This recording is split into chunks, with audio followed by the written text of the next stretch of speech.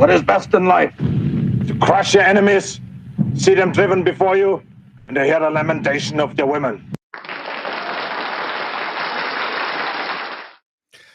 All right. What is it? Friday night? Welcome to the Friday night Radio Baloney Live boating show.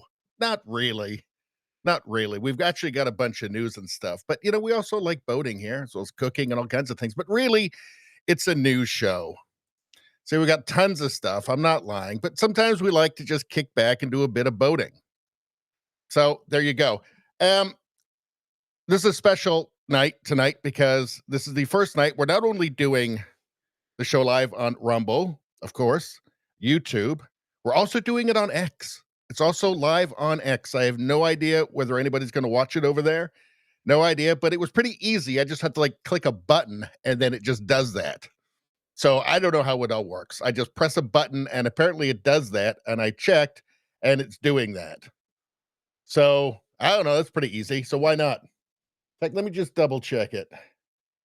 It's actually doing it. It's actually playing the show. I don't know.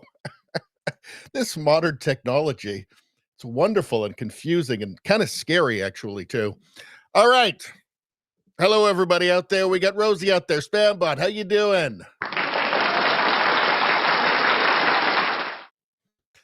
All right. Rosie says that photo of Freeland is disgusting. You're talking about the thumbnail? Yeah. Grotesque. Completely grotesque. Spambot saying won't be able to watch late. Well, that's a shame. Early change window in the morning. Well, I'm sorry to hear that. But, there will be the replay if you want to catch the parts that you miss. All righty. Hold on. Give me 1 second here.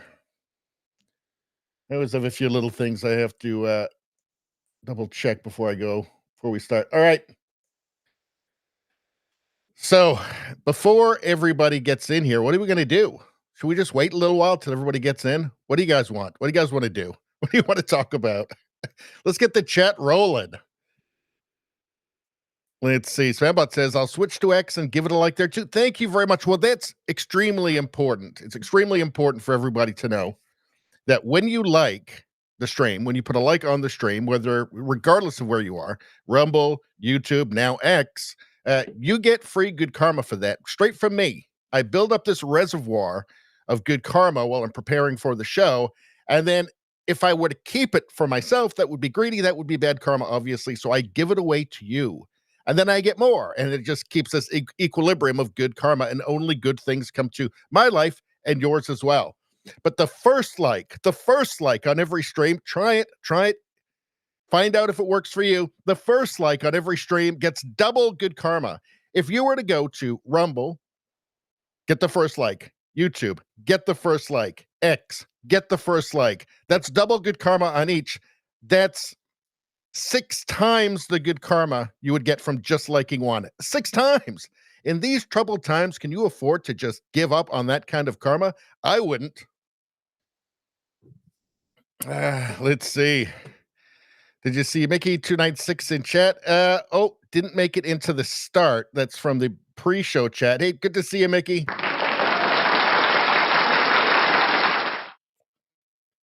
Let's see. What else we got going on here? All right. The photo of Freeland is disgusting.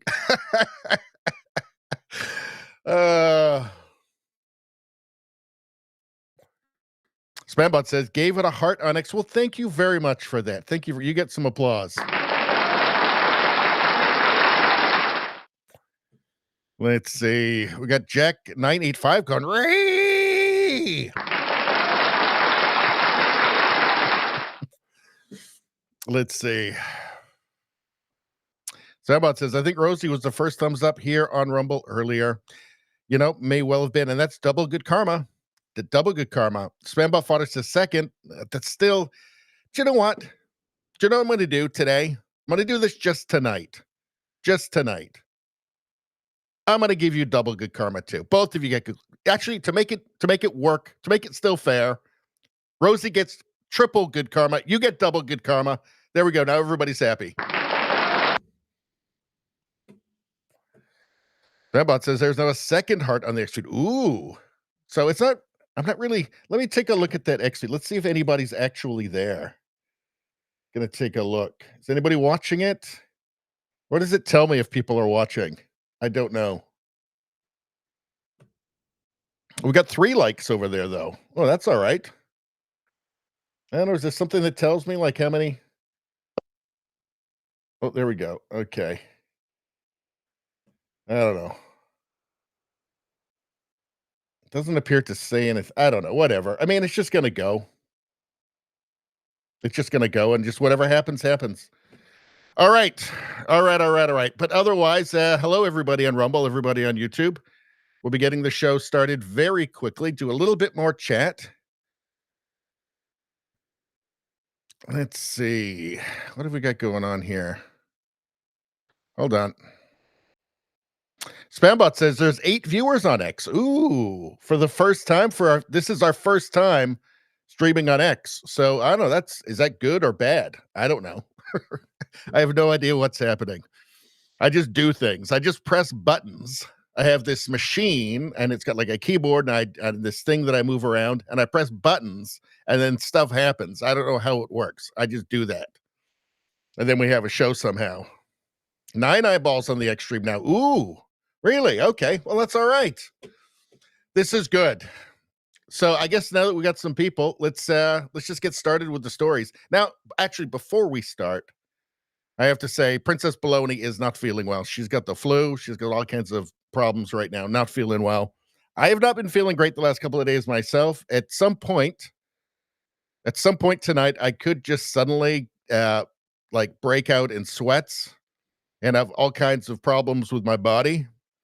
And then start hallucinating possibly from some sort of a high fever. So if I do start to feel weird and terrible, I'll try to continue. I'll try to continue until I start getting like fever hallucinations. At that point, I will probably either stop or just pass out or something, or just kind of flop back in my chair and just start speaking in tongues or something. I don't know. It could be entertaining. It's something to hang around for, but we'll see what happens. Anyway, I'm sure Princess Baloney would appreciate your well wishes. Because she's not feeling good. She's not feeling good. All right. If there's nothing else, chocolate is always a good topic. I have some chocolate, which I think I'm going to dig into after the show. See, I don't have booze anymore, and I don't have cigarettes anymore. I have vapes, but not cigarettes anymore. And so chocolate's one of those things I can have. That and Neocitrin. Love Neocitrin. It's kind of like I love Neo-Citron. I also love non-alcoholic beer. I also will have non-alcoholic wine sometimes. But Neo-Citron is really the thing. And if a friend of mine will just give me a Valium every now and then, that's not so terrible either. But no booze, no cigarettes. I've had so many of those in my life, I just don't need any more. Kind of feel like maybe brewing up a nice apple and cinnamon Neo-Citron right now, actually. Maybe not a terrible idea. If I'm starting to get sick, I don't know. Maybe that's not a terrible idea. Let's see. Rosie says, if you feel bad, update now could help. No, we're not. I'm not doing that. I've resisted the update now rant for, I don't know, it's been a couple of months now. I'm not going back there. I'm not going back. I'm not letting that happen to myself again. Let's see. Glenn says NAC, zinc, and so on. I need to get some zinc. You're right. Zinc. I've been taking vitamin D and vitamin C. And, it seemed like there was a bit. Now, tell me about this. We're going to get started with our story soon, with all of our stories soon. And we'll go through the menu soon. We got a bunch of stuff here. There's like Trump stuff. There's Canada stuff. We got lots and lots of stuff to go through. We'll go through the menu soon. But then it seemed like there was a major attempt to try and prevent people from a major attempt during the pandemic to keep people from doing something as simple as going outside and getting sunlight, and also just taking vitamin D. Didn't it seem like that? There seemed to be just a big thing vitamins, I'm hearing some things that vitamin D might be good, like having high levels of vitamin D might be good. Oh, no. Good job. Jabby. But the vitamin D, jab. Can you just stop saying jab over again? I'm asking about vitamin D. Canada Monkey says, Neo-Citron Anonymous Richie. That's basically it. I'm going to have to go to rehab for Neo-Citron. It just makes me feel so cozy. And it helps me sleep. All right, let's get back to, hold on a second. While we're doing this, before we get started, let's just put on the boating show, because it's nice. It's relaxing while we're talking about what we're going to do.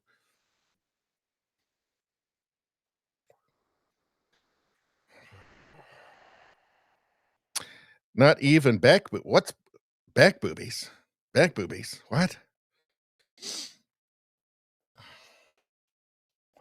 I saw a lady once. I was in the South of the United States, and I saw a woman. I thought I was looking at her from the front because the way her dress was, it looked like she had tits. But then like her face was weird because her face was all in her hair. And no, it wasn't. It was actually the back of her head, and it was back fat that was like leaning. It created cleavage on her back. I thought, that's something. That's not something you see every day. The fact that I was in the Southern United States has nothing to do with it. I'm just saying, that's just, part of the story. But all right.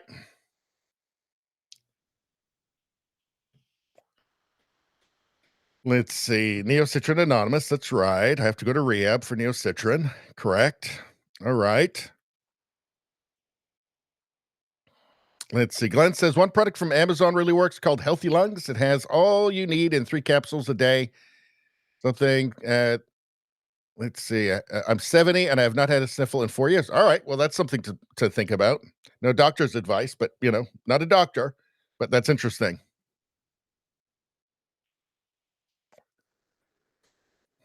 All right. All right. Let's get started then. What are we doing? Let's get through the menu. What are we talking about tonight? We'll quickly go through everything we're going to talk about, and then we're just going to get into the stories in depth. So, Trump Department of Justice drops charges brought by Biden admin against Texas doctor who blew whistle on child sex changes. How did this happen that we live in a world where that's normal in any way, where it's been normalized, where just the words child sex changes? I mean, that is just the definition of insanity to me. But anyway, Trump is back and he's returning sanity, apparently, to the White House, which is a very good thing. Let's see. What do we got here?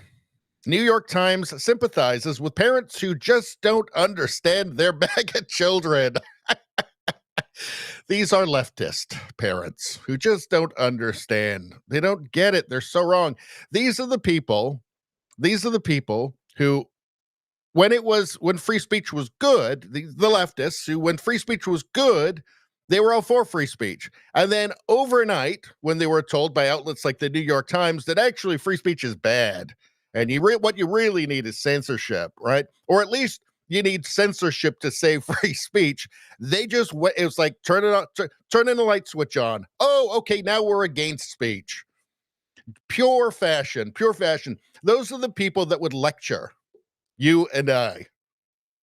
The people who, as soon as the New York Times or CNN or Rachel Maddow or whoever told them, actually, we're against free speech now, and they went, oh, okay, great. I don't want to be one of those authoritarian conservatives. Right? Those are the people that would lecture us and lecture their own children. All right, so we'll get into that story. Target rolls back DEI programs. The world is healing.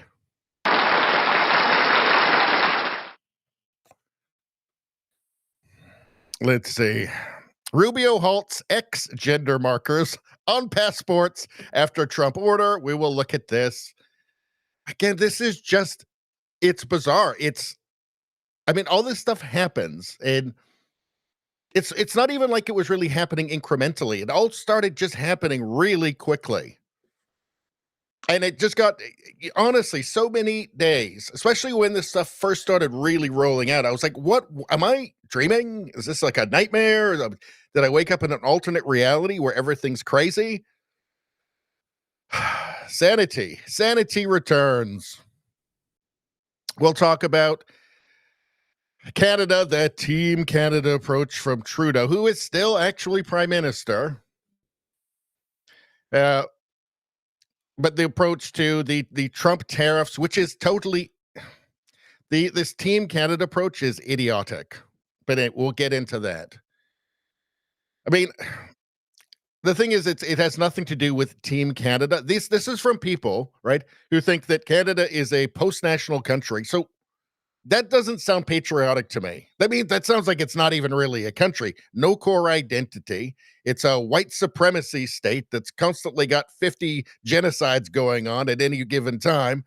The Team Canada thing is utter bullshit. This is all about just amateurish, Machiavellian scheming from a party that's about to be destroyed. It's all just politics. We're going to take a look at bad polling. Now, in the United States, for anybody watching from the United States right now, if you thought that you're the only country that has terrible biased polls, no. Canada too. It's not as bad in Canada, though. I will say it's not as bad, but we'll get into it. We'll get into these push polls, these blatant attempts to manipulate. All right, that's going to be a good one. You want to hang around for that. We got some Pierre Poilievre. We got some talking about, we got Mark Carney here. He is the, the progressive, like radical, technocrat, globalist banker who's going to fix all the problems that the globalist Justin Trudeau caused, the progressive globalist Justin Trudeau caused. I wonder if he might just make things even worse. I wonder. That sure is a possibility in my mind. We'll talk about Chrystia Freeland. She is, so it's between the leadership race, the liberal leadership race, who will take over from Justin Trudeau and actually become prime minister, right? Become prime minister until the next election, but it's between her and Mark Carney. She is Trudeau's former deputy prime minister and finance minister. Some say, I would never say this myself, but some say finance Oompa Loompa. I would never say that. Some say that. Some people say that. She's a lot like an Oompa Loompa. That's what they say. I don't say that. A lot of people say that. Anyway, we'll talk about that. The WEF. What stream would be complete without talking about the WEF? There's heavier Milei. Now, we see this occasionally where they'll invite somebody there to talk who just, I guess they do it to try and seem fair, who just rips them a new one. Now, they never get like onto their panels. They always have their like censorship panels where just everybody is like this dystopian 1984 globalist censorship demon. Demon, that's a good word. But occasionally they'll invite like a Milei, and they just rip them. Maybe they're also like masochists, and they just like being abused. I don't know, but they don't like what they have to say. Also, Trump, he wasn't there personally. It was like a not exactly a Zoom one, but anyway, he was off location, and also Donald Trump also told them things they didn't want to hear. There's Klaus Schwab. I thought he was out of it, but he's still there. Look at him, looking just as evil as ever. Just as evil, just as much like a Bond villain as ever. All right, I guess they have to invite these people. They have to invite a Milei. They have to invite a Trump just for their credibility, right? To seem less like a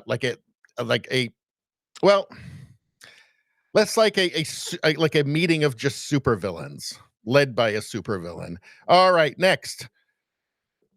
So we're going to deal with that. All these things we're going through, we're going to deal with them in depth. What we're just going through right now so everybody knows what's on the table. So here is Trump going hard and just shaming the Democrats, just going hard. He does not care.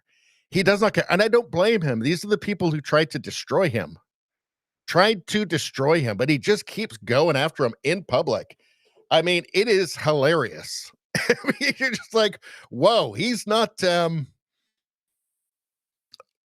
he is not looking for, I guess he just doesn't give a shit about them because they were all very happy to destroy him. And he's not going to forget that. So he is going to piss on them in public as much as possible. Scott Jennings is always good. We've got that. So this is the Trump derangement. Tab. So we'll go through this. We're going to talk about that awful, horrible pastor who took the moment. I mean, this is woke mind virus, right? She's not filled with the Holy Spirit. She's filled with an idea pathogen. She is filled with the woke mind virus. And I'm telling you, I'm not being facetious. I mean it when I say that they lose their ability, they lose free will, and they are just simply zombies trying to spread the idea pathogen. That's it. That's 100% of their goals from now on. They have been taken over by a mind virus, and now their purpose is just to propagate more of the mind virus to other smooth-brained people who have no natural immunity to it. So we're going to talk about that. She has a history of being a dingbat, a woke, crazy dingbat. We will talk about, we've gotten a bit from Pierre Poilievre here, not too much there, a little bit from Poilievre.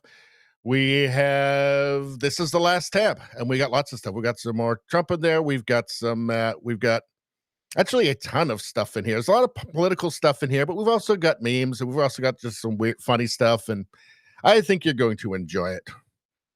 This is always the last one that we do, so I like to have some lighter stuff in it. As you can see, there's a bunch of stuff. All right, and of course, as always, until Justin Trudeau is no longer in office, till he's no longer the prime minister, he still is. He's going to resign, he's promised. Although, I don't know, maybe he won't. Maybe, let's not even go there. But in any case, he's still prime minister. So I swore every Friday until he's no longer prime minister, we would do Grok versus Trudeau, which is where I get Grok to do a poem about Justin Trudeau. There are 3 things that must be in the story. He must do blackface, he must get a vaginoplasty, and he must be launched from a giant cannon into the sun. So just a taste. I won't show you the poem yet, but this is a taste. Terrible grammar. I wrote this in 30 seconds. Justin Trudeau, upon the discovery of thousands of new photos of him in blackface, decides to pretend that he's always actually been black and has been wearing whiteface as prime minister. Whiteface as prime minister. That's pretty Machiavellian of him right there. He also reveals that he secretly had a vaginoplasty over Christmas and that it is transphobic to criticize him for anything. He announces that after office, he will begin a new career as a Queen Latifah impersonating abortion nurse. The people of Canada demand he be loaded into a giant cannon and launched into the sun. A new golden age of Canadian prosperity and human well-being ensues. So that will come usually about halfway through the show. We have the puppy palate cleanser because some of the news is kind of depressing occasionally. So we need to have a palate cleanser that we can go to when things just get too gross. Things get too horrible, you know? Look at these guys. That makes you feel better, right? That makes you feel better, right? Yikes. We also have various educational programming. We have a boating show here. You guys can request these things from time to time if you need it. We have one about beer. That's just Sydney Sweeney for some reason. We have one about fences here, a fence show. The fence show seems to be one of our most popular. I'm really surprised by that. I didn't realize there was so much interest in fences, but there is. Let's see, there's like if you break your knife, break the handle off your knife because you're hitting it with a piece of wood, a stick in the woods, you can learn how to fix it here because that's the only thing this is about. And then there's cooking shows as well. They're like, if you don't know how to mix a drink properly, that's like a martini, I guess. Making bruschetta, it's really important. Also, making sandwiches is a big deal. The hell of a sandwich there. Hell of a sandwich. That's a good recipe. And also, of course, kind of our oldest cooking show and our favorite, still our favorite, Noodle Lady, or Noodle Woman, whatever. But it's about making noodles. And I find this one just strangely hypnotic, the noodle making. All right, let's get to the chat quickly, and then we'll start in. We're already 26 minutes in, and we haven't learned anything. All right, hold on one second. I'm just gonna check the X stream again, see what's going on. Yeah, we've had a few people in. We got some likes, a couple of retweets. All right. So this is the first time we're streaming simultaneously on Rumble, YouTube, and X as well. So, all right. Seems like it's worth doing. Let's see. What's going on here?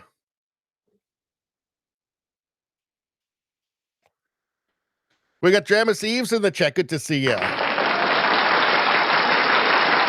Says good karma 3 times, YouTube and Rumble. Nice. Nice. You're going to need that good karma. These are troubled times, my friend. Let's see.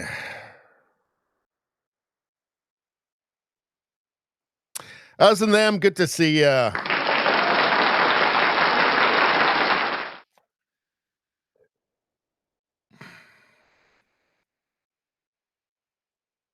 Let's see. Jack says plastic vag even. What you talking about Trudeau when he gets his vaginoplasty? It's probably something like that. There is a fence. There is a fence. What else? What are you looking at? Well, there's some goats in there too. As then puppy palate cleanser. Yes, very nice. PPC. Oh, puppy palate cleanser. PPC. People's Party of Canada. I see where you're going there. Izzy, how you doing? Late for a very important show. Oh, wait. Do you mean this one? Do you mean this one? Must be this one. All right. I'm already starting to get weary. I believe that I'm also getting sick, as well as Princess Baloney is not doing well today. And yeah, I may not be as well soon. Let's see. I'm trying to keep up the energy. Maybe some more rant juice. We'll get into this. Let me see how we're doing on YouTube right now, too. The numbers are way up on YouTube. We got like 1,400 people in on, not all consecutively, but, in and out of the stream on the last one.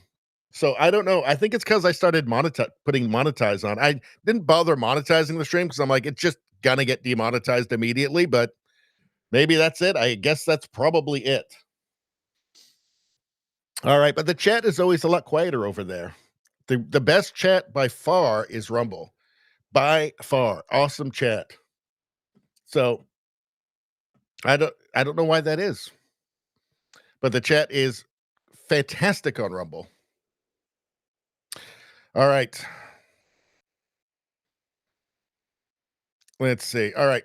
So let's get going. Trump DOJ drops charges brought by Biden admin against Texas doctor who blew whistle on child sex changes. Just let that sink in. Biden admin charged a Texas doctor for blowing the whistle on child sex changes. Just the words, child sex changes. I'll tell you what, credentialism is dead, right? The word expert don't mean what it used to. Any person on the street, if you want to get an opinion, right, the correct opinion on child sex changes, all right, you are much better off, it appears, just asking a random person on the street with no medical experience or anything, just common sense, right? Child sex changes. Anybody could have told you this was going to go wrong, right? This is why that the UK has banned puberty blockers for this purpose. Sweden has done the same, right? There's a report that's just come out in Canada saying, yeah, this is just total gibberish. The science around this is just gibberish. It doesn't make sense. Anybody on the street could tell you at any time that maybe the cure for confused children, for children's confusion and anxiety, is not permanently medicalizing them, telling them that they're somehow born in the wrong body, as if that in any way could ever make any sense, right? And telling them that reality is actually a series of infinite abstractions, some metaphysical abstractions made up by crazy people, and they should totally buy in. And if they do, and that's the way to cure their confusion at 12 or 14 or 15 and their anxiety. Any person on the street could tell you that, hey, maybe chemically castrating children causes more harm than good, right? Maybe it doesn't cause any good. Maybe that's fucking insane. Maybe these kids need a psychologist or some counseling. The problem is, if you get them a psychologist now, they tell them that they're born in the wrong goddamn body. Which, again, that doesn't even make sense in any way. It's totally unmoored from reality. As we're finding, as England, Sweden, Canada are now starting to admit. Not the Canadian government, of course. Not yet. They never will. Not until we get a conservative government in. But this is reality. So the Trump Department of Justice has to drop charges brought by the Biden administration against the doctor who blew the whistle on child sex changes. Texas doctor Ethan Haim, who was prosecuted by the Biden administration's Department of Justice after he exposed and spoke out about Texas Children's Hospital illegally performing child sex change procedures, has had his case dismissed after the Trump administration's Department of Justice dropped the charges in the case on Friday. You should give the guy a fucking medal. This is not the fact that he would be charged for doing the right thing. This is the logical outcome of leftism, modern leftism, progressivism. Right? If you just let them run, this is what will happen. The opposite. Everything, when they say something is justice, it's the opposite of that. Right? When they say something's medical care, it's the opposite of that. Everything is a euphemism. Gender affirming care, that's a euphemism. It is the opposite of reality. Gender affirming care would be to say, when a kid says, I think I'm born in the wrong body, gender affirming care would be to say, no, you're not.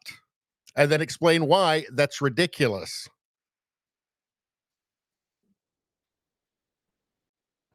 According to court documents posted by Haim, United States District Judge David Hittner wrote in the decision, As the direct and only result of a joint motion of the parties, the United States Attorney's Office of the Southern District of Texas and legal counsel for the defendant, Ethan David Haim, the second superseding indictment and all open counts in the above listed criminal case are hereby dismissed with prejudice.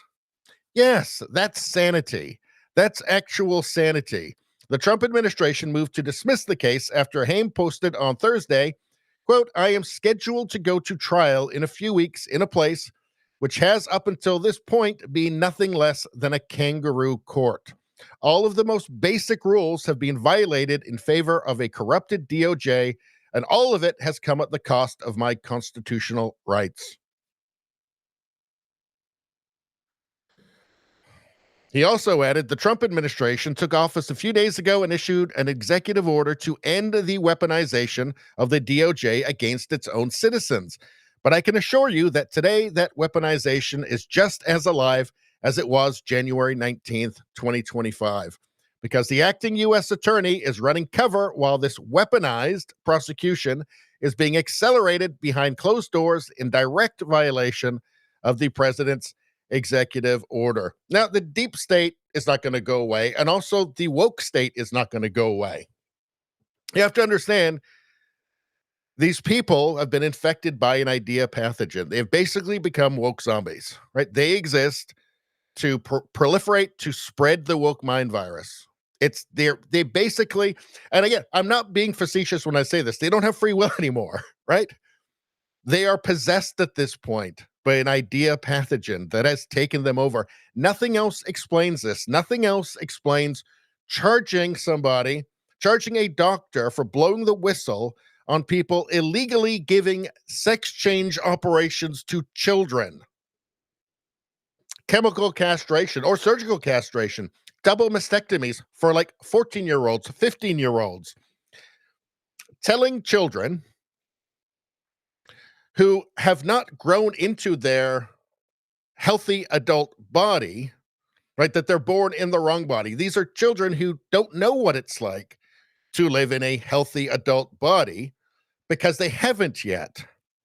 People preventing children from growing into healthy adult bodies by convincing them that they're part of some infinite series of abstractions, some metaphysical theory, gender theory, totally unrooted from reality. Again, that doctor should be given a medal, right?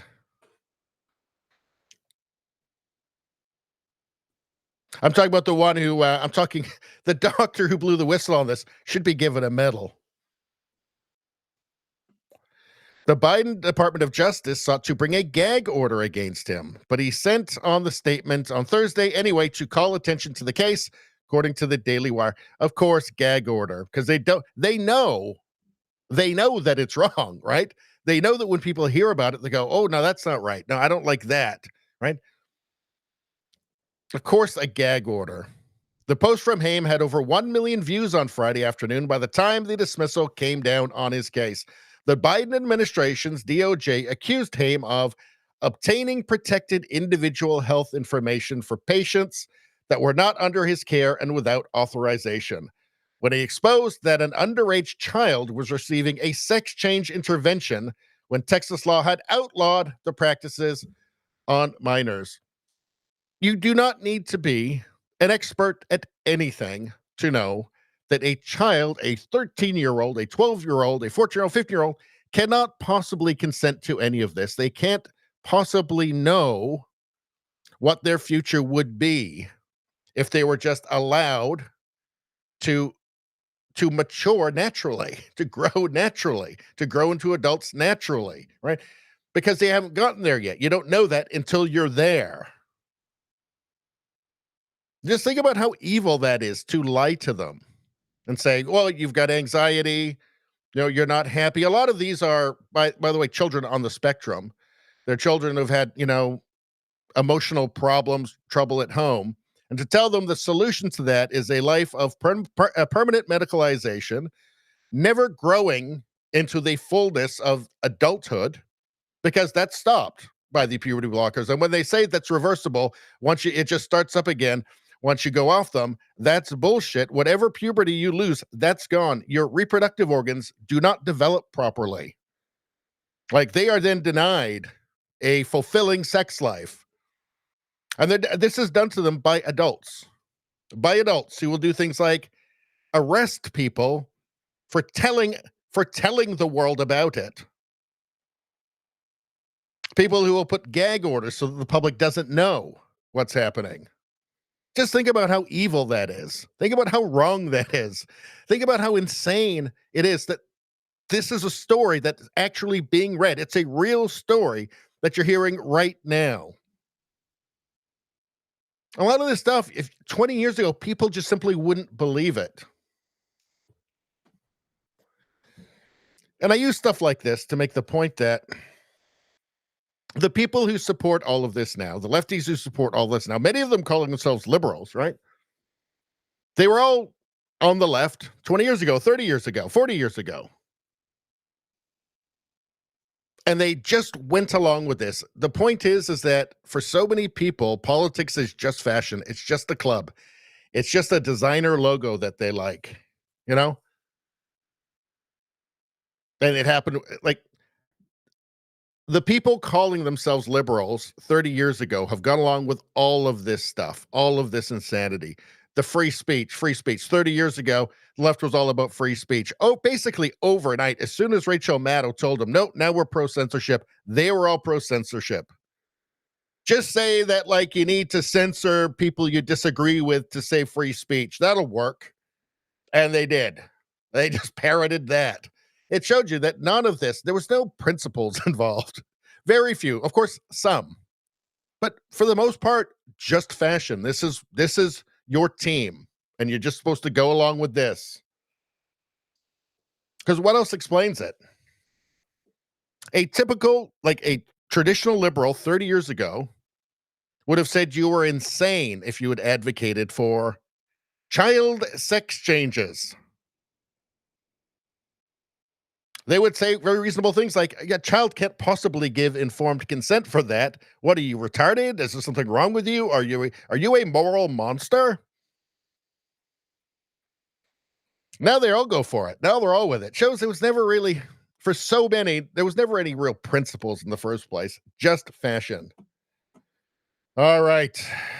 I'm managing to keep my energy level up somehow. Jack says, when telling the truth became a crime. Yeah. That is what happened. It's being reversed now. We're starting to see sanity return. The world is healing. Let's see. Izzy says, the best chat's on Rumble. It is. The best chat is on Rumble. There's no two ways about it. My Rumble chat is the best, right? It's awesome.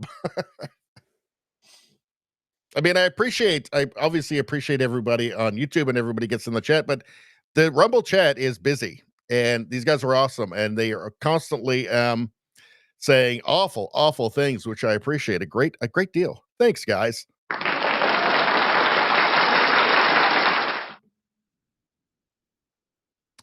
All right.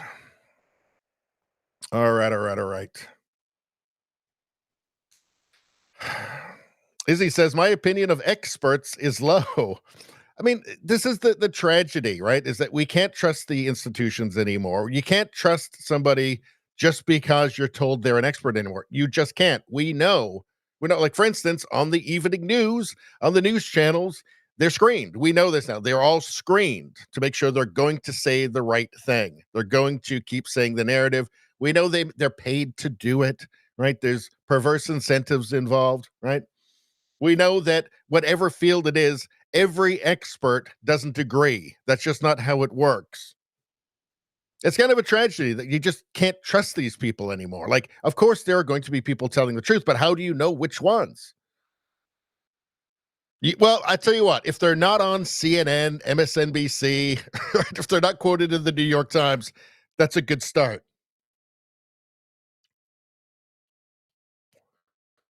All right. By the way, if you're not subscribed to the channel, just go ahead and subscribe right now and also put a like on the stream, wherever you may be. If you were on Rumble, if you're on YouTube, if you're on X, just go ahead and like. It's going to feel good. Plus, you get the good karma, free good karma. These troubled times, can you turn your back on that? Yeah, I didn't think so. All right.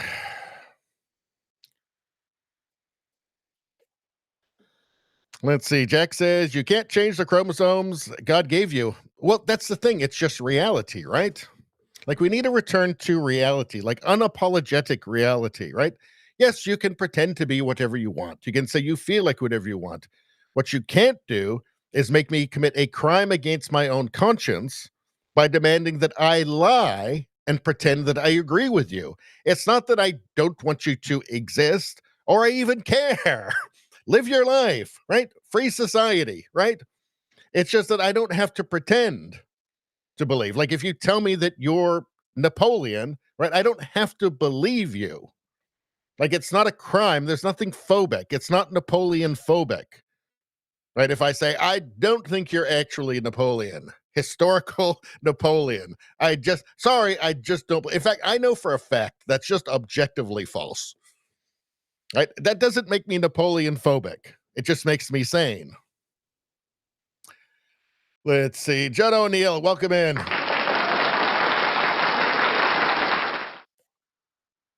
Let's see.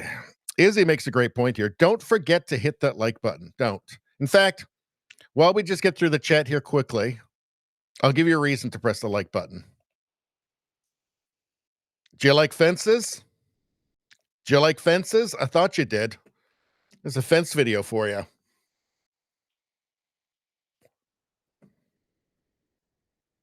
Let's see. Spambot says the live viewer count on X is higher than Rumble, but I don't see if chat is possible on X. Well, let's take a quick look. This is the first time we've streamed on X. Let me refresh it and see where are we at. I don't think it's the live.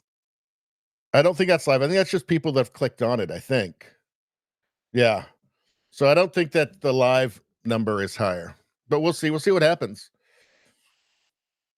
We got a long way to go. A long way. Hours. If I can make it. I don't know. I might start sweating and shivering and hallucinating soon. I don't know.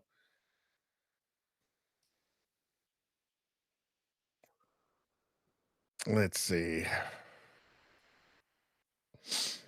How you doing, I Care? Good to see ya. Oh, we got Turtles as well. Good to see you, Turtles. A little bit of applause there. Lemon ginger tea. Do they make Neo Citron lemon ginger? Let's see. I Care asked Radio Baloney, you're going to cover CEO Fink, Larry Fink from BlackRock, Rebel News chat at Davos. I've actually got Ezra Levant talking to Alex Jones, talking about the insect bars, the insect protein bars they were giving out at Davos to just unsuspecting people, and they weren't telling them that it was made out of bugs. I've got that. I don't know if I've got the Fink Rebel News one. We'll have to see. Maybe I'll pull it up. If somebody you really want to see and I don't have it, we'll pull it up later. Jackass, where's the fence? In front of the goats. In front of the goats. Let's see. Dramus Eve says, need to be premium to chat on X. Oh, okay. That's interesting. I didn't know that. Again, this is the first time we've actually gone on there. So let's see.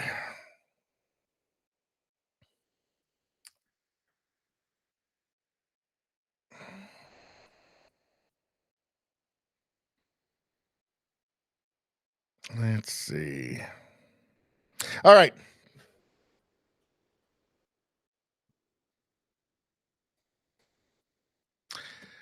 Let's get to the next story. All right, here we go. New York Times sympathizes with parents who just don't understand their mega children.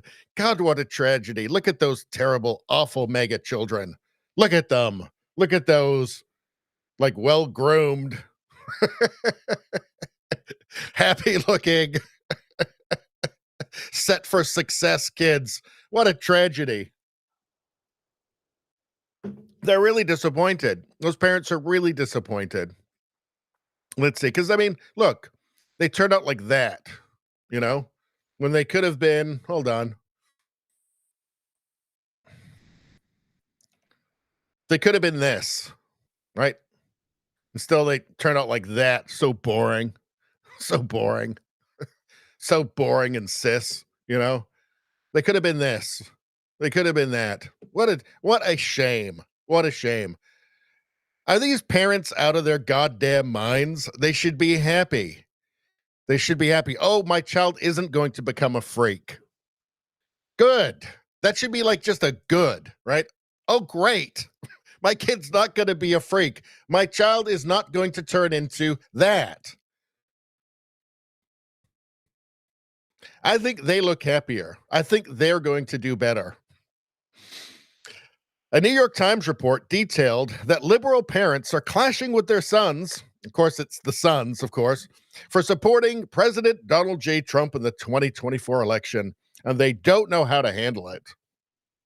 Okay, take a look at what the ones who didn't support him look like there, and then look at yours and go, yeah, it's not so bad. Not so bad. Not so bad. Let's see. Alex Baer, a 59-year-old Democrat from Portland, Oregon, revealed that she and her ex-husband were both shocked to learn that their 20-year-old son, Eli, had cast his first presidential vote for Trump. Just shocked.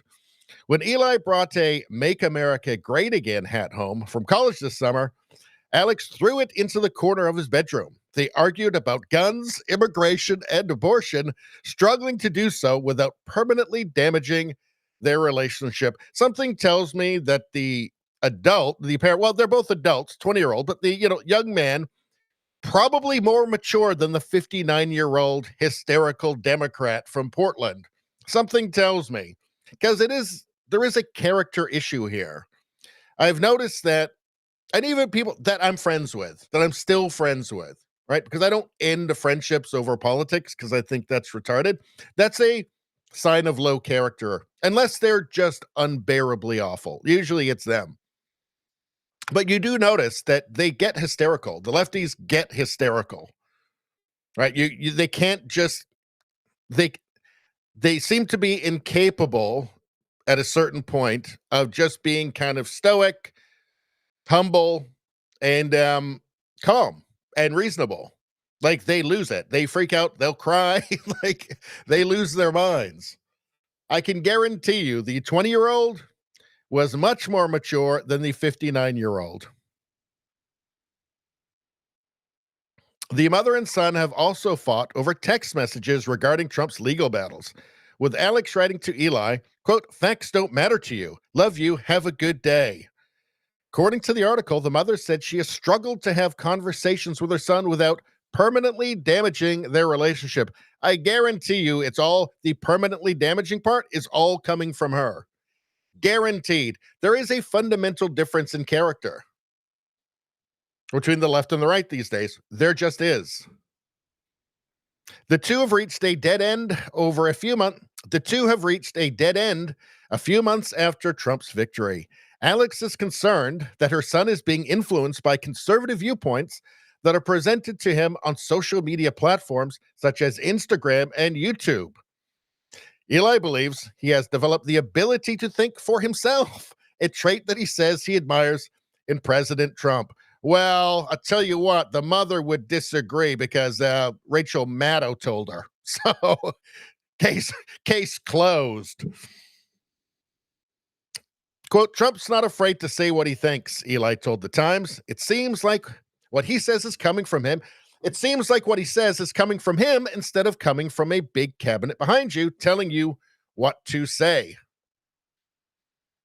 In a departure from the traditional dynamic of liberal children arguing with their conservative parents, the author of the report, Callie Holterman, wrote that certain progressive mothers are grappling with the issue of their son's support for the Republican president. I should make the point here, by the way, that it's the parent's responsibility to make sure things don't get out of hand, to be mature, to be an adult, like you have the life experience. By the time you're in your late 50s, say, you really should have some perspective on life. What's important, what's not important. You certainly shouldn't be a retarded leftist by then. That makes no sense, but okay, whatever. But at least you should have the self-control by that point, the strength of character at that point to recognize what's really important and to maybe just leave the politics alone, say. It kind of as simple as that. Quote, some liberal parents aren't so sure that they should try to intervene. Plenty see their son's embrace of Mr. Trump as an expected act of rebellion or a choice made by an independent young adult that they should respect. The author wrote, for others, it has felt like a painful rejection of the values they have tried to instill in their children. Values? What values? Sex changes for kids? How about that? With censorship? The parents' values were always just fashion. All right. When the left was pro free speech, they were. When it became pro censorship, so did they. And they did it overnight. Rachel Maddow only had to tell them once, and they were all in. They have no values. And I think the kids can see it. And again, it's the parents' jobs to keep things. It's the parents' job to keep things cool with their kids, to not let things get out of hand because of politics. Right? The experience that you've gained in your life over 6 decades is supposed to mean something. Right? If it doesn't by that point, if you've learned nothing, it's been a complete waste. It should be deeply embarrassing to not be able to maintain a relationship with your conservative kid who by nature is just going to be more calm and more reasonable. It should be embarrassing that you can't maintain a relationship with your child because they voted for Trump. Because you swallowed every lie that Rachel Maddow or Anderson Cooper or Jim Acosta or whoever threw at you. Right? Because if you're the one who went, oh my God, I just saw on CNN, President Donald Trump threatened to slaughter all of his enemies. I think maybe everybody in America if he doesn't win. Oh my God, I just saw on CNN, Donald Trump said that Nazis were very fine people. If you fell for that, all right, you should really be listening to the kids because they're smarter than you, because they're wiser than you.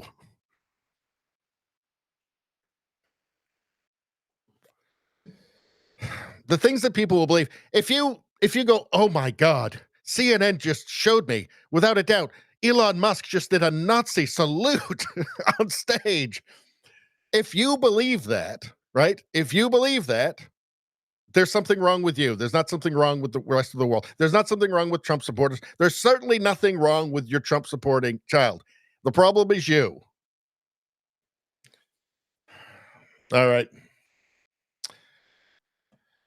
Alex Baer, that's the mother, told the New York Times, I've had to do a lot of soul searching and reading about it to not feel like I failed as a mom. Well, it sounds like you have a very patient child, fortunately. Although the majority of young voters cast their ballots for Vice President Kamala Harris, Trump made substantial gains in the youth vote and secured 53% of men aged 18 to 44. Of course he did. It's inevitable. That's going to increase, by the way. What does the left have to offer to young men? You're toxic just by birth, toxic masculinity. So you have to pretend to be something that you're not. Right? You have to pretend to be weak, essentially. You have to pretend to not like the things that you like. Because gender studies professors said that you're toxic. Not very good. Not very good, particularly for young white men, right, who are just utterly demonized in the press, in academia, in every institution, right? What the left offers nothing for them but suffering and blame. Of course they're going to turn against it. I'm surprised it's only 53% of men aged 18 to 44. I expect that to go up because the mind virus ain't going anywhere. And those people are going to continue to be infected by the mind virus. A number of parents told the New York Times that the promotion of right-leaning beliefs through online conservative influencers, ooh, that sounds terrifying, affirmed their sons' fears and vulnerabilities as they were aging into their masculinity. Maybe their concerns are real. Have you considered that? Have you listened to them? Nevertheless, the majority of parents opted to continue to love their children despite their varying political viewpoints, which is in stark contrast to the advice of liberal commentators. Melanie Moreland, a Democrat from Spokane, Washington, told the paper, "I will always tell my son, I might get worried about you and I might feel sad because I don't think you understand some things that maybe you will down the road.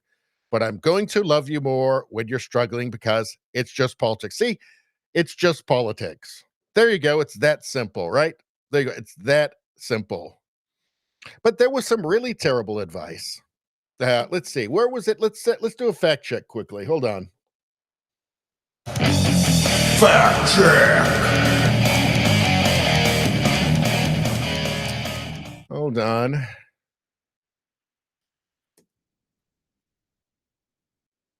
Give me 1 second, you guys. I am just going to look for something. Hold on. So remember Joy Reid told her viewers to stay away from pro-Trump family? Let's see. What's she saying here? People are rightfully alarmed. They have a reason to be alarmed. And if you would vote for that, people may not feel so confident that they're safe with you. This is not crazy. This is legitimate. Did you hear that? She just assured you it's not crazy. It's not crazy to think that your family members are in danger to you because they voted a different way. Definitely not crazy, right? Joy Reid confirms it. Feelings of fear of you and a feeling that you might not be someone they could trust if this thing goes way south. Autocracy. This was a left-wing phenomenon. Right? This didn't happen on the right. Conservatives weren't doing this. Conservatives weren't saying, I'm sure there were some where that uncle or whatever, who can't just shut up about it, right? Who can't shut up about Orange Man Bad, just decided, removed themselves from the family gatherings. I'm sure there are people like, oh, thank goodness he's not coming, but they wouldn't have banned him. This was a left-wing phenomenon. And it's not surprising because there is a difference in personality and character between left and right. Now, of course, there's some crossover, right? And you've got people that are just some people that are just very in the middle. There's not that many of them really, but I mean, I do tend to think conservatism in general is now actually very centrist at this point. It's just that the left has gone so far left, right, that when they look back at us, they think it's a far right. No. They're running off a far left cliff.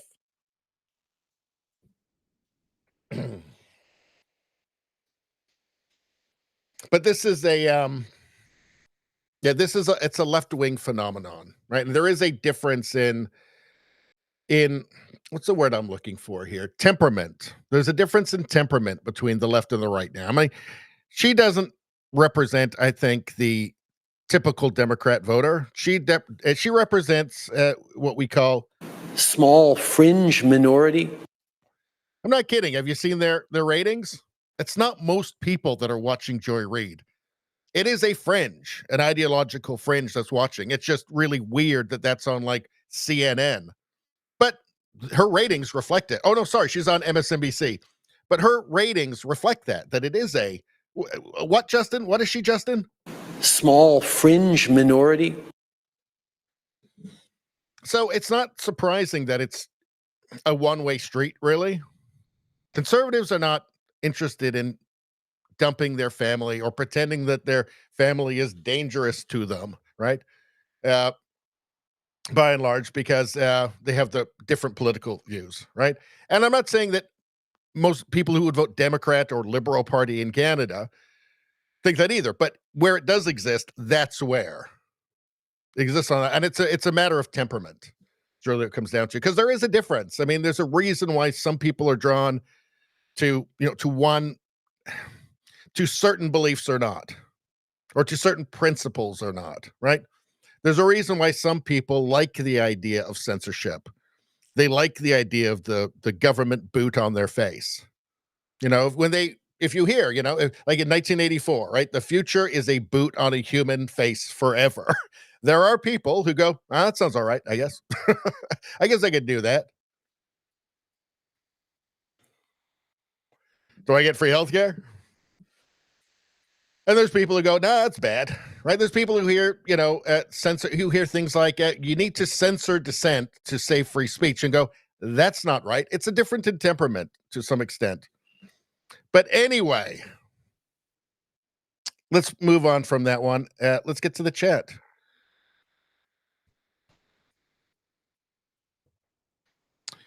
Maybe we'll even get to the, is there an ad? Can we do an ad? A Rumble Premium ad? Whoa. Those are pretty good, right? Let's check it out. Oh, is it going to let me do it? Oh, so let me do it. Hold on. Let's try it now.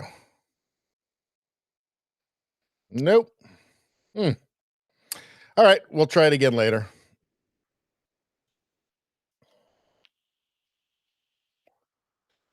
Let's see. Nevada says, how you doing, JJ? Says, this bitch is crazy. Talking about Joy Reid? Yes, she is. Or maybe she's just a bad person. Let's see. Nevada says, Trump ain't playing around this time. No, he's not. It's a really remarkable thing to see, isn't it? Like, he's determined. Like, he wanted to sign those executive orders at the inauguration in front of the people and throw out the pens to them afterwards.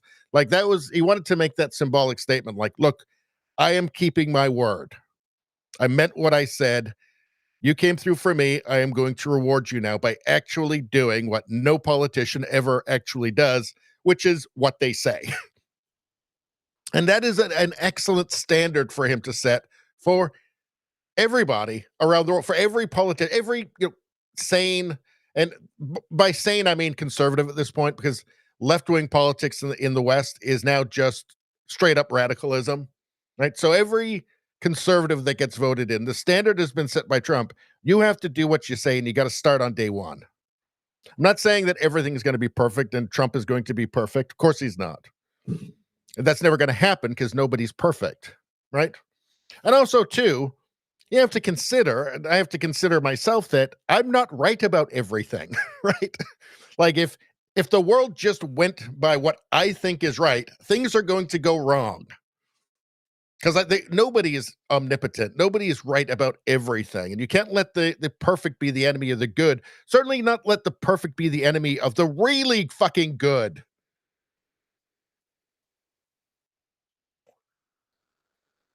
Let's see. Nevada wants to see the state meme. All right, let's do it. I think this is kind of timeless. This is what we showed on the election night stream.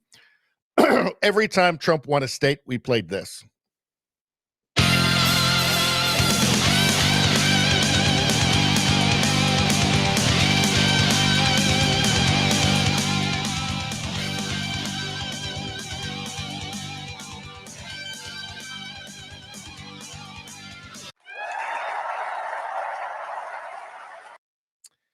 I do think that Space Barbarian Trump with Dinosaur is my favorite, I think. But I also like this one too.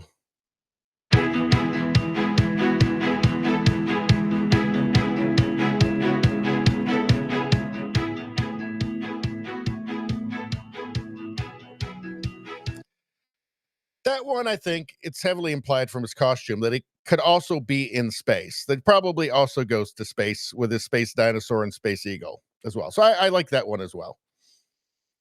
And we're just going to keep those forever. I'll just bring those out whenever you guys want. If you guys are ever feeling down, you need something to cheer you up, we'll bring that out. Let's see.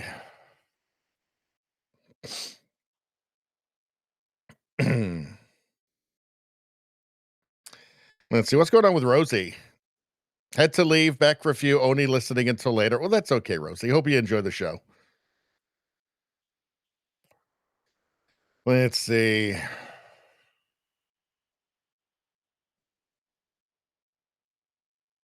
Let's see. Did a couple of chats here.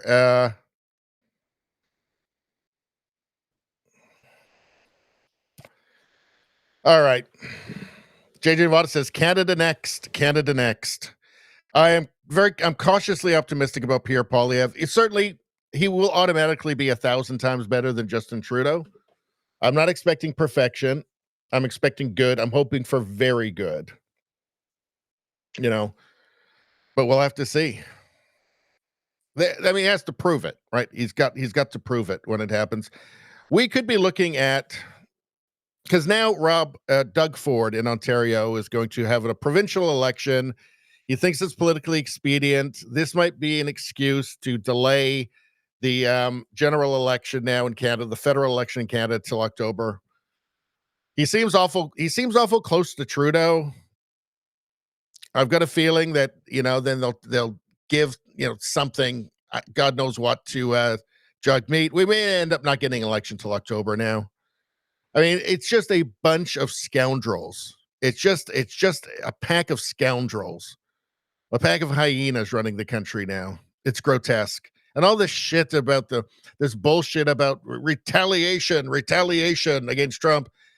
None of this makes sense. Canada will get crushed in a trade war immediately. It's not going to be close. It accomplishes nothing but disaster. It's totally counterproductive. That's totally insane. It's just amateurish, Machiavellian scheming, political scheming. That's it. That's what's running Canada right now. And I tell you what, there's going to be a hell of a mess to fix when Pierre gets in. All right, Spambot had to take over early morning. See you in the morning. Well, I won't see you in the morning, but maybe you'll see the show in the morning, the replay. All right. Let's get on to the next one. Target rolls back DEI programs. Target rolls back DEI programs. The world is healing, right? Trump is banning DEI all throughout the government. It's clear. Look, Trump won the popular vote. So there's no it's just, it's just the electoral college, that's the problem. And, Democrats always win the popular vote. It's really unfair. Got to get rid of the electoral college. None of that. Trump won everything. He won the popular vote. He won the electoral college. He won the House and the Senate. Boom, done. Right? The majority of people don't like DEI. Right? And a large portion of even Democrat voters don't like it either. Right? It's just orange man bad. So the world is healing. The world is getting better. Retail giant Target will be rolling back its diversity, equity, and inclusion initiatives in pattern with many other corporations across the United States of America following the election of President Donald Trump. In a statement on its website, Target said, quote, throughout 2025, we'll be accelerating action in key areas and implementing changes with the goal of driving growth and staying in step with the evolving external landscape. We will continue to monitor and adjust as needed. By which maybe they just mean go with the political winds, but the actions that the company said would be taking place includes ending their 3-year diversity, equity, and inclusion goals, stopping their racial equity action and change initiatives, as well as stopping all external diversity-focused surveys, including HRC's Corporate Equality Index. Merit's back, baby. Merit's back. And that's a good thing. That's an excellent thing. The company added it would be changing the supplier diversity team into a supplier engagement team instead, in order to better reflect our inclusive global procurement process across a broad range of suppliers, including increasing our focus on small businesses. Now, you can expect that there's going to be some deception around this from these companies. You have to understand that the people that have really been infected with the idea pathogen, most of them are beyond hope, right? They're not going to be sane again. They're always going to, they'll try and hide it. They'll change names. They'll try and pretend it's something else. They're going to try and subvert from within. They are going to. And every institution and corporation is now infested with these people. They exist to propagate the woke mind virus. And that's it. They're just going to keep doing that. Right? I mean, maybe reality is an antidote eventually. I hope so. I hope that eventually reality will just be an antidote to people. I'm sure for many of them it actually will be, right? There'll be a, what do we call them, Justin? Small fringe minority. Yeah, small fringe minority like Justin Trudeau, right? That will never learn, right? But who knows? I mean, reality is the antidote to the woke mind virus, right? It's just, will people get a big enough dose?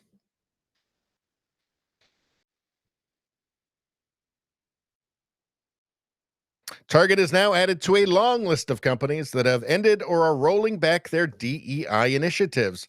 This includes Meta, Amazon, Tractor Supply, Target's competitor Walmart, and many others.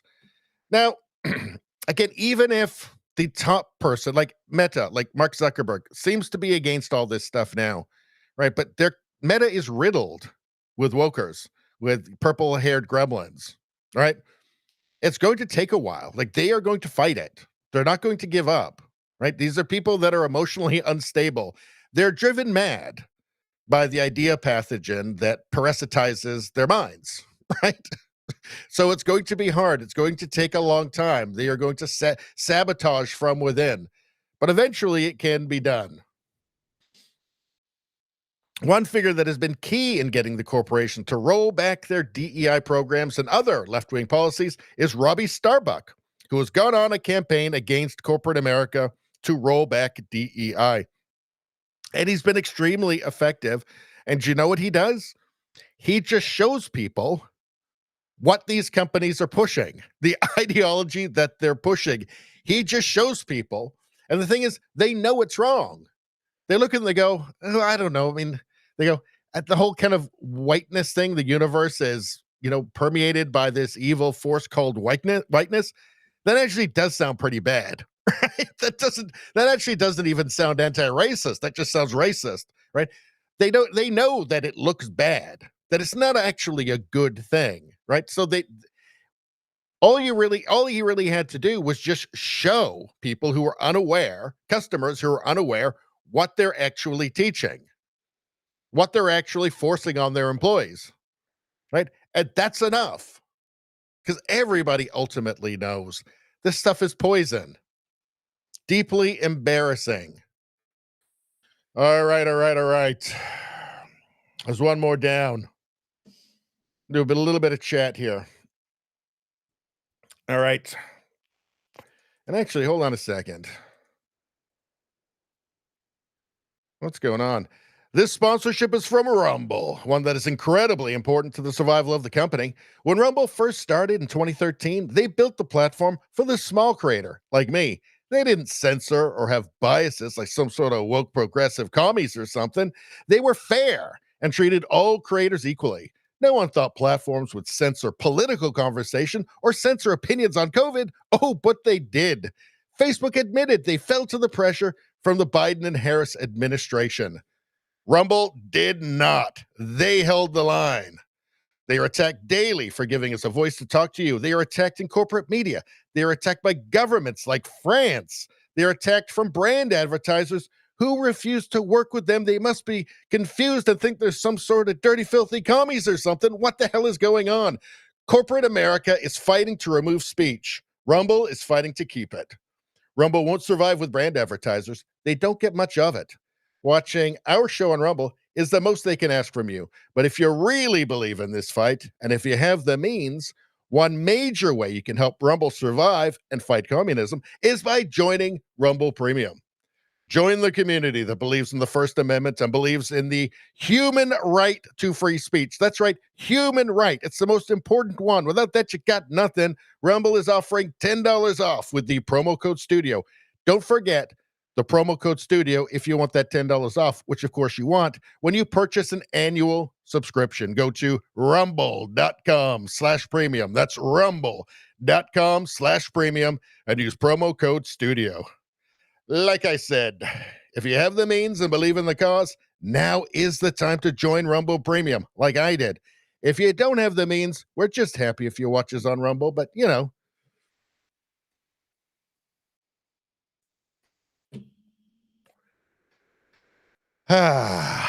There's that first ad read of the night, that first sweet, sweet ad read of the night. All right. Now, this is the first time we've done a live stream on X, and I'm just checking it out now. Yeah, there's been some people watching it. All right. Let's see. What do we got going on here? What's going on in the chat here?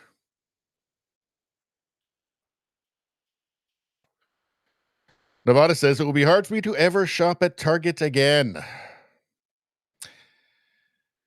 Yeah, I mean, it's a betrayal of the customers is the thing. Let's see. All right. Hold on. JDL says 11th like, hit the like button. That's a great point from JDL. Let's see.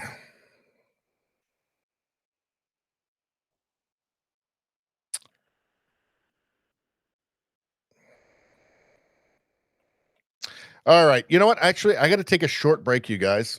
Just a short break. I want to put some music on, and I'll be back in like just a couple of minutes. Give me a couple of minutes.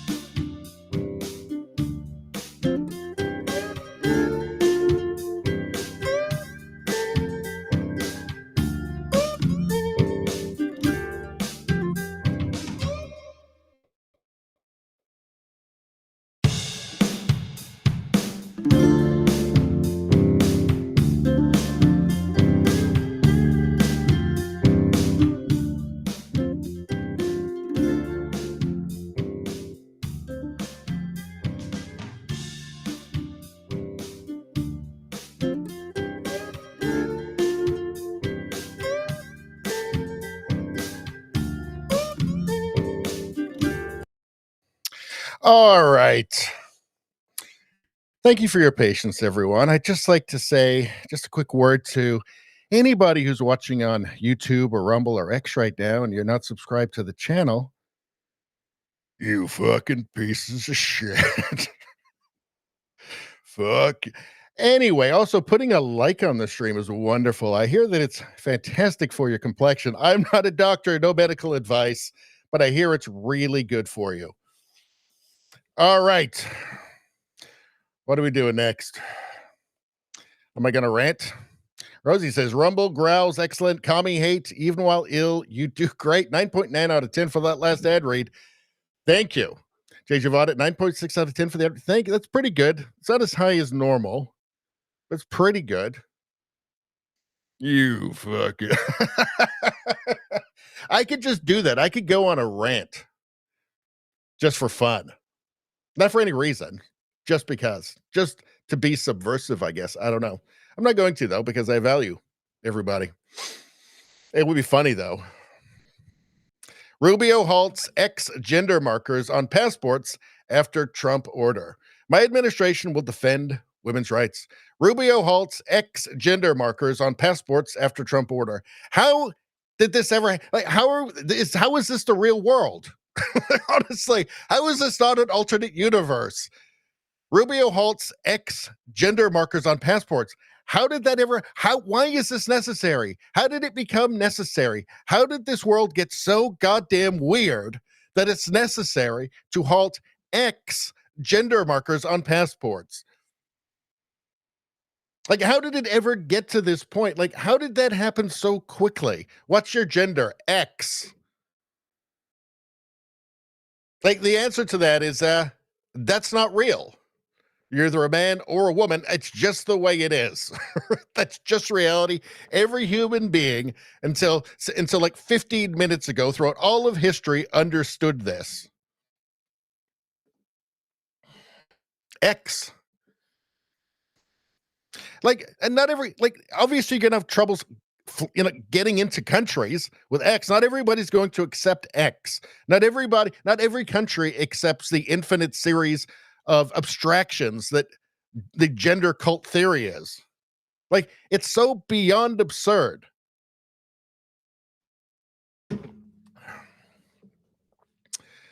My gender is X.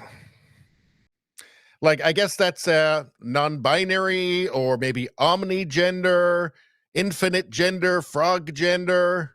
I mean,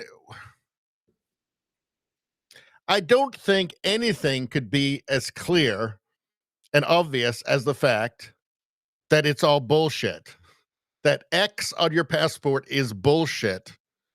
That it's just an actual government playing along with a fairy tale, with fantasy land, with imagination land.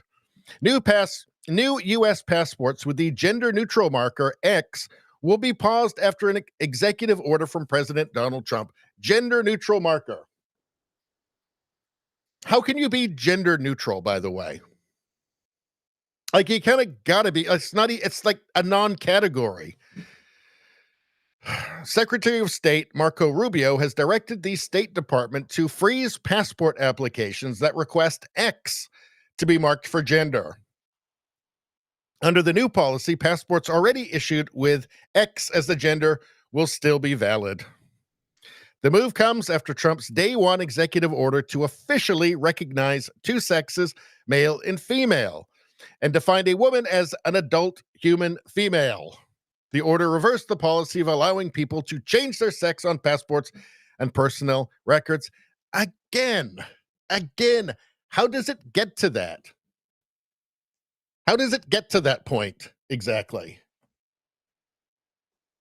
How does it get to the point where we don't understand what a man and a woman is, where you have to, like, officially define, like, you have to reassert that a woman is an adult human female because people got confused and didn't know anymore.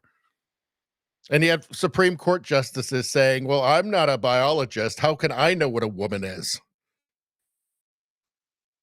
It really is, like, if you went into a coma 30 years ago and then just woke up, you'd be like, what? How is this real? None of this is real. This is like some dystopian novel.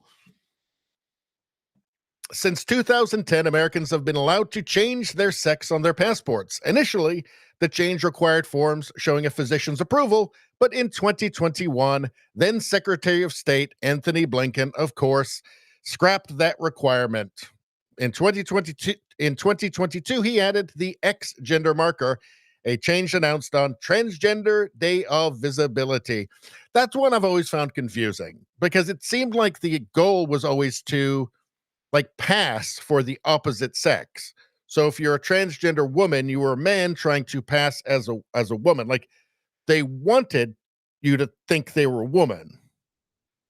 So the whole visibility thing kind of is like counterproductive to me. I think there must be a lot of there must be transgender people who pass as the sex that they identify as, who don't like it, who go, no, but I don't want you to know that I'm not actually a woman, or, I mean, unfortunately, there's not that many that do pass. There are some where you can't tell. Certainly, walking down the street, you wouldn't know. Unfortunately, that's not most of them. And a lot these days seem to be just like they're not even trying. It's just a guy with a beard with a wig on and a sundress, right? Like hairy chest. They're not even trying. They can't be taking it that seriously, I guess is my point. Or maybe even believing any of it themselves. Because again, it's just so low effort. My administration will defend women's rights and protect freedom of conscience by using clear and accurate language and policies that recognize women are biologically female and men are biologically male, the president order reads. Just sanity. This is just sanity. This is, I'm declaring that the sky is blue. Right? Like, I'm declaring presidential order, presidential declaration that 2 + 2 = 4. I don't see any difference. It's just the same thing, right? This is reversing lunacy. It's a return to sanity. And it's amazing that it's necessary.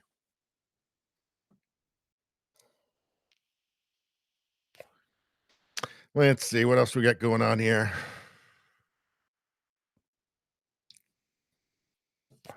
JDL, how's Canada's media dealing with Trump? Hysterically. Of course. It's just, there's no TV news. There's no Fox News. There's no conservative TV news in Canada. It's all just a big hysterical fit, basically. Totally, utterly biased. Unbelievably biased. They will just repeat any lie that comes from Rachel Maddow.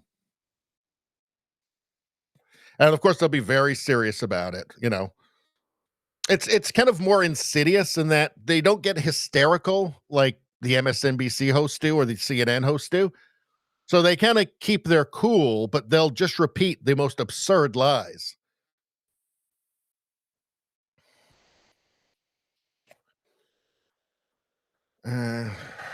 Rosie says, many insurance companies are asking how the applicant identifies on Medicare plan applications. Gay, bi, straight, I don't know. I prefer not to answer. Obnoxious.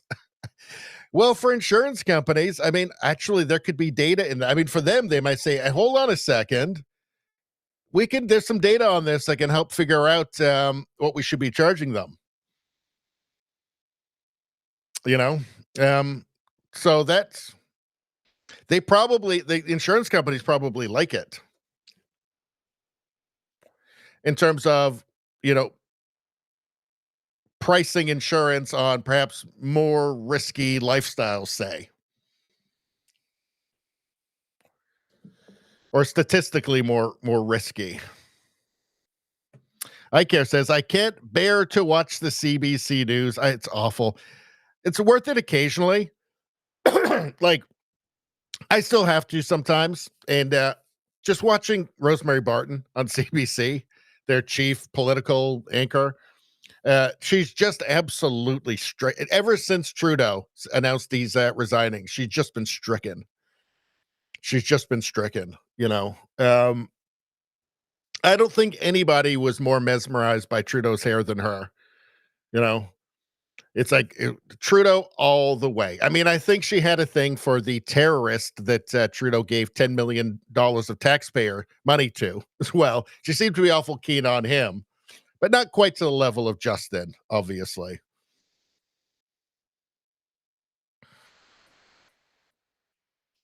Rosie says they already have to mark gender. The identity is optional. But they will find a way to figure out how much you should be paying through any additional data they get. You know? All right, so that's done. What do we got next? Do you want to look at, let's maybe look at, see if we can find a couple of memes or something first. Let's take a little break. Let's see. I don't think I have a ton of memes. Let's watch this first before we get back to the news again. Rosie sent this one in, and I think you'll be pleasantly surprised.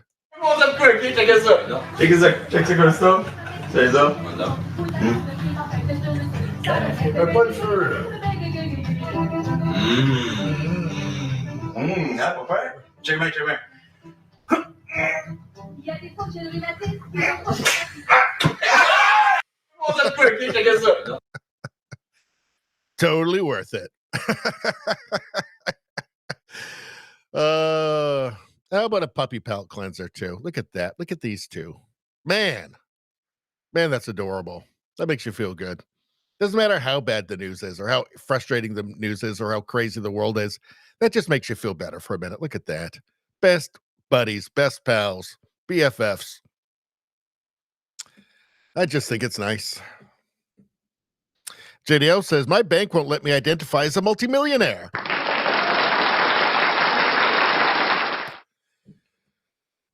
Well, there's stuff going around Bank of America, too, who was, hold on.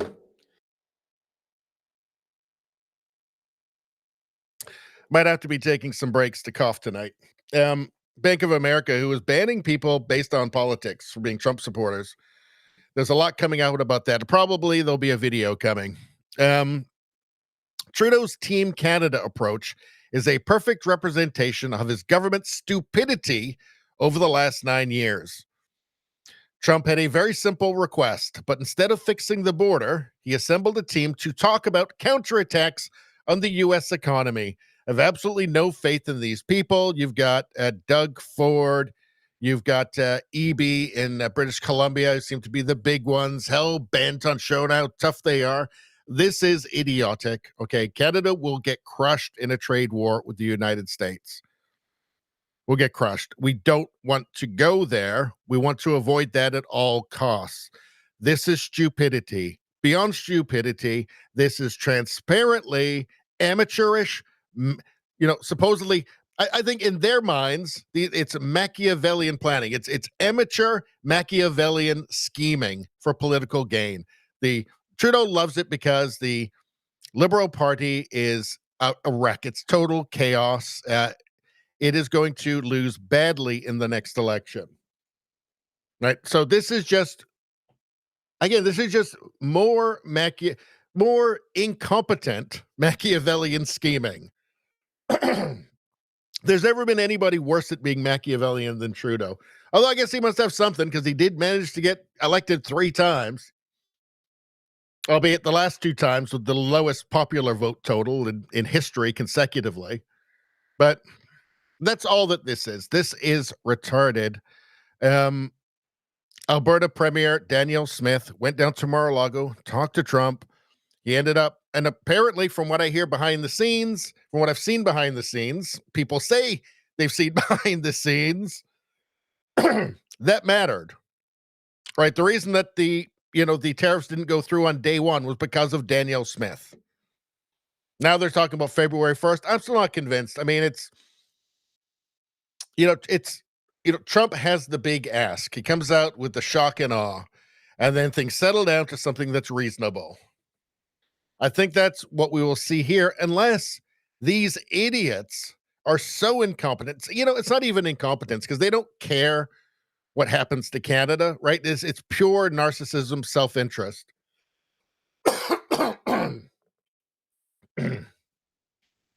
And incompetence, right?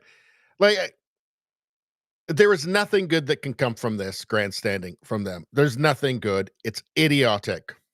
It's certainly not looking out for the best interests of Canadians. Beyond I mean, just when you think they can't get any worse, any lower, right?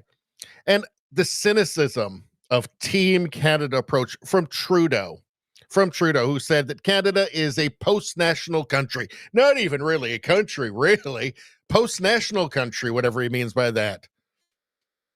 I think we know what he means by that. Really, no, really, we're kind of like, just a creation of the UN or something, where we are a projection of Justin Trudeau's ego, perhaps. Not really a real country, though. Post-national country with, according to Trudeau, no core identity. Apparently doesn't mean anything to be Canadian. Why would he say that? We kind of do. We kind of have, like British common law. Part of the Canadian tradition was, free speech, independence, personal rights. We never really needed. Like now, I think we should be having a constitutional crisis after what Justin Trudeau has done. But we never needed it because it was just understood. Yeah, like Canada's a place where people have free speech, right? They have individual rights.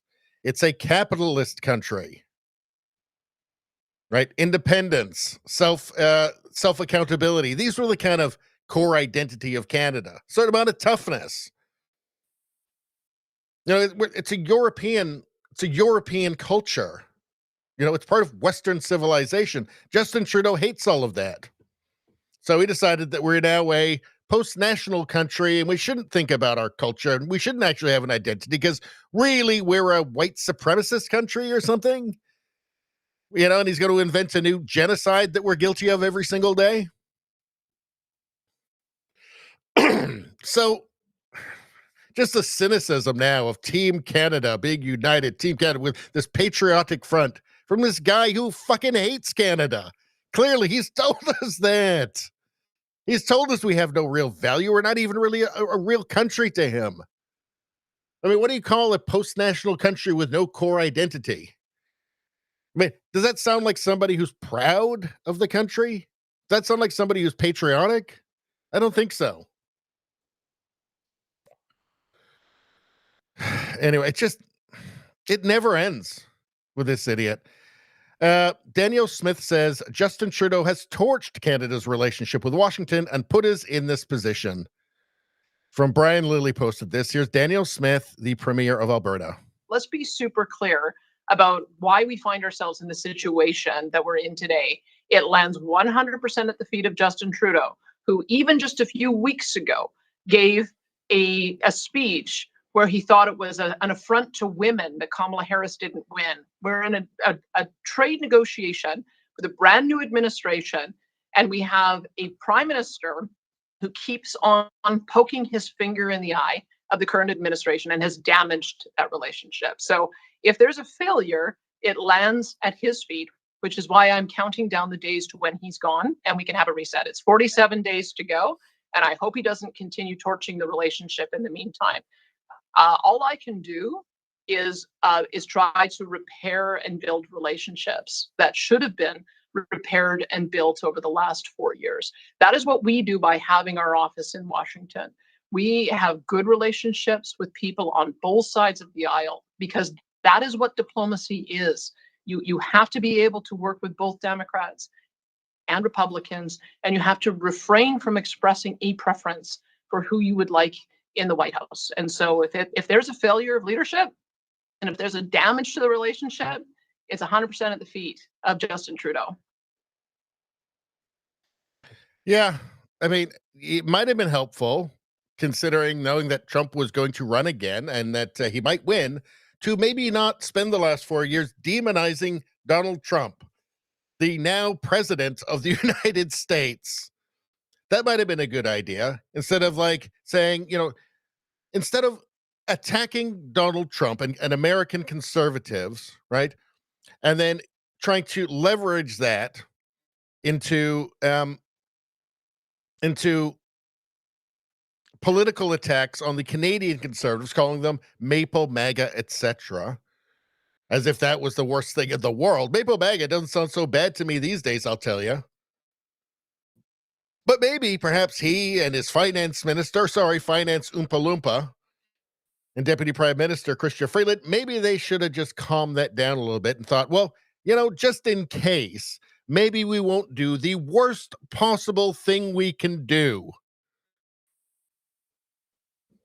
Because if he wins, right, which he did, yeah, it's coming. The chickens are coming home to roost now.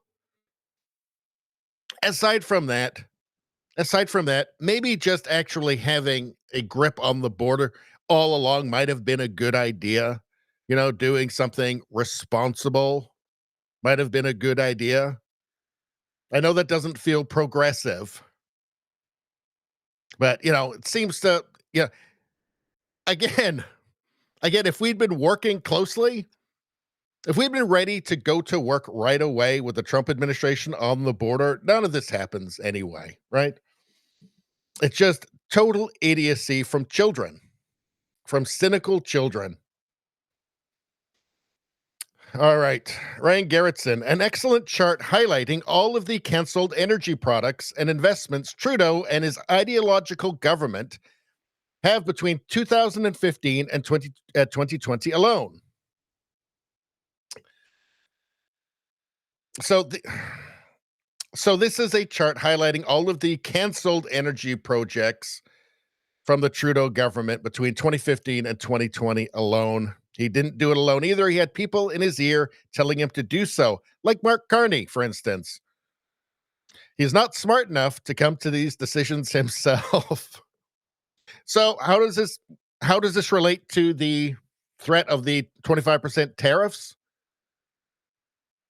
Well, we've only got one client for our oil now, which we have to sell to them at a discount, right? We've already got one. Right. That's why it's a major problem. That's why tariffs on our oil, for instance, that's why trying to withhold our oil from the United States is a major problem, because we can't sell it to anybody else because of Trudeau. Let's see. LNG project, West Coast Canada LNG project, canceled because of Trudeau, gone because of Trudeau. Another LNG project. LNG. The rest of the world, do you know that Germany, the Chancellor of Germany came to Canada saying, can we get your LNG, please? Liquefied natural gas. The Prime Minister of Japan came also asking for it. Trudeau said no. Well, we're thinking of some hydrogen thing in the future, I guess. No, he said no. He said it wasn't economically viable. All of these projects here along West Coast, we could have been shipping out LNG. We could have been shipping out LNG around the world, right? Which would have lessened the risk of a trade war with the United States, with Trump, right? Of course, we have none of it. Because green and virtue signaling, Trudeau. It's just idiocy upon idiocy compounding in Canada. Jennifer Wu, Trump in the current press conference said the main problem that triggered the 25% tariffs to Canada is border safety and illegals going from Canada to USA, the drug trade going from Canada to USA. If these two are solved, we shouldn't have the tariffs applied to Canadian exports. We need serious and quick solutions to them. Trudeau is not interested in that. He's not interested in solutions. He's interested in the only thing that he's ever been interested in, which is politics and himself. That's it. All right, what are you guys saying? Rosie asks, have you read Trump's Art of the Deal? I have not. Apparently, the strategy is to come in initially with crazy off the wall. Then the deal is done. What is exactly desired and both sides are happy? Yes. So I have not actually read it myself either, but that's what my understanding of the strategy. Come in big. Come in with shock and awe, and then settle down to what you want and come to some reasonable thing. But it'll be a little better than if you hadn't.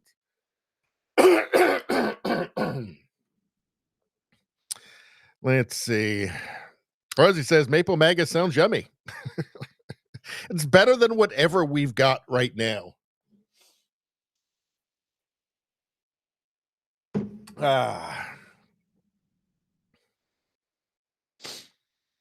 Let's see. Steve Blois says, don't forget about gold, fifth in the world. Dig it up. Build Let's see, copper, coal again. Yeah, obviously.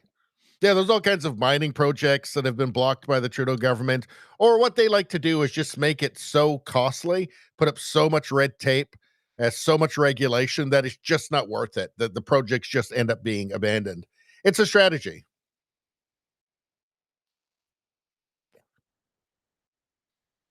Let's see. Rosie says, True China.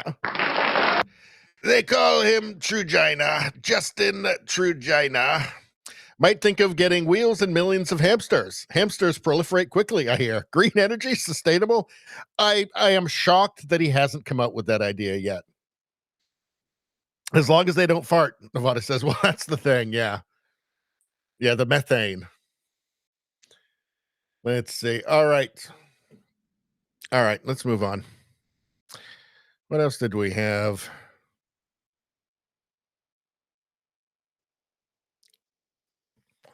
Oh, yeah. So, again, so I say that the Liberal government is not actually interested in. So I say that the Liberal government is not actually interested in solutions to any of the problems. It's just politics. It's just childish, what they imagine to be Machiavellian political scheming. Pierre Poilievre writes, the Liberal government admits their failure to secure our border is now a problem, but they won't bring back Parliament to pass necessary laws because, once again, they put their party before our country. Common sense conservatives demand we reopen Parliament and put Canada first. Yes, and maybe have a no confidence vote and maybe get an election. So you don't have to wait for these idiots to find out who gets to be, who gets to be the lame duck prime minister until they're crushed in the next election. If these tariffs, as the president said last night, are levied on February the 1st and Parliament is not sitting, I looked through your initial announcement in December. You lay out a couple of different cases where there are new legislative requirements. It's $1 billion of new money. I would imagine that would need to be voted on. Again, putting aside the Tories' criticism and just speaking to Canadians who would expect you to move forward as fast as possible on something that could exempt us from the application of these tariffs, does it actually make sense? Is it actually strengthening democracy not to have Parliament in session? Well, there's an ability of the government of Canada with a large balance sheet to cash manage these things. Actually, one of the considerations in proroguing was the fact that they have another financial year coming up on April 1st. So the period of prorogation is a reasonable time, the next 6 weeks, and any eventuality we can certainly cash manage for. But parliamentarians, as they should, as is demanded by our Constitution, will have the opportunity to vote on financial matters at the end of March, and they can vote for security, they can vote for border money, or they can vote against it, and we can go into an election, but that'll be the choice of parliamentarians, and in a minority, that is what we are subject to. He's not a good enough actor to pretend that he actually believes the load of cynical bullshit that he just offered. I mean, it's just pathetic. Just pathetic. All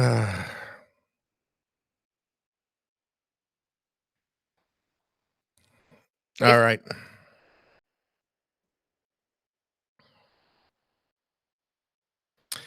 From Mark Slapinski, January 20th, Donald Trump reportedly told one of his aides that if Daniel Smith didn't meet him at Mar-a-Lago, he would have crushed Canada with tariffs. He has since changed his mind, is now open to working with Smith and Pierre Poilievre. So that was on Inauguration Day, and he did at least delay it until February 1st. And I can't confirm this, but he did for some reason, right? I think that the rhetoric coming from the not tough guy, but pretending to be tough guys like Justin Trudeau is not helping any of this at all. Now they want the fight. They're saying they want the fight on our behalf. So they can look tough. Again, it's not a fight we can win. It's just crazy. It's just lunacy. Right? How about just put together a real plan, right? And then talk about that all the time, a real plan to actually do what's needed.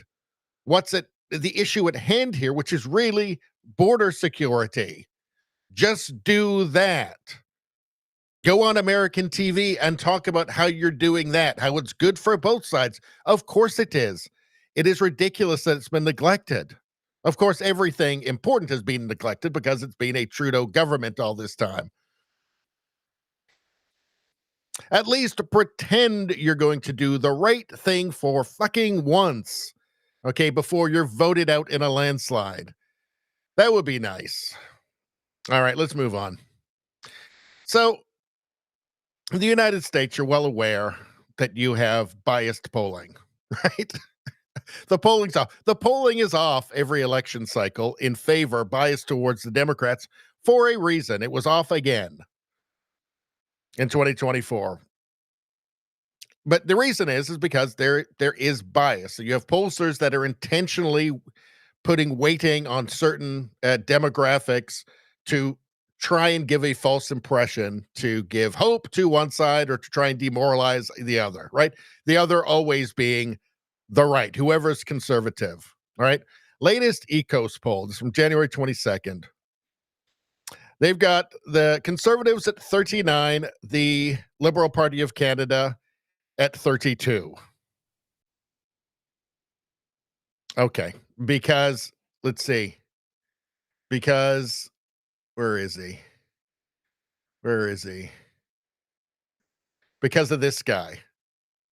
Because all of a sudden, everybody's excited about this guy. He's not even actually, he's not guaranteed to become the leader. He's got Trudeau and and Trudeau's people behind him, right? But we're to believe that because of that, because he's favored to become the Liberal Party, the technocrat, globalist, progressive banker, eco-lunatic banker.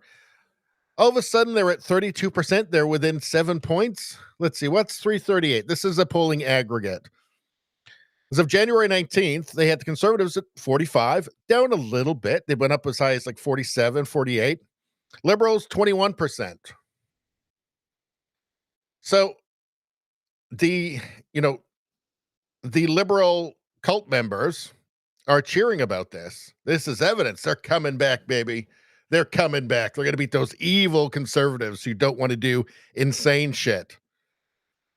They're desperately excited that more insane shit that will ruin the country will continue.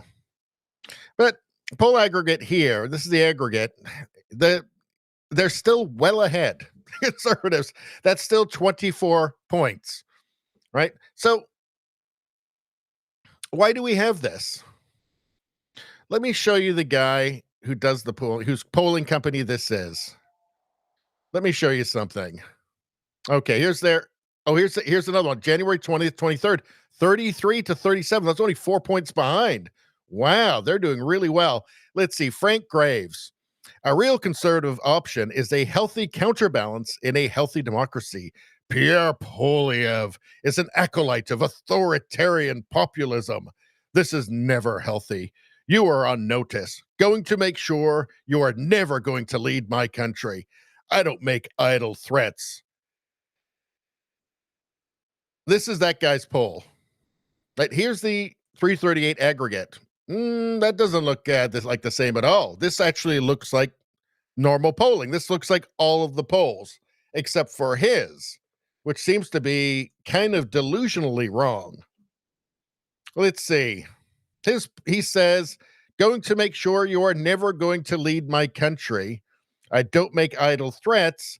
And then you have a ridiculous outlier of a poll. You have ridiculous outlier polls coming out from him. I wonder if he's rigging this. I just wonder. Let's see. An acolyte of authoritarian populism.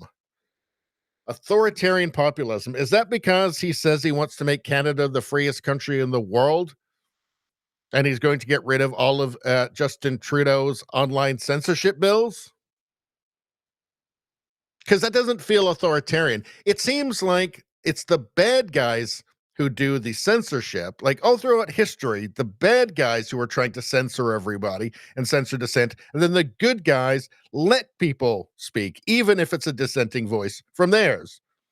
It seems like all through history, those are the good people, like the ones who increase freedom for a population are the good ones, and the ones who decrease freedom and punish politically incorrect ideas are the bad people, right? Like Hitler was like on the side of like authoritarian censorship, right? Like stopping people and punishing people for speaking their mind. Stalin, Mao, right?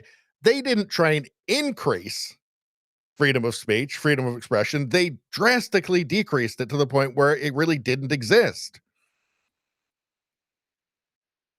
How, like, how do they wrap their minds into these pretzels where they can call Pierre Poilievre an authoritarian populist? What is that? What populism, by the way, populism. That's one I like to throw around now, right? So if it's a socialist populist, that's just good. That's just democracy or something, right? But if it's somebody who's got a popular message that's not fucking far left radical, that's authoritarian scary. Please help me make sense of this. How does this guy, unless he's just lying, right? Unless he's completely brainless, how do you get to this point? The guy who part of his platform is to make Canada the freest country in the world, right? Okay, that's the opposite of authoritarian. Right? He's promising to get rid of Trudeau's censorship. That's the opposite of authoritarian. Like, are they paid to do this? Like, does somebody pay them to pretend to believe this? Or is it just total historical illiteracy?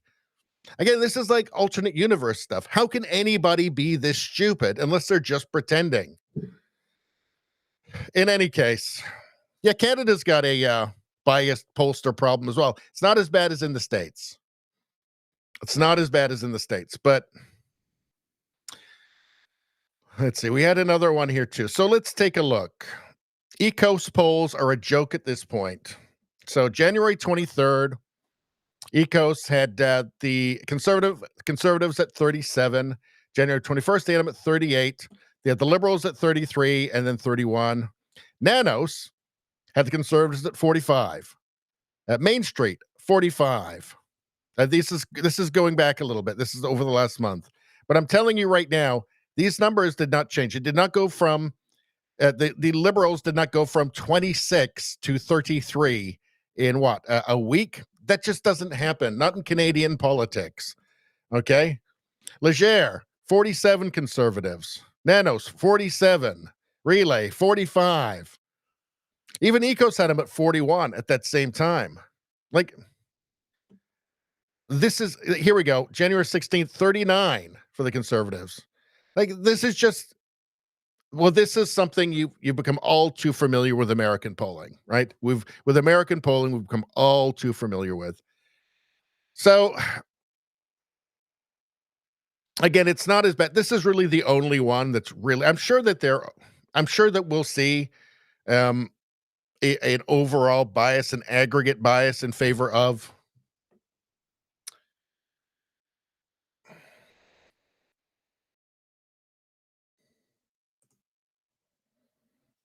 There we go. There was our glitch. It was at 2 hours and 2 minutes this time.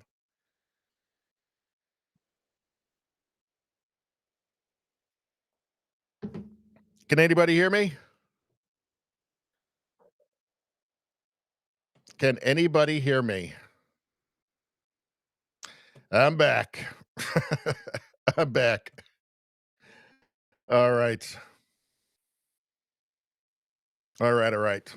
So in any case, yes. So Canada does have some biased polling as well. It's so obvious, though, is the thing. It's so incredibly obvious, and it really is just an outlier. It's a single outlier. I would say typically Canadian polling is much better than in the States, but you got one. You're always going to have one, right? And a guy who just made it clear with a, now deleted post, but everything gets saved. It's the internet. Everything lasts forever. All right, hold on a second. Let me just check. Let me check something. We're back on Rumble. Looks like the YouTube is still going fine. I want to check how we're doing. It's the first time we've done a stream on X. For anybody who's just joined, this is our first crack at it. And let's just see how we're doing. Yeah, we had some people in there. Got a few likes, a couple comments. All right, we'll just keep doing it. It seems to work fine, so we'll keep doing it. Hopefully, we'll build up a little audience on X. All right, let's move on. I got to try and keep my energy up. I'm not feeling great. As I was saying, Princess Baloney is got the flu. She's not doing well at all. So I'm expecting to just suddenly break out in sweats and start shaking and chills and hallucinating and babbling endlessly, insanely. We'll see what happens. I'm desperately struggling to keep up my energy here. We're 2 hours in. All right. But you know what we all need, I think. I think I know what we all need. An energy boost. If you have a dog, we've all been there. Our pup goes from full of energy to sick and miserable in an instant, and at the worst times. It's as if he's been reading pro-communist propaganda. Then we're calling vets in the middle of the night or on weekends, trying to find a clinic that will take us in. It's a terrible way to manage your dog's health, not to mention your stress levels and your monthly budget. That's why people are getting the Pet Emergency Kit by Positive. Pawsitive. Do you see what they did there? Positive. It's awesome. It contains critical medications and anti-communist materials that can not only keep you out of the veterinary office, but may even save your dog's life. I'm not sure if it actually has anti-communist materials, but you can pick those up on your own. It's good for your dog's health. Their kits contain critical medications like activated charcoal, styptic powder, and more. It might save your dog's life. Head over to Pawsitive.com and use code STUDIO to get 15% off your pet emergency kit. Don't let your pet become a communist.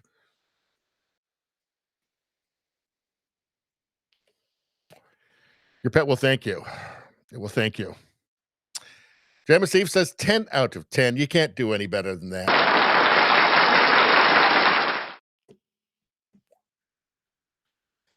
Let's see.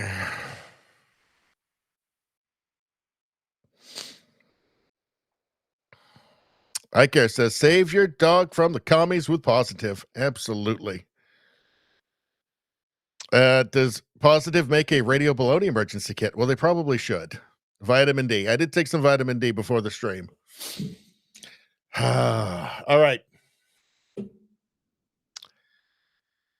Should we get into this? Maybe I'll make a separate one of this.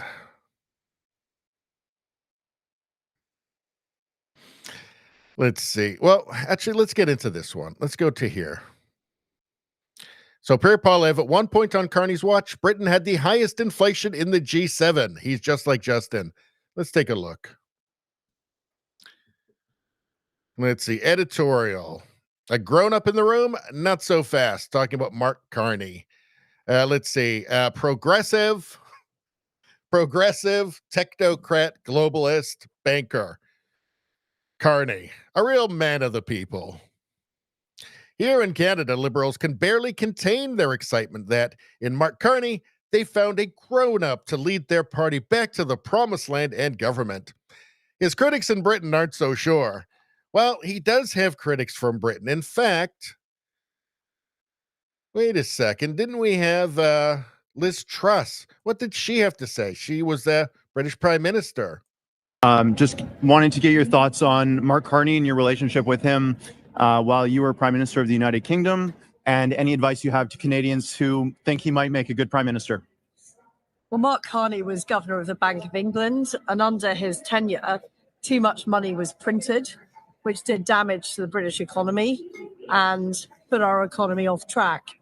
He, at the last election, endorsed Rachel Reeves' economic policy. She's now become Chancellor. It's been a disaster for Britain. The country is heading for bankruptcy. So I would strongly recommend not backing Mark Carney or his policies on net zero, which have been disastrous for Britain and would be disastrous for Canada. Do you trust his judgment overall, outside of ideological considerations? Well, I believe that he made major mistakes in the management of the Bank of England. He has pushed net zero, which has been a disaster, not just for the UK, but for many countries across the world. Thanks for your time, Prime Minister. I appreciate it. So there's that. There is that.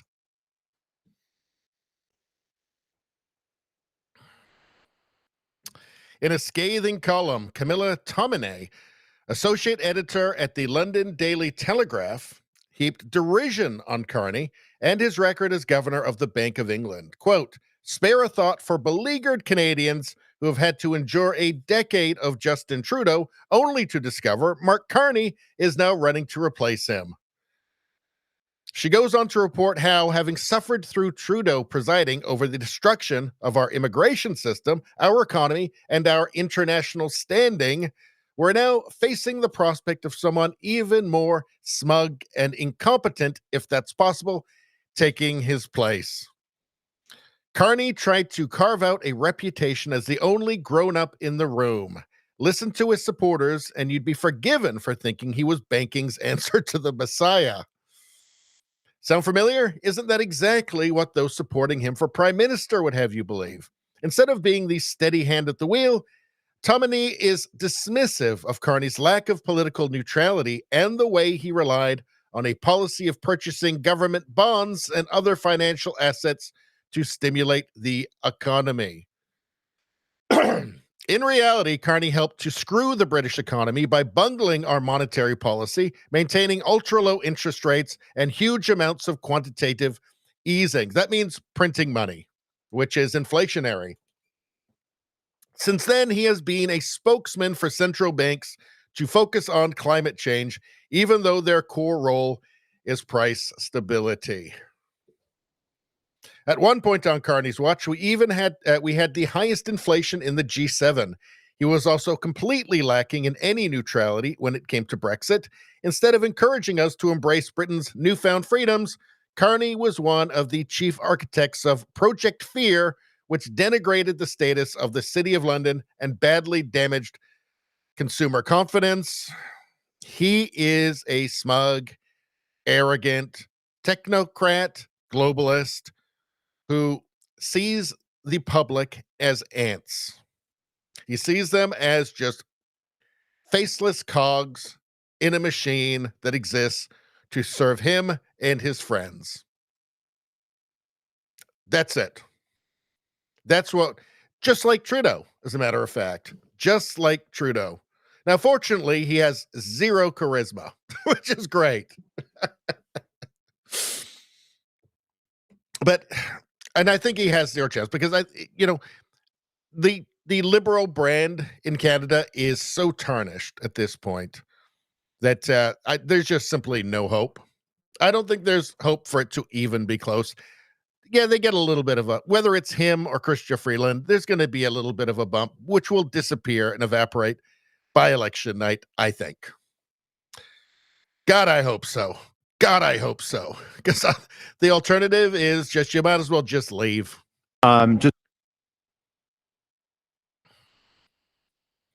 Let's see. Spectator, January 7th, 2025. Mark Carney is not fit to be Canadian PM.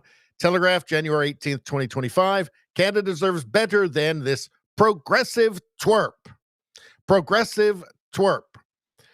See, it's not going to be the adult in the room. It's going to be the same utopian lunatic ideas as Trudeau. It's going to be net zero. It's going to be unrealistic, childish goals around carbon neutrality, around cars, around the energy industry. He's been lobbying against investment in Canadian energy, while lobbying for investment, actually with Brookfield, which is an asset manager that he was with, investing huge, $1 billion in Brazil for pipelines, advocating against that, lobbying against that in Canada. Right? It's just going to be more of the same naive, childish, idiotic stuff that Justin Trudeau. He's been advising Trudeau for 5 years. He's the same guy. It's just that his hair is not quite as mesmerizing as Justin's. He's an older, boring Justin Trudeau. All right. Let's move on. What are you guys saying?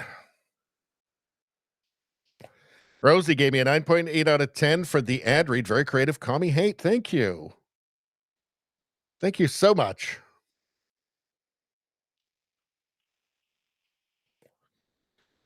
Let's see. Izzy says that should be enough to sink him alone. Nevada says, I would rather watch paint dry than listen to him. He's awful. They got all excited when he was on Jon Stewart. I said back then, I said, look, it's not him. Jon Stewart, I hate his politics, but he is funny and he is charismatic. He knows how to keep your attention. That's what happened. As soon as he was out without Jon Stewart to help him, yeah, he was just back to, boring, dull, totally detached from humanity, Mark Carney again. Let's see. Pierre Poilievre is saying carbon tax Christia is flip-flopping from a signature Trudeau announcement she made. She can't run away from her record.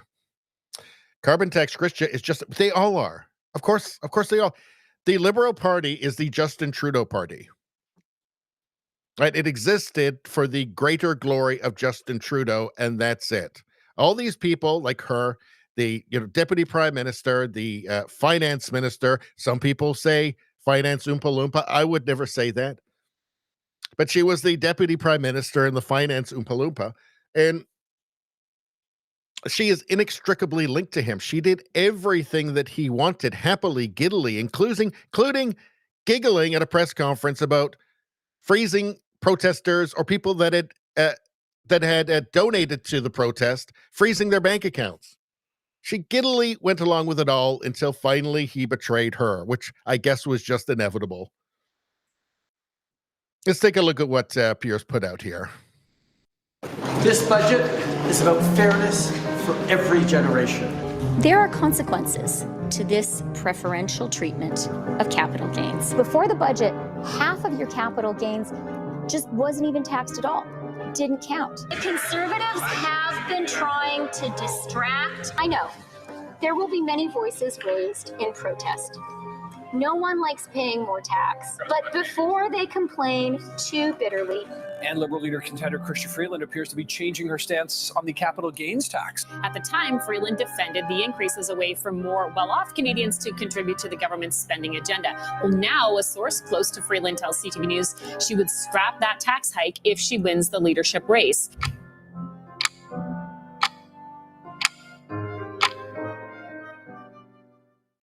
This budget is about... Let's see. The GDP per capita is going off a cliff. You've got a capital flight from Canada. What would fix that? Oh, yeah. Raise capital gains tax. That's how you'll make the economy run. No, wait a second. That will make everything worse. I mean, idiots will like the sound of it. Yeah, tax the wealthy, tax the wealthy. Hey, guess what? It's not just the wealthy. In fact, it's going to be mostly not the wealthy. You inherited a house from your family, right? The house they lived in for 80 years. Well, guess what? You've got a problem now. Well, the government wants more of that. They want more of that. You want to sell your summer cottage or whatever? Guess what? The government wants more of that. It's actually just normal people who worked hard and bought things and had investments. That's who's going to get screwed.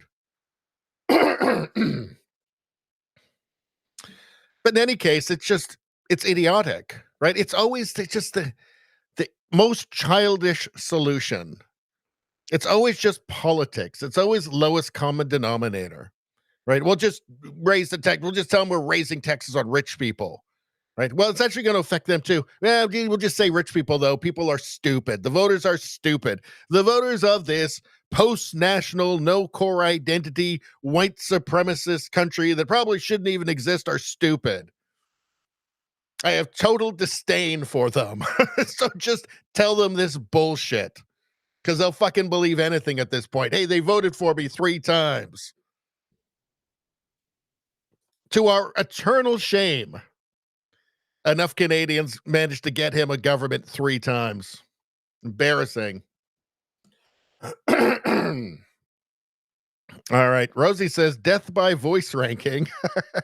1, Kamala, 2, Carney, 3, Freeland. Please mute them and read the transcript. No, you have to experience it. You have to understand. Nevada says, never trust a commie.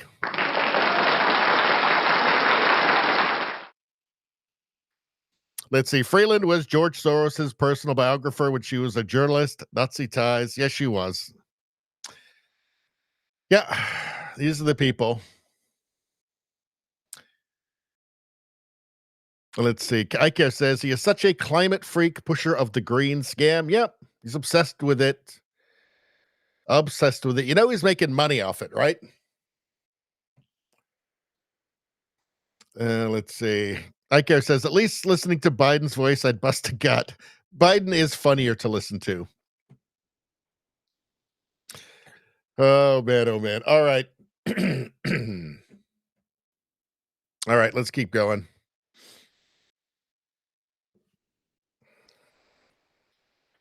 All right. So in any case, Chrystia Freeland flip-flopping. She's flip-flopping on the carbon tax, supposedly. The thing is, they say they'll get rid of the consumer carbon tax, right? So like at the gas pump, but they're still going to put a price on carbon that you're going to pay for. Your economy is energy. Agriculture is energy. Everything is energy. The more expensive the energy is, the more expensive everything costs. They're counting on Canadians being too stupid to know this. Hey, I just don't think that Canadians are in any mood to be fooled by this clown car again. All right. So, hold on a second. All right. While the WEF begins to crumble, so too crumbles the fake climate crisis, which the WEF, the World Economic Forum, uses as an excuse to control others. Well, what's going on here? President Milei no longer stands alone. So the president of Argentina, who is actually turning that country around by reversing the insane socialist progressive policies, the counterproductive, nation-destroying, human well-being destroying radical leftist policies. Let's take a look. A year ago, I stood here before you alone and spoke some truths about the state of the Western world that were met with some surprise and astonishment by much of the political, economic, and media establishment of the West. And I must admit that in a way I understand it. A president from a country that, as a result of systematic economic failure for more than 100 years, as a result of having the country taken weak stances in major global conflicts, and as a result of us having closed ourselves off to trade, we had lost practically all international significance over the years. A president of such a country stood on this stage and told the entire world that they were wrong, that they were headed for failure, that the West had gone astray, and that it needed to be redirected. The president of that country, Argentina, who was not a politician, who had no legislative support, no backing from governors, business leaders, or media groups. In that speech, here standing before you, I told you it was the beginning of a new Argentina, that Argentina had been infected with socialism for far too long, and that with us it would once again embrace the ideas of freedom, a model that we summarize as the defense of life, liberty, and private property. And I also told you that, in a way, Argentina was the ghost of Western Christmases yet to come, because we had already experienced everything you were going through, and we already knew how it would end.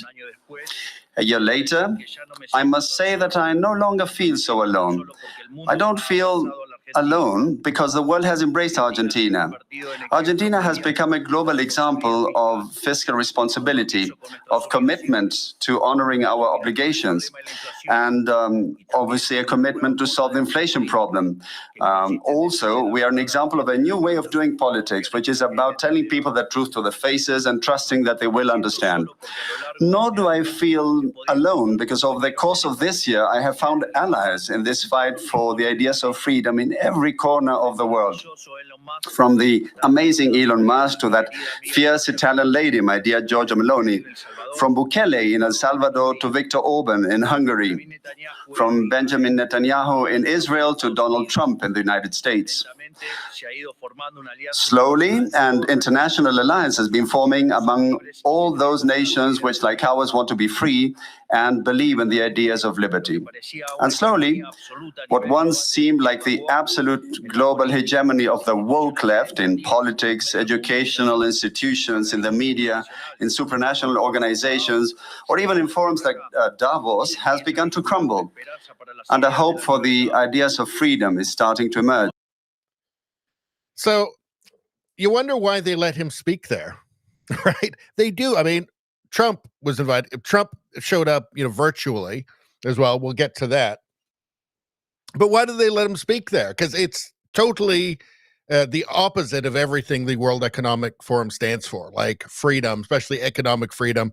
They're not into that. It's very socialist, very kind of whatever this kind of neo-technocrat socialism is. Right, it's the opposite, and he is essentially insulting them, right? By saying, yeah, you guys didn't think this was going to work, and it did. It's going really well, actually. And here's all my friends that you hate.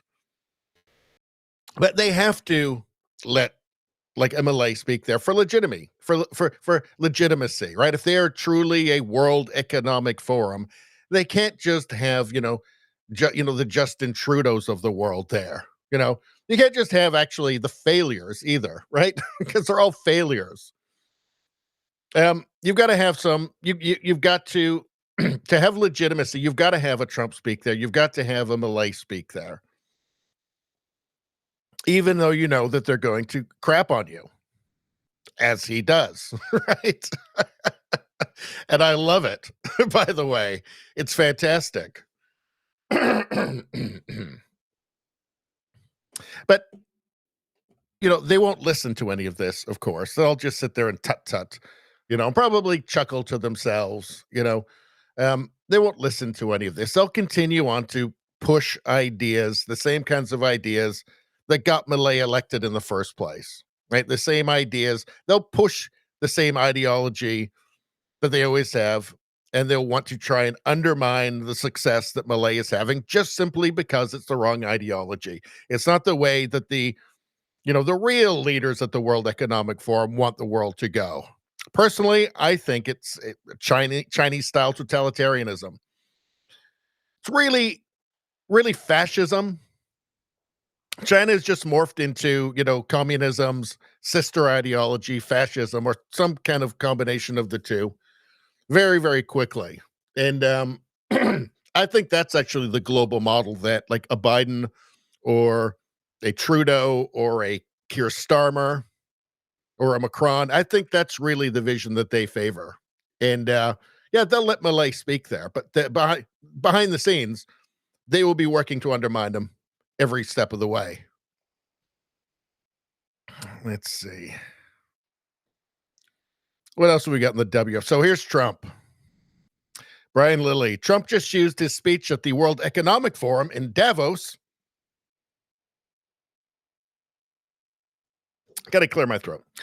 Trump just used his speech at the World Economic Forum in Davos to say Canada can become the 51st state and they don't need our products. His message, become a state or pay a tariff. This is why what the Trudeau government is doing right now is totally idiotic. We cannot win a trade war. We will get crushed in a trade war. This is stupid. We should just be putting forth a plan and going on like American television saying, yes, this is what we're going to do to secure the border, because it's actually good for both of us. One thing we're going to be demanding is we're going to be demanding respect from other nations. Canada, we have a tremendous deficit with Canada. We're not going to have that anymore. We can't do it. I don't know if it's good for them. As you probably know, I say you can always become a state. And if you're a state, we won't have a deficit. We won't have to tariff you, et cetera, et cetera. But Canada has been very tough to deal with over the years. And it's not fair that we should have a $200 billion or $250 billion deficit. We don't need them to make our cars, and they make a lot of them. We don't need their lumber because we have our own forests, et cetera, et cetera. We don't need their oil and gas. We have more than anybody. One thing we're going to be demanding is, I think one thing beyond the border stuff, one thing beyond the border stuff is that I think what he's looking at is a kind of North American bloc, something like, less countries, but something like the EU, right? He sees the BRICS countries, rising. I think he might be looking towards something like that. And doing what he always does. It's the huge shock and awe, and then it settles into something else. Some sort of a more kind of harmonized economic union that would make everybody stronger. I am deeply distrustful of anything like EU, for instance. Deeply distrustful of that. But I think that's probably where he's actually going with this. And I wouldn't be surprised if that's where it starts to turn from the whole state thing to something more like an EU model, but just with like Mexico, Canada, and the United States. Again, I am deeply distrustful. I mean, there's benefits, right? I mean, having the US dollar would not be bad. That would not be bad for Canada. Especially when you look at where our dollar is right now. But I've got a feeling it's heading somewhere in that direction. Rosie says, Canada needs to remain sovereign. WEF wants no borders. I mean, here's the thing. It all sounds great while Trump's president for some people. But what about when it's not Trump? Then all of a sudden it changes a little bit. So I think ultimately it's looking at some sort of greater harmonization of the economies, I think, is ultimately where this may go, but we'll see.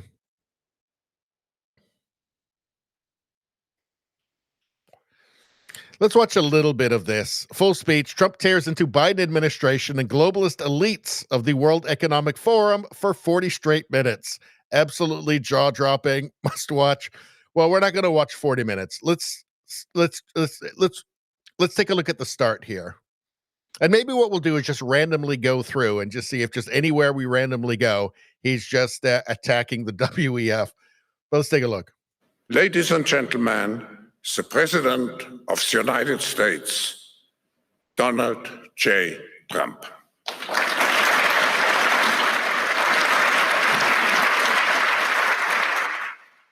Well, thank you very much, Klaus, and hello to everyone in beautiful Davos. This has been a truly historic week in the United States. 3 days ago, I took the oath of office, and we began the golden age of America. The recent presidential election was won by millions of votes, and all seven, every one of them, all seven swing states. It was a massive mandate from the American people like hasn't been seen in many years. And some of the political pundits, even some of my so-called enemies, said it was the most consequential election victory in 129 years. That's quite nice. What the world has witnessed in the past 72 hours is nothing less than a revolution of common sense. Our country will soon be stronger, wealthier, and more united than ever before, and the entire planet will be more peaceful and prosperous as a result of this incredible momentum and what we're doing and going to do. My administration is acting with unprecedented speed to fix the disasters we've inherited from a totally inept group of people and to solve every single crisis facing our country. I love that he's just not playing nice at all. And it's totally appropriate that we've inherited from a totally inept group of people, people who were favored by the WEF, by all those people in the audience, by the way. But I love the fact that he's not playing nice. It's like, these people tried to destroy me. Fuck them. That's Trump's attitude. begins with confronting the economic chaos caused by the failed policies of the last administration. Over the past 4 years, our government racked up $8 trillion in wasteful deficit spending and inflicted nation-wrecking energy restrictions, crippling regulations, and hidden taxes like never before. The result is the worst inflation crisis in modern history and sky-high interest rates for our citizens and even throughout the world. Food prices and the price of almost every other thing known to mankind went through the roof. President Biden totally lost control of what was going on in our country, but in particular with our high inflation economy and at our border. Because of these ruinous policies, total government spending this year is $1.5 trillion higher than was projected to occur when I left office just 4 years ago.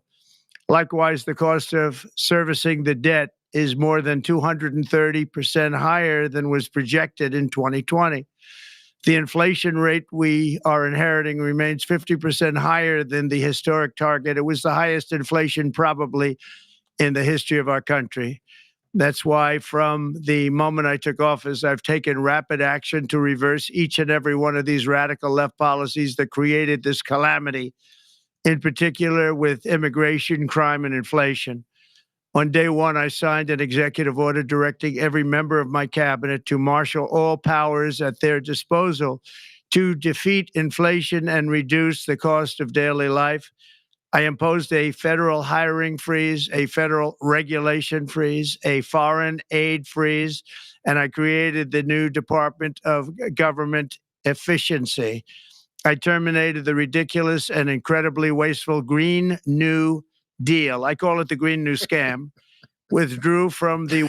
He might as well just be holding up the middle finger to them and just waving it all at them. All the things you guys like, they're gone now. I'm getting rid of them. And there's just a real sense of like, you people hated me. You people laughed at me. Who's laughing now? Well, I brag about all of my accomplishments. Well, I'm standing here now, the most powerful man in the room.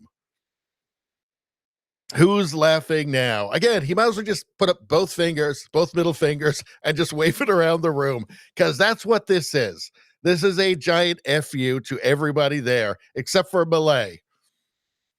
One-sided Paris Climate Accord and ended the insane and costly electric vehicle mandate. We're going to let people buy the car they want to buy. I declared a national energy emergency, and it's so important, national energy emergency to unlock the liquid gold under our feet and pave the way for rapid approvals of new energy infrastructure. The United States has the largest amount of oil and gas of any country on earth, and we're going to use it. Not only will this reduce the cost of virtually all goods and services, it'll make the United States a manufacturing superpower and the world capital of artificial. Everything you love, I am killing because you are losers. Losers. And I'm the president. I'm the president, beautiful president of the beautiful United States. Everything you love, I'm killing. I'm destroying everything you want. You're losers. Losers. Intelligence and crypto. My administration has also begun the largest deregulation campaign in history, far exceeding even the record-setting efforts of my last term. In total, the Biden administration imposed $50,000 in additional regulatory costs on the average American household over the last 4 years. I have promised to eliminate 10 old regulations for every new regulation, which will soon put many thousands of dollars back in the pockets of American families. To further unleash our economy, our majorities in the House and Senate, which we also took along with the presidency, are going to pass the largest tax cut in American history, including massive tax cuts for workers and family, and big tax cuts for domestic producers and manufacturers. And we're working with the Democrats on getting an extension of the original Trump tax cuts, as you probably know, by just reading any paper. My message to every business in the world is very simple. Come make your product in America, and we will give you among the lowest taxes of any nation on earth. See what Trump wants, and I wish he was actually at the World Economic Forum to do this instead of just being, like it's videoed in, I still think it would be effective for him to hold up his fingers, right? To give everybody the finger. But it would have been better if he'd actually been there personally. But it's, has the same effect. But what he's describing is the anti-WEF world. That's what he's describing. Let's just kind of go randomly through and just see if we can find a spot where he's just just blatantly insulting them all. Let's go here. Anything like it since World War II. They're laying dead all over the flat fields. It's a flat field farmland, and there's millions of Russians and millions of Ukrainians. And nobody's seen anything like it since World War II. It's time to end it. And here in America, we have big events coming up. Next year, we have the 250th anniversary of America's founding. I'm so honored to be president during that. That's been a big event. They've been talking about it for 10 years. We also have the World Cup, and I understand Gianni's in the room. Infantino, he was very instrumental in helping us get it. He's there with you someplace, I think, and I want to thank him for that. And then we have the Olympics coming up, which I was instrumental in getting also in my first term. And who would have known that by skipping a term, I would get the Olympics? I was upset. I said, I got the Olympics to come and I won't be president. But it turned out through a stroke of luck, or whatever you might call it, that I'm going to be president during the World Cup and the Olympics and the 250th. I just find it hilarious. Like the WEF is the anti-Trump. Right? Like if he was James Bond, like the WEF would be what was the evil group in the I can't remember now. Anyway, but he's the opposite. He's the opposite. Right? He's the opposite of the WEF, right? The sinister globalist organization. He's the James Bond to the sinister global organization, crime organization. That's the WEF. All right, let's skip ahead and see if we can just randomly find him making fun of them. I mean, the thing I find hilarious is that you can see that he's enjoying, just like they all laughed at him. They all hated him. He knew that, right? And he just getting up and just bragging about his accomplishments, and they have to listen. I find it hilarious. Go through the approval process fast. There's no reason why it can't go faster. So, I'm trying to be constructive because I love Europe. I love the countries of Europe, but the process is a very cumbersome one, and they do treat the United States of America very, very unfairly with the VAT taxes and all of the other taxes they impose. One other, just to finish up, I got a call from the head of a major airline, one of the biggest airlines in the world. And he said, sir, could you help us? What? Landing in Europe is brutal. They charge us fees for everything, and it's so unfair. I said, how does it compare to China? He said, it's much worse. And the other thing, as you know, they took court cases with Apple, and they supposedly won a case that most people didn't think was much of a case. They won 15 or 16 billion from Apple. They won billions from Google. I think they're after Facebook for billions and billions. These are American companies, whether you like them or not. They're American companies, and they shouldn't be doing that. And that's as far as I'm. So I think he's talking about the European Union there, and with all of their internet regulations, social media regulations there.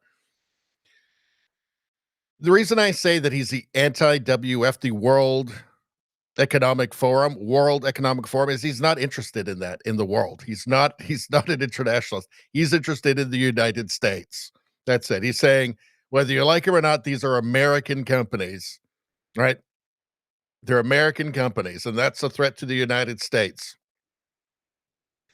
That's the anti-WF message. The WF message is common people have too much. They shouldn't own things. They shouldn't have their own car. If they have access to a car at all, they should be sharing it with a bunch of other people. They shouldn't be allowed to eat meat. They should have to eat things made out of insects, literally. Right? That's the only people that can travel should be wealthy people who can afford to buy like carbon offsets or something, private jets. All of that's still for them. But it's the common man that has too much. The common man's too greedy and too selfish. Wanting to like heat their house in the winter, stuff like that, or have a car, for instance. So he is the anti-World Economic Forum. Like, if this is populism is good. Right? If this is populism, well, no wonder the World Economic Forum is so afraid of it. Anyway, let's continue. Let's move on. What else do we got? Oh, we already saw Milei. What do we have here? So what's this? Banker at the World Economic Forum says the quiet part out loud again. He says, the truth is net zero is big business for us. Well, that was Mark Carney. That was Mark Carney's thing. That's what he lobbies for, is net zero. Let's take a look. The reliance on fossil fuels. But when we set this up at Standard Chartered in the beginning, it was two prongs. One was we've got to do our bit to do the right thing vis-a-vis our clients because they want to transition to a net zero environment, but it requires massive investment. That's what we do. We come up with those dollars. But two is we make money. Right? It's a big business for us, and we made we gave the guidance the reliance on fossil fuels. But when we set this, well, Mark Carney, net zero is his thing, and he's also a banker. And he's saying, truth is that we make money. It's big business for us. I wonder if there's any perverse incentives. Apparently there is. He just told us. Well, we knew anyway, right? We knew anyway. Anyway, everything's really for your own good, though. For your good, not for his good, not for Mark Carney's good. It's for yours. That's why you have to suffer and have a lower standard of life, lower standard of living. What's going on here? Here's Trump again. Benny Johnson. Trump shames Democrat leaders to their faces for failing the people they serve. He does not give a shit. He does not care. And he's enjoying this, by the way. He's enjoying it. Again, these people, he knows that these are the people who tried to destroy him happily, with smiles on their faces, ruin his life, destroy his family. He's not going to be nice to them. That ain't Trump. That the merit shouldn't be heard, but we need to hear them and we need to move on, resolve them. Is this a state group, state or federal group? This is a local group, actually, Mr. President, but they have help from the state. They use the environment to make themselves feel good, and they're destroying our country. And you've got to, at some point, you've got to put your foot down. I know exactly what you're talking. You have local and state groups, and you have federal groups too. And you got to fight them the right way, because you'll never, even if the mayor gives, you're going to have a local group come in and sue. You're not allowed to go on your property. They're going to talk about asbestos and every other thing. They want to go on their property and they want to clean out their property. And you cannot let anything get in their way. And you'll have this place built up quickly, beautiful. It'll be more beautiful than before.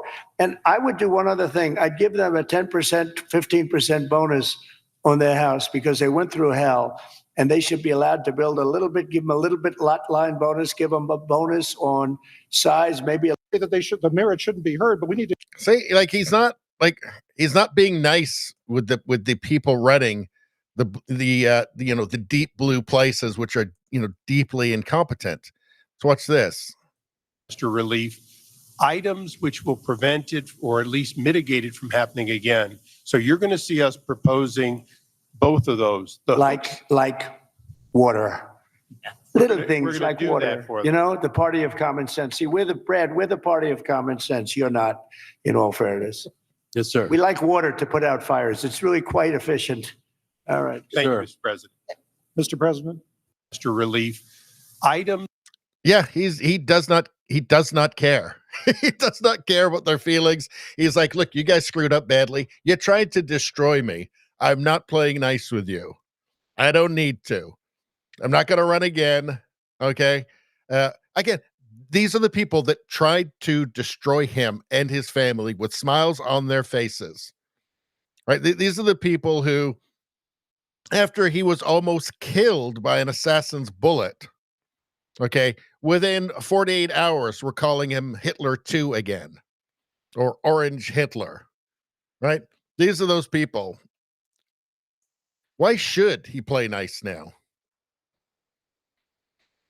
What's going on here? This Air Force base in North Dakota changed the name of their DEI program to circumvent Trump's executive order. His executive order to remove DEI from everything government. They cannot get away with this. Let's see. Organizational Culture Office. What does this say? Diversity, Equity, Inclusion is now Organizational Culture Office. So they just try and change the name. Oh, look, something new, sort of. OCO is what was previously referred to as Diversity, Equity, and Inclusion Office. Put that rotten fruit and cabbage away. We're near the Fun North Thought Police. OCO is a long-term evolution of DEI.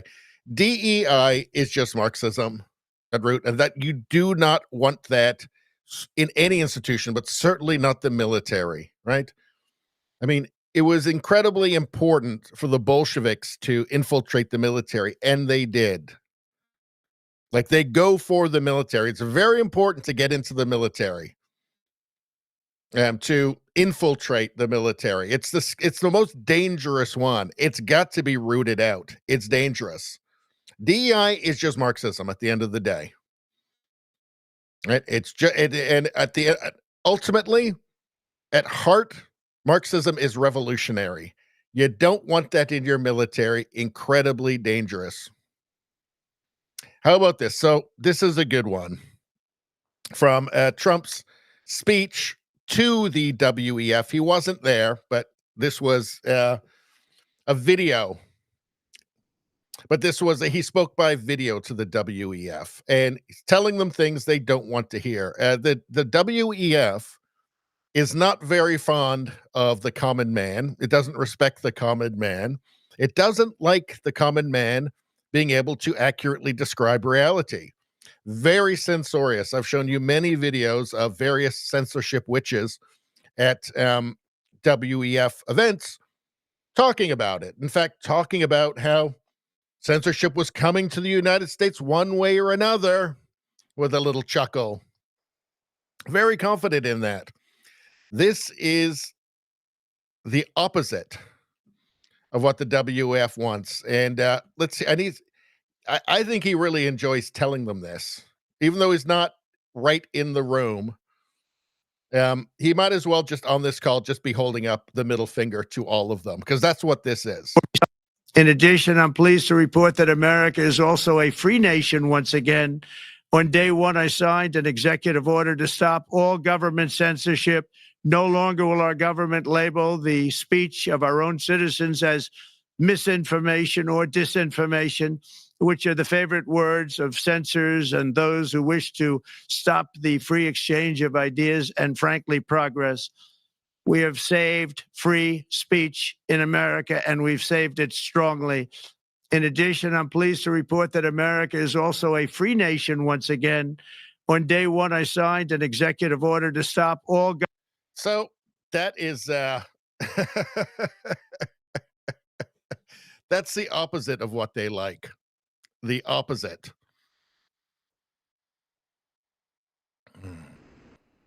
Let's see. Yeah, and this will undoubtedly displease the media immensely, obviously, because the media is now fully pro-censorship, obviously, because totally compromised. There's no better way for a media to expose itself as being compromised, about that it's no longer about informing the public than manipulating the public, than to be openly anti-free speech, openly anti-dissent. You're just giving away the game right there. All right. Oh, this is interesting. From Rasmussen Reports, who was one of like the two most accurate, along with Atlas, the last 3 election cycles. They had Trump winning. And if you're watching my channel in the lead up to the election on election night, you would have known that. Wait till you see the ratio in the next posting when we tell readers that his disapproval today is 40%. Meanwhile, new data. Okay. So Mark Mitchell, Rasmussen reports, whoa, updated last night, Trump approval factoids. Overall approval, 56%. Democrats is at 36%, which is actually higher than you would expect for Democrats. Republicans, obviously 87%. Black, 49%. Did you see that? Approval with blacks, 49%. Hispanics, 72%. Yeah, there's change in the air. There's a change afoot. Women, 57%. Approval index, plus 10. Biden finished at minus 22. GOP on the right track, 68%. Overall right track, 42%. So, yeah, Trump approval is at 54% today. That's 22nd, up a point from yesterday. So, and he's got it here, 56%. So, that tells you something. Something is changing. It tells you that the power of the media is waning. I mean, clearly it is, right? If it hadn't been, Trump wouldn't have won the election. It's just that simple, because it was a coordinated campaign from the media to try and narrative control Kamala Harris in with their Joy campaign. You know, with the worst one was they tried to sell Brat, that she's Brat. I don't know how that really works for a presidential candidate, but I guess they thought it was. They actually gave up on that one pretty quickly. All right. Overnight Trump approval rate results are stunning. Looks like people haven't seen anything like Trump's inauguration in a long time. Let's check this out from Newsweek.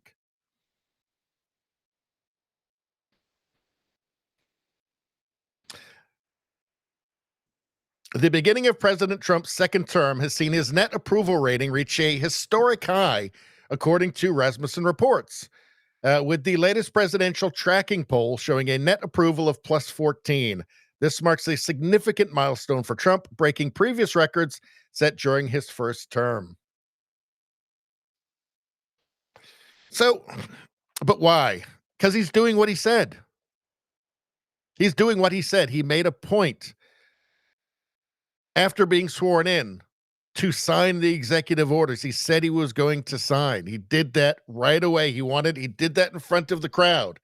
He handed out the pens afterwards. He was making a point. I'm doing it. I wasn't just talking. I'm doing it. I'm actually going to do what I said. So that's why. A politician doing what they said. And of course, you know, the deportation orders going to be popular. Everybody knew that was popular going into the election. The media could try and ignore it. They could try and gaslight on that. But at the end of the day, it is what it is. People saw he's starting on that right away. First thing, they're going to approve because it's popular. All right, what do we got going on here? Let's check the chat out quickly. I think I've been neglecting the chat for a little bit. Let's get in.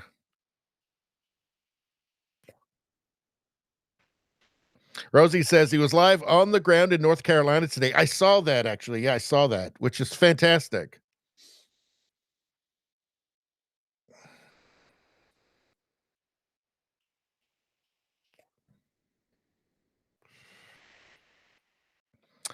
Let's see. Nevada says, how about net zero commies?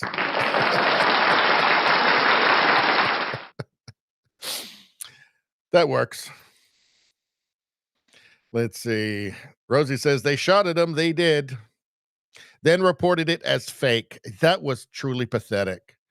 Truly pathetic. And what was with Christopher Wray afterwards saying, well, we don't know if he was actually hit. It might have been by hit the teleprompter or something.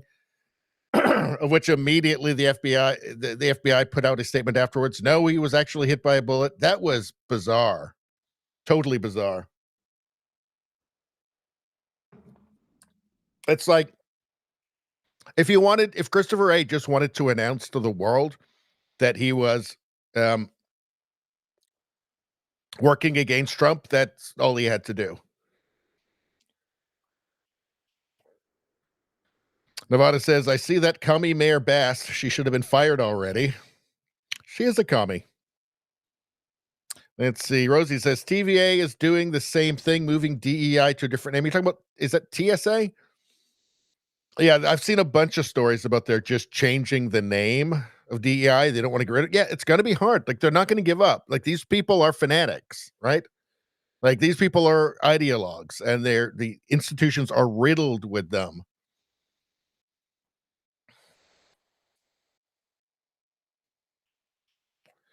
Nevada says, Obama started all this bullshit, by the way. Did he get a pardon? Race relations got considerably worse under Obama because he used it cynically. He cynically used it for political expediency, which is shameful. Let's see. All right. I'm starting to get tired, but we'll keep going. All right. How about some Jennings here? Some Scott Jennings here. Let's see. Episcowokians. Word of the night. Scott Jennings nailed it. Bishop Marianne Edgar. Okay, so actually, since we're on the Trump derangement tab, let's take a look at this. How do these lunatics, these woke ideologues, become like bishops? Like, I'm not sure it's compatible to be woke and to be a bishop. Like, because woke is just, radical left is just anything goes. And really, for a bishop, it shouldn't just be anything goes, should it, really? Like, there should be some kind of, like, I don't know, like biblical morals or something, like it shouldn't just be just every crazy thing in the world goes. But here she is. So this is the National Prayer Service. There's Trump, there's JD Vance. And you've got this Marian Edgar Buddha is the Bishop of the Episcopal Diocese of Washington. She's the first woman to hold the position. She was a bad choice. She was given a great honor today, a chance to unify America around a Christian message at the dawn of a new administration. Instead, she disgraced herself with a lecture you'd hear on CNN or on an episode of The View. What an embarrassment. That's from Charlie Kirk. So let's just witness. I know that I'm a bit late with this one, but let's just watch.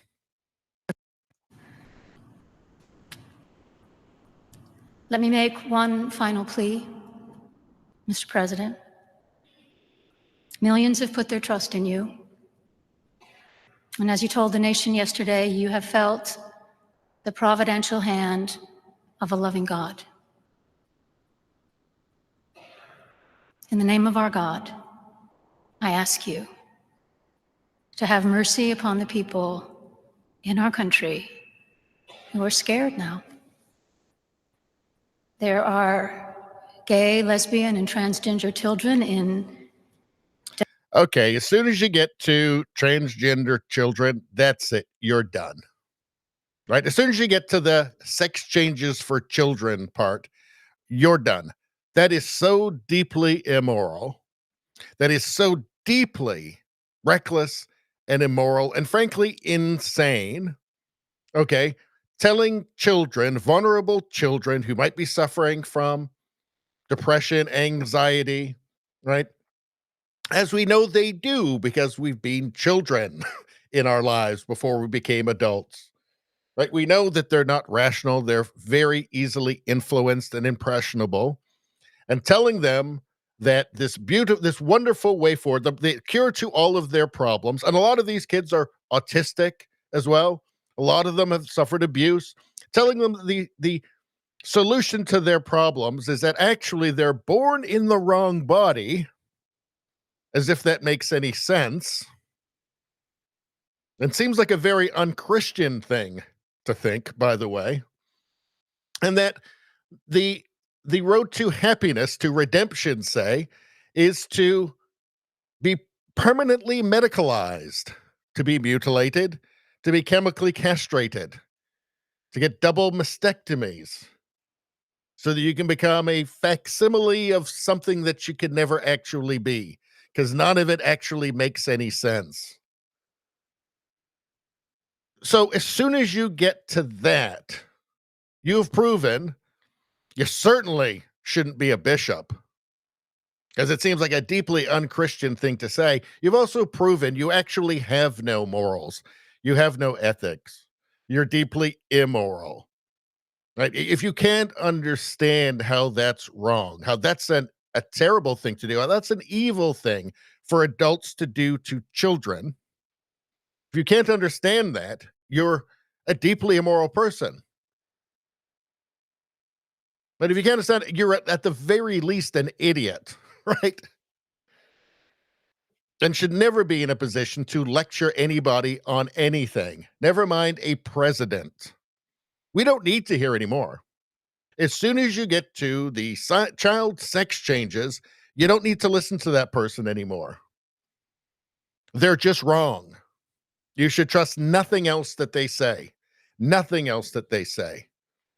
I mean, it's not like it was a total mystery that this woman was a total nutbar. How about this one here? Who thought it was a good idea to have this lunatic give a sermon to Trump? Well, here she is earlier. Not early. Here she is at a prior event in Washington, D.C.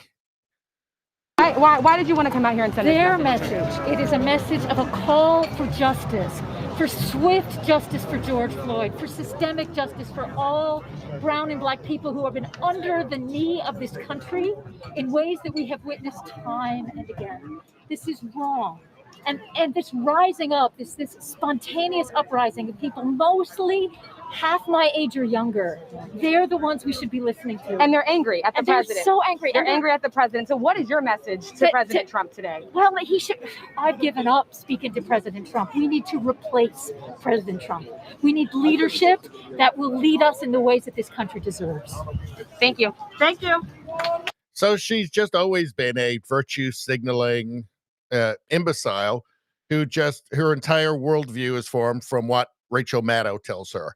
Or she's probably active on TikTok as well, right? Just whatever she hears that reinforces the ideology, that's truth to them. They are passionate about it. The virtue signaling is so important to them. Well, their whole sense of self comes from the virtue signaling, right? So you have to just, cherry pick whatever you want. I mean, you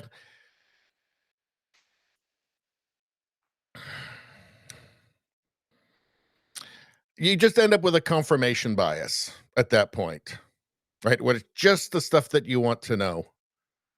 And as a result, you end up not knowing anything, end up with a totally deranged view of the world and sounding like her, unfortunately.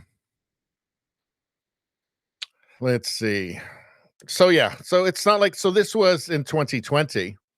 So it's not like there was any mystery about who this person was, right? How she had the chance to embarrass herself this way, to disgrace herself this way. It's just amazing. And it seems like there needs to be some sort of reformation within many of these churches. I mean, the Pope just seems like a straight up commie at this point. Here's Scott Jennings. Let's hear what he has to say. These Woke-scopalians or Episcopopians or whatever they're calling themselves today, this is ridiculous. This was terrible. Donald Trump, I'm sure, regrets participating in this event today to be lectured to and politicized in a church this way. And I thought it was, frankly, a disgrace to what they did at this event. I don't know if this event will happen ever again because of this. This particular bishop took it upon herself to turn this into a complete and total circus and spectacle. And I don't know any Republican today who's like, oh, wow. Well, it was a very long service, right? This was like... These Woke-scopalians. It's it's what always happens is that you have an institution where you have these people that are infected by an idea pathogen. You might say possessed. Can we say possessed? Can we say possessed? Possessed by a an idea pathogen, right? And then they just wear the institution like a skin suit. That's what she's doing. Like, I think Rosie just said something, or Ike said, not following biblical scripture at all. Not following biblical scripture at all. Yes, because it's not about that anymore. Once the mind virus, the woke mind virus takes over, that institution, whatever its previous purpose, is now gone. That's secondary. Its new purpose is to spread the mind virus, even in such a disgraceful manner as this. It doesn't matter. It's an opportunity to infect more weak minds. So they have to do it. Right? It's like they don't have free will anymore. Like they are just slaves to a mind virus. And she's just wearing this institution like a skin suit. And this is not recognizable as Christianity. This isn't Christianity. This is something else. You have to think, with like 99.9% certainty, she's an atheist.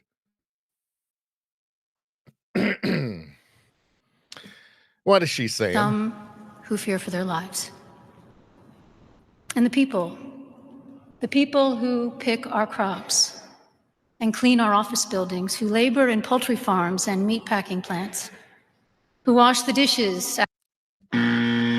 Shut up, Commie. Commie gets nothing. By the way, I'm going to be doing a Commie Gets Nothing t-shirt for the merch store. By the way, I have merch stores now. So I got a merch store on Rumble. There's a button that says shop. There's one t-shirt design on there right now. There's also a merch shop on YouTube. And that has like mugs and hoodies and t-shirts and even aprons, lots of stuff on there. So we do have merch now. I know you've all been waiting desperately for the opportunity to get your Radio Baloney merch. Now you can. All right. Let's see. Yeah. So just another, this is a loss for woke, by the way. I don't think there's many people who would have watched her and been like, yeah, you go, girl. I think it's just getting embarrassing at this point.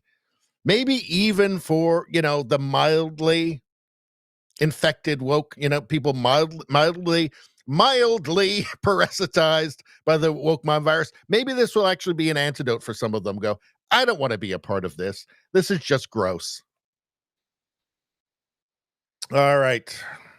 Did we have any other? So what's going on here? Liberals are having mental breakdowns after Trump announced there's only two genders.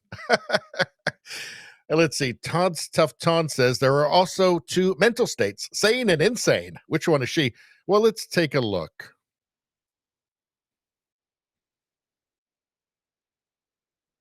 Please excuse my hair. I just woke up.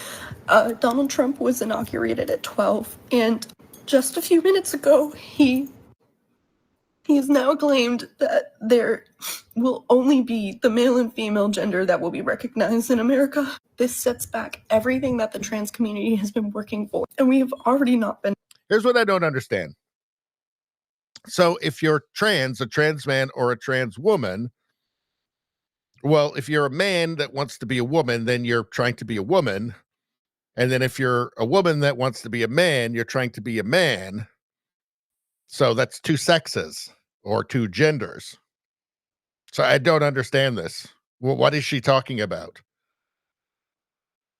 Anyway, let's continue. Recognized in this country for centuries. If we remember, gay marriage became legal 10 years ago. We had just earned the right to change our gender on our passports and IDs. Just because I want to identify as a man does not mean I am trying to hurt you. In these next 4 years, you are going to hear the most intense anti-trans propaganda you have ever heard in your entire life. And they're going to strew it in a way that sounds extremely convincing because it will fearmonger.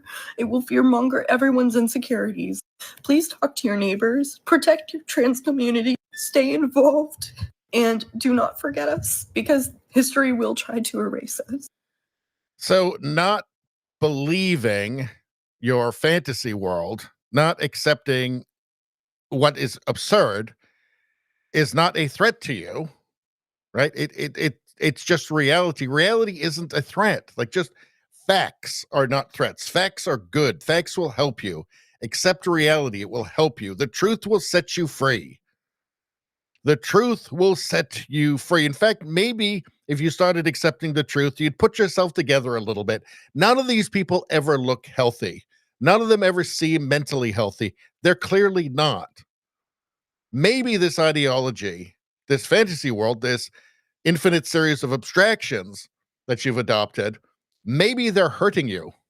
Maybe they're bad for you. Why do you all look so bad? You all are so emotionally unstable. Maybe it's not healthy. All right. What else we got going on here? We're in trouble, boys. So this guy, mentally me when talking to a MAGA.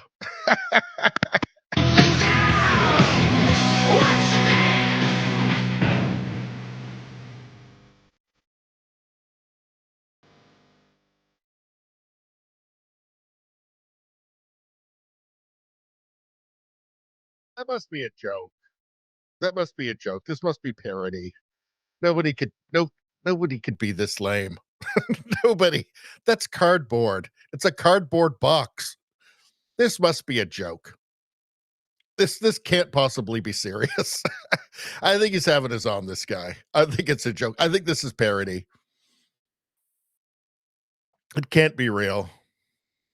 All right, so we got through that. All right, what do we got going on now? What is? Oh, okay. So you guys might have seen this. This is another viral Poilievre moment. So, like the Apple interview, this was an opportunity for Pierre Poilievre to connect with regular people by just stating the obvious. So let's take a look at this. On his first day on the job, President Trump signed an executive order, the U.S. government only recognizing two genders, male, female. They're unchangeable. If elected as prime minister, is that something that you're going to kind of walk in line with, or what are your feelings on that executive order? Well, I don't know. Do you have any other genders that you'd like to name? Me personally?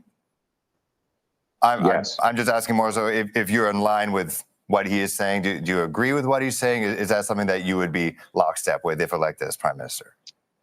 Well, I'm not aware of any other genders than men and women. I mean, if you have any other that you want me to consider, you're welcome to tell me right now.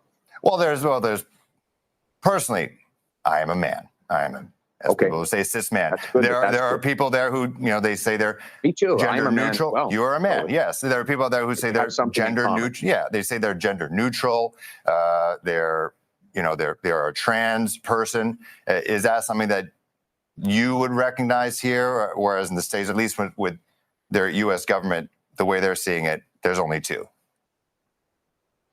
I'm only aware of two, but I mean, if you come up with another list, then you're welcome to do that. But I'm aware of two. And as far as I'm concerned, we should have a government that just minds its own damn business and leaves people alone to make their own personal decisions. That's the kind of government I'm going to run. And now, a lot of people are saying this was like a gotcha question from this guy. I'm not really sure. It's just in Canadian, like in the US, in Canadian corporate media, this stuff is all just taken for granted as being true, right? It's just accepted that there's an infinite number of genders and there's, biology is totally meaningless. I think that, it's just the norm. So this may seem like a totally normal question for him to ask, right? And in fact, whether or not he believes in the gender gibberish, right? He's kind of has to ask that question because it's all just taken as 100% true in corporate media, which is the absurdity. That's why this is so refreshing, right? It's like everybody else is playing along, and then there's one guy who says, yeah, I'm not doing this. I'm not playing along with this, right? This is silly. Anyway, let's continue. With that, the current government, they currently have passports that allow people to put on, gender neutral on their passport. Advocate groups want the government, mind you, the outgoing government, to ask the U.S., would the U.S. recognize these passports, obviously on their way out, if you are the next prime minister? Is that something that you would advocate for? I have to be honest. Yeah. I have to be honest with you. I just saw your segment on homeless encampments that are popping up all over Toronto. We've got 25% of our population in poverty. Housing costs have doubled. Crime is rampaging through our streets. I just find it to be a strange priority to spend time talking about this. My priority is to give people back control of their lives, and bring back Canada's promise that anyone who works hard gets a powerful paycheck and pension that buys affordable food, gas, and homes in safe neighborhoods. That's the promise we need for Canadians. If Liberals want to talk about different labels that, for gender that they want to put on passports in the United States, they can do that. I'm going to talk about the things that will bring home Canada's promise. See, isn't that refreshing, right? He's just saying, you know what? I'm not playing this silly game. I'm not being a part of this silly charade, right? Here's what's actually important, right? There's an election coming, okay? And here's what people are actually concerned with. And I'm actually concerned with that too. So I'm not playing this silly game, pretending to believe in these absurd abstractions. This is what's important. This is what I'm going to deal with. That's refreshing, right? That's refreshing. This goes a long way with the Canadian public, with the sane Canadian public. In fact, this is an antidote to wokeness.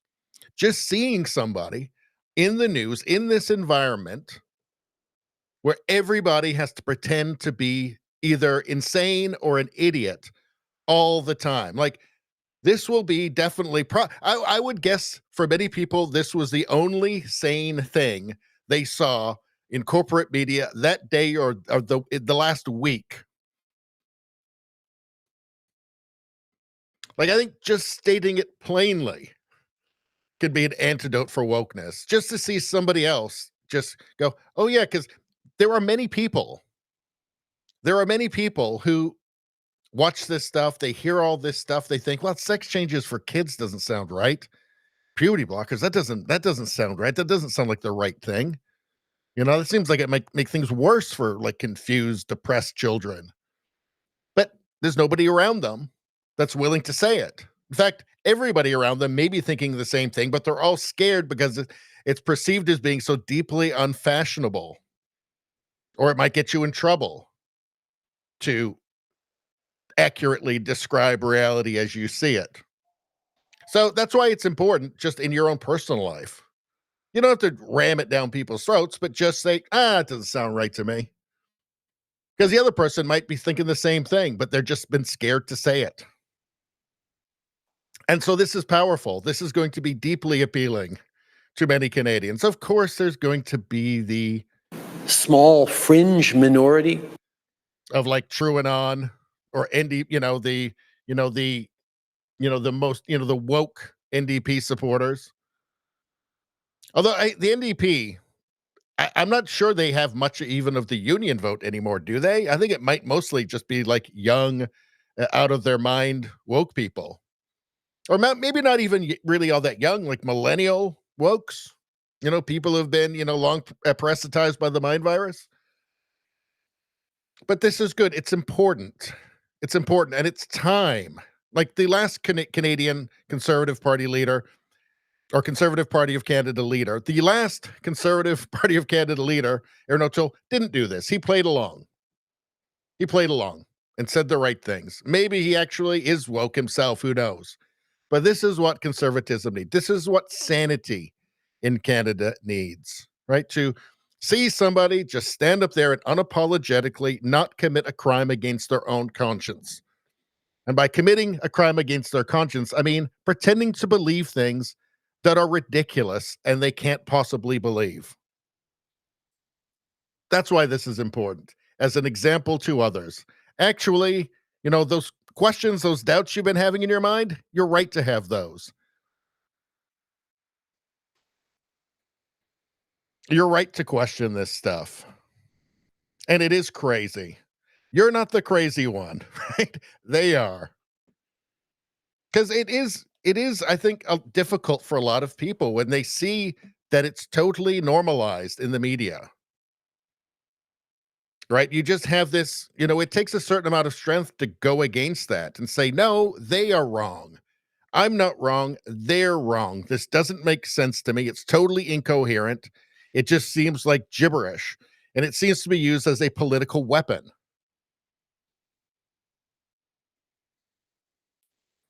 But it does. Not everybody can do it. They'll just kind of go, well, I don't know. The media's with it. You know, the media says it's good. So it's tough. Not everybody can do it. So it's important for them, for as many people as possible, to make it clear that, no, you're not crazy. They're the crazy ones. The people with the crazy ideas are the crazy ones. All right, let's move on. What's going on here? Oh, we're on the last tab of the night. So these are the last stories we'll be doing. This is exciting. All right. What's going on? Let's check the chat out quick.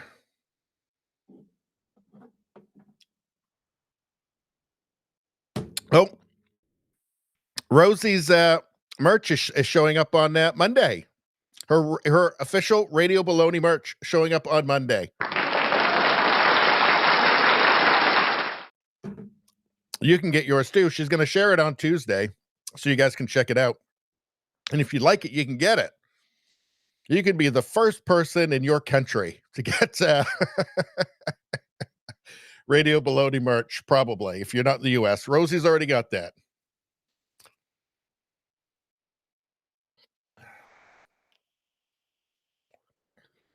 Let's see. What do we got going on here?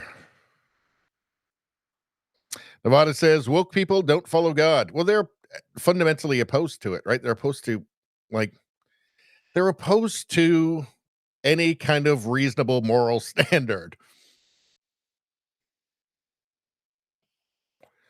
It says, time for, oh, yeah, you know what? I've denied you guys that for too long. Let's see. What do we got here? Hold on. Oh, yeah, this lunatic here. Hold on. Why did you want to come out here and send their message? It is a message of a call for justice, for swift justice for George Floyd, for systemic justice. You can stuff it up your ass for nothing and fuck off while you're doing it. Thank you for reminding me about that. It's been too long. It's been way too long. Nevada says she's just another stinking, godless, stinking commie. I agree. I guarantee you she's an atheist. She's not even religious. The whole thing is fraudulent.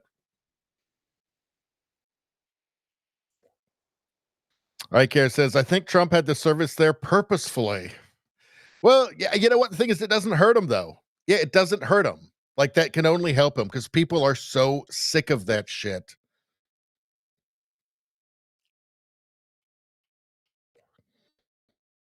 Let's see. Nevada says, obviously they have mental problems. Nevada, 2 genders. It's so simple.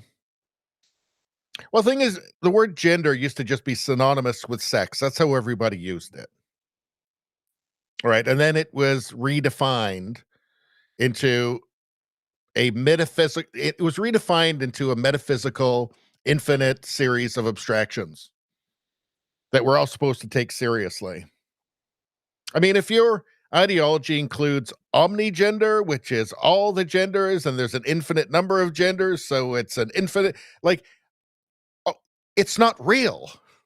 If it includes frog gender, look it up. If it includes frog gender, it's not real.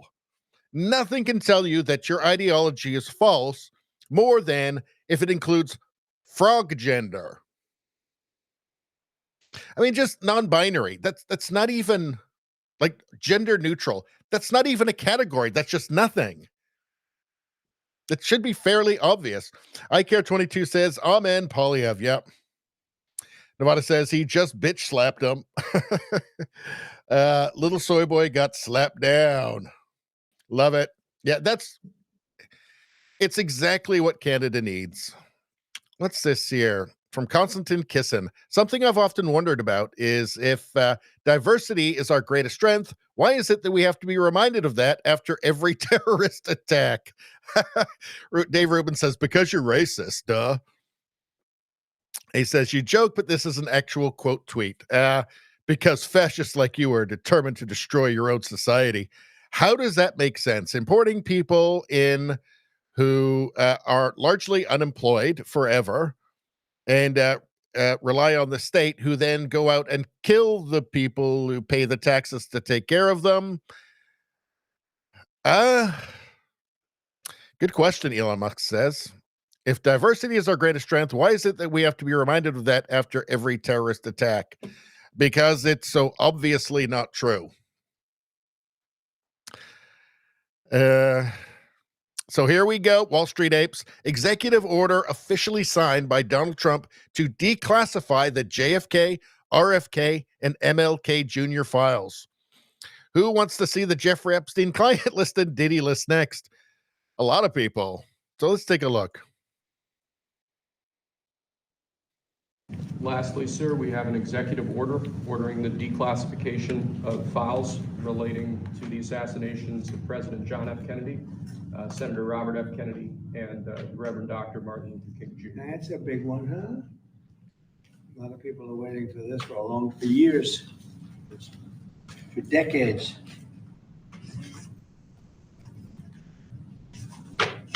And everything will be revealed. Okay. Give that to RFK Jr. Yes, sir. I have to assume there's going to be some kind of fuckery going on. They're going to try and undermine him in some way. The deep state is still there. Right? They're not giving up. They're going to keep fighting. You have to assume there's some sort of fuckery. Something's gone missing. Pages have gone missing. You have to assume that he's trying to do his best here. He's trying to do it. Maybe everything really is going to be released. Maybe there's no messing around. Maybe there's no, undermining it of any way, hiding stuff, taking stuff out. But this is what he promised to do, and he's doing it. Let's see.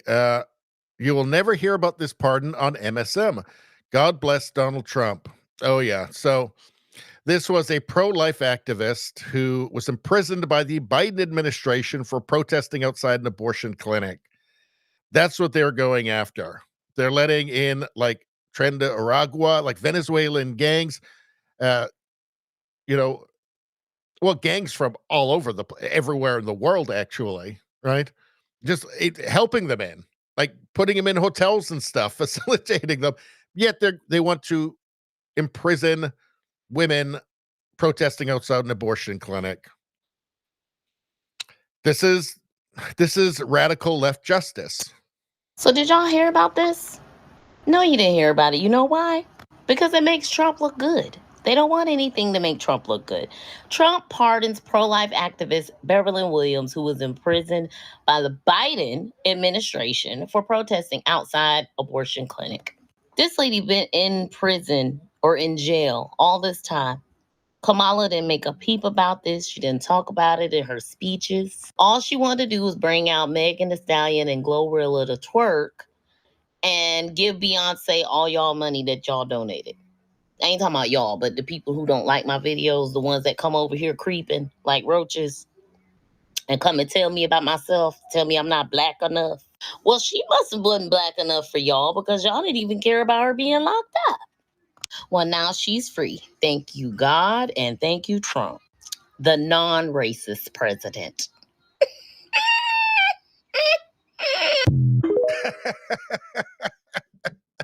But yeah, the media will have absolutely no interest in that, right?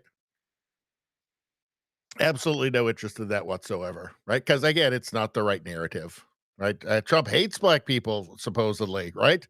That's what they want you to think. That's what like Joy Reid wants you to think, and Anderson Cooper and Donald, CNN, MSNBC, they all want you to think that. They all want you to, it's their narrative, right? They're not going to show you this. That's anti-narrative. That might actually inform you. They showed you this would inform their viewers, right? It might start to give them some sort of a balanced picture, some sort of perspective. Can't have that. That's not their job. How about this? Breaking. ICE has announced, I think Rosie sent this in, Breaking. ICE has announced they will work 7 days a week until further notice.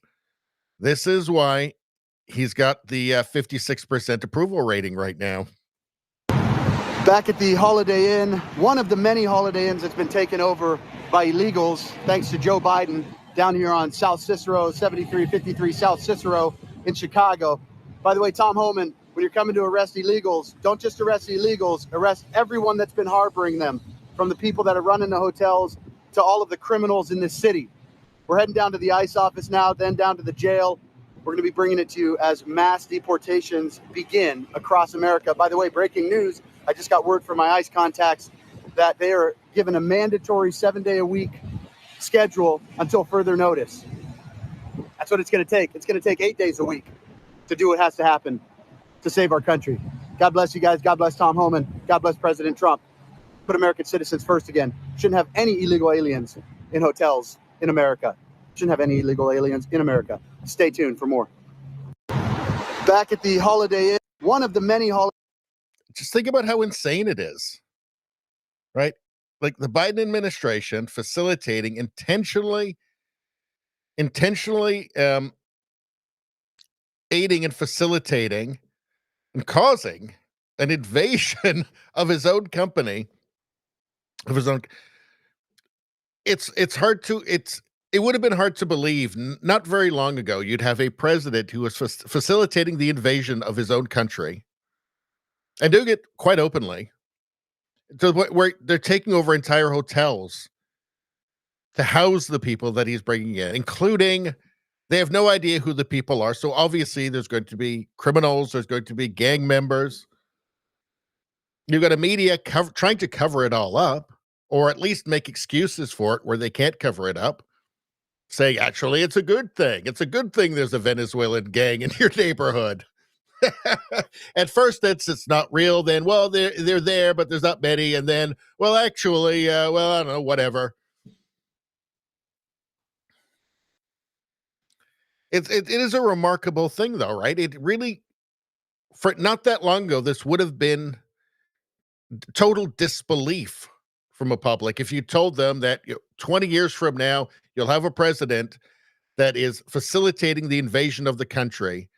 2.5 million per year, 2.5 million per year illegally. They have no idea who these people are, right? They're flying them in. I mean, it's not just that they're letting them across, they're flying them across the border. They're putting them in hotels, taking over entire hotels to put them in. All of this costing billions of dollars. And it's really all happening just out in the open. Nobody would believe it. You think that's impossible? No, that's just no way. That wouldn't happen. That couldn't happen. Yet, there it happened. 2.5 million that they know of. Crossing. Biden didn't fail at the border. Biden succeeded beyond his wildest dreams. Clearly, the goal was to flood the country with illegals. Clearly. I mean, there is no other explanation. It's just obvious. And he didn't fail at the border. He succeeded beyond his wildest dreams, or the wildest dreams of his handlers. And now Trump is reversing it. It's going to take a while. But this is why Trump is going to be extremely popular in his last term, because he's actually doing what he said, and deporting illegal immigrants is popular, regardless of what Anderson Cooper says. All right, let's get to the chat for a second. Let's see what you guys say.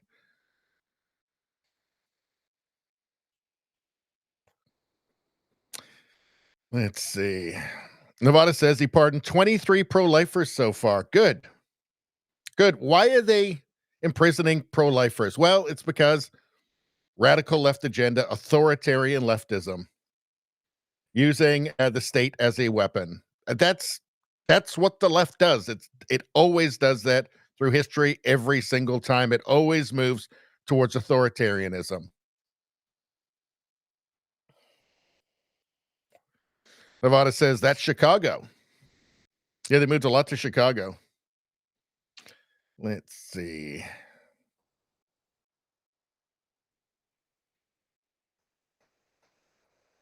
Nevada says only illegals allowed in that hotel. ICARE says all designed by the globalist cabal. Well, the globalists they don't believe in borders, right? You don't have a right to your country. Let's move on. So how about this firefighting drones in testing phase? So this is China, obviously. Let's take a look.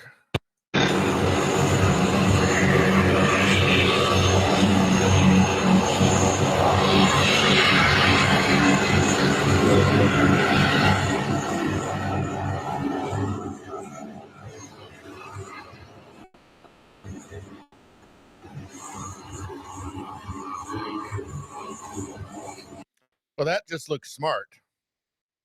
They need to get some of those in LA, I think. That just looks smart. Let's see. So what's this? So Alex Jones, breaking WEF satanic globalists. It's Alex Jones pushing protein bug bars on unsuspecting Davos attendees. So we've also got Ezra Levant from Rebel News here. And yeah, they really want you to eat the bugs. Let's take a look. But this is insect protein energy bars. And there was a man giving these out by the 100 today. They really want you to eat the bugs. This is not a conspiracy theory, Alex. I couldn't believe it. I took it. Gates is trying to ban cows and genetically modify those that they do have. He wants to put out a maggot milk where fly larvae are turned into milk. And then, as you said, maggot milk. Don't want it. I don't want any of their stuff. I mean, they've told us they want us to eat the bugs. Eat the bugs. Klaus says, we don't want the bugs. I don't want maggot milk. Maggot milk sounds really, really gross. It is gross. There's no two ways about it. It's just gross. There's no way that maggot milk cannot be gross. There's no way that cannot be disgusting. All right. They keep wanting to tell us about how bugs are great. Actually, they're great food. They're a great source of protein. Well, why doesn't everybody eat bugs all the time then? Why are bugs basically the last thing that anybody eats if they have like where they eat bugs? It's because they have to, right? If you've got a choice, have a hamburger or bugs, right? Everywhere in the world, they'll pick the hamburger. Right? Yes, they eat bugs in some places because they have to. If you've got a choice, you won't. They wouldn't eat the bugs if they had something better to eat. Bugs are the last thing you want to eat. There's got to be a reason for that. There's got to be a reason that humanity figured out that, you know what, don't eat the bugs unless you absolutely have to. What's for dinner? Bugs again. Is there literally anything else? People don't eat bugs unless they have to, unless they're fucking brainwashed, I guess.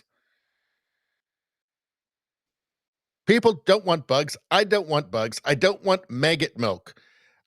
Maggot milk is disgusting. There's no way you can dress that up.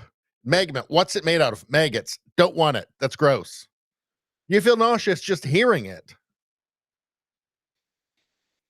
They're hiding this stuff, and it's pure criminal activity. And they didn't understand there were insects in it. And I asked the guy who was about to eat it, I said, did you hear him? There's insects in this. And he almost gagged.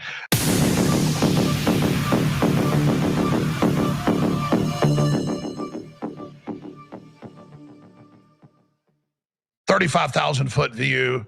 How are you feeling 4 days into Trump? What do you make of him going to California and wargaming this? What are you concerned about? Because you're a smart guy, and I'm really focused on not being too confident here. I'm going to steal 30 seconds first and show you something. And forgive me for delaying answering your question. This is a energy bar that was being handed out on the streets of Davos today. Cocoa cashew flavor, has protein in it. The word insect or bugs is nowhere on this. But this is insect protein energy bars. And there was a man giving these out by the 100 today. They really want you to eat the bugs. This is not a conspiracy theory, Alex. I couldn't believe it. I took it and I asked the guy, where does it say bugs? He said, oh, it's right there.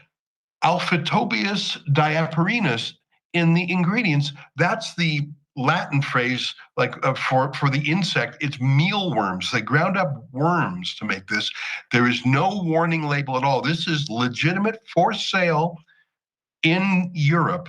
They really are selling bugs to be eaten. That is not a conspiracy. That is not a fable. I saw it with my own eyes, and I watched as people came up, and he gave them these energy bars, and they didn't understand there were insects in it. And I asked the guy who was about to eat it, I said, did you hear him? There's insects in this. And he almost gagged. So we'll have that video up also. I just wanted to show that to you before we moved on. I know you asked me a more important question, but No. You've got to stay 5 more minutes, Doug, because I got to go to break. But I want to elaborate on this because this is purely BlackRock.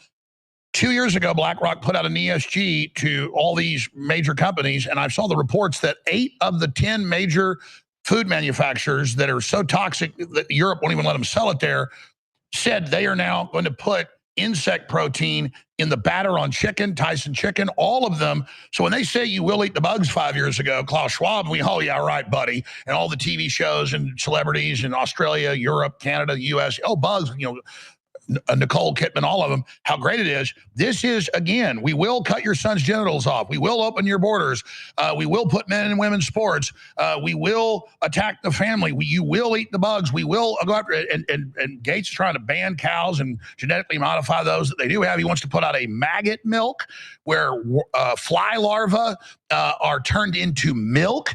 And then, as you said, they're hiding this stuff, and it's pure criminal activity.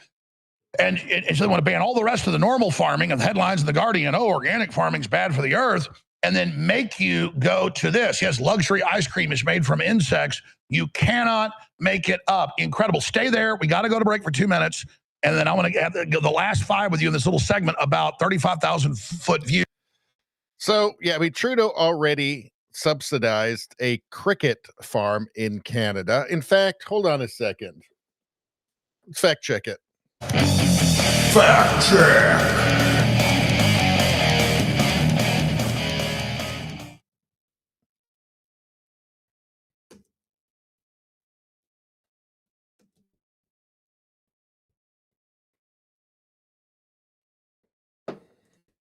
Here we go.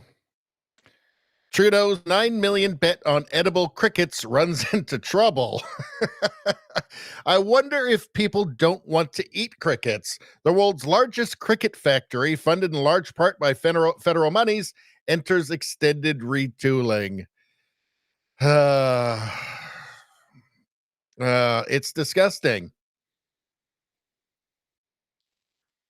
2 years after the Trudeau government put up nearly $9 million to help build the world's largest edible cricket factory, the facility is dramatically cutting staff and production in what they say is an extended retooling.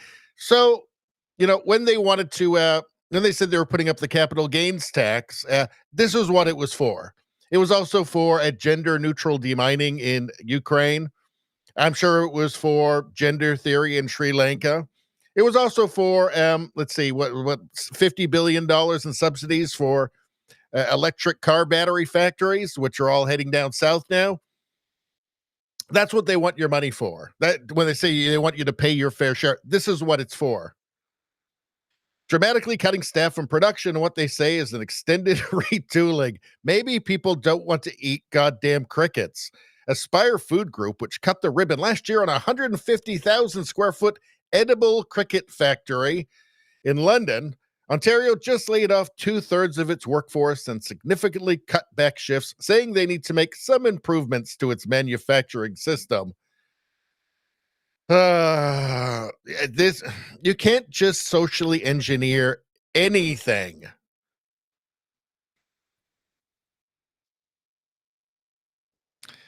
Let's see.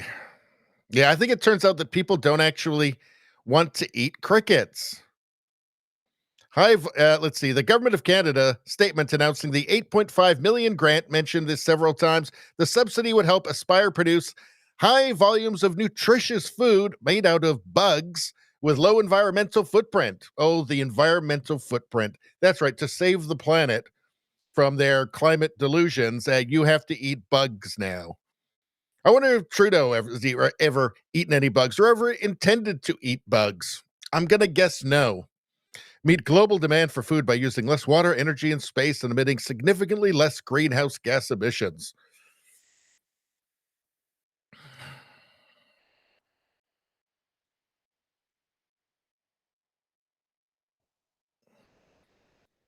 According to an Ag Funder News story announcing mass layoffs and production slowdowns, the facility was still mainly selling its crickets to pet food manufacturers as of March 2023. I need to make sure I find out that Mr. Snack's food is not made out of this shit, because they do hide it on the labels. In fact, I better make a note to myself because I don't want Mr. Snacks having to eat bugs. So, yeah, people don't want to eat bugs. That's where your taxes are going, by the way. That's where your taxes are going in Canada for that. For these little globalist pet projects. Absolutely grotesque. I would be, if Trudeau got another 10 years, he'd probably mandate it. I'm not even kidding. I mean, the stuff, the kind of, all electric cars by 2035. I mean, these things are just fantasies. Fantasies. I wouldn't be surprised if he mandated it. For school lunches, say, mandatory crickets and sex changes. I'm not even kidding. Actually, the more I think about it, the more I realize how plausible it actually is. Trudeau cannot go soon enough. Let's see. We already saw that one. What are you guys saying, by the way? Let's see.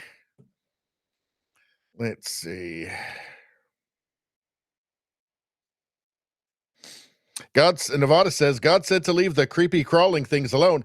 Yeah, that's why, like they say, oh, well, people in such and such place that you've never heard of eat bugs all the time. It's a delicacy. It's like, no, it's not. If they had anything else to eat, they'd eat it. People only eat bugs when there's nothing else. Kind of like a small bird wrapped in sealskin and buried for 3 months and then eaten once decomposed. If you got anything else, you ain't eating it. Sorry to bring up that Greenland thing again.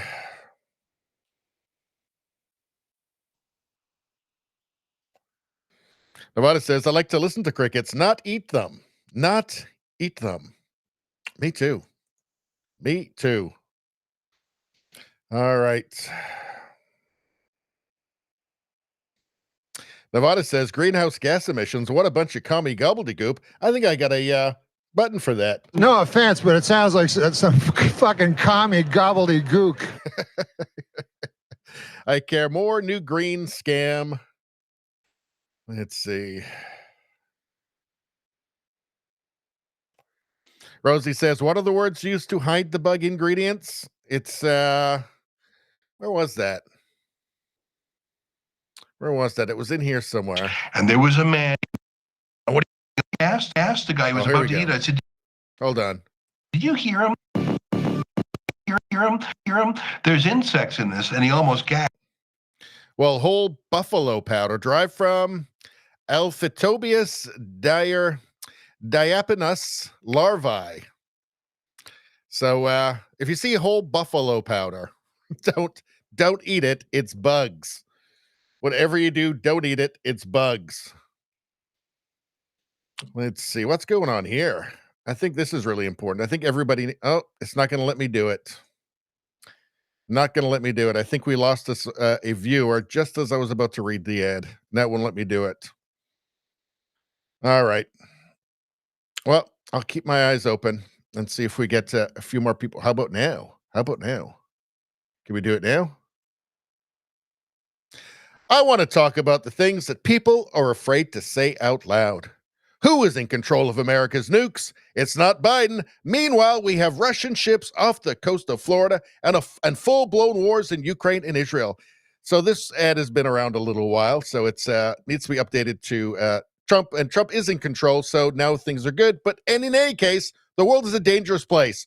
The world is at its most unstable point since World War II, and with nuclear weapons, the stakes are 10 times higher. How do people like you and I stay safe? Every prepper needs to have Radio Guard Ace. It's timeless. The only FDA-approved drug to treat radioactive fallout. Only the feds had it until now. That's why Rumble partnered with 5G Free, the only company in the world that has a supply of Radio Guard Ace and the ability to prescribe it prophylactically, which is the best way. Get their radiation emergency kit with Radio Guard Ace, potassium iodide, Zofran, and a Geiger counter. There's simply no other tool in your arsenal to protect against a radioactive threat. And even though Trump is president now and Biden is no longer president, there's still tons of dirty, filthy commies running around the globe, and they're nothing but trouble. Go to 5gfree.com, code STUDIO, to save 15% and get your radiation kit now. That's 5gfree.com. So they need to update that ad. They need to update that ad. All right. I did it on the fly.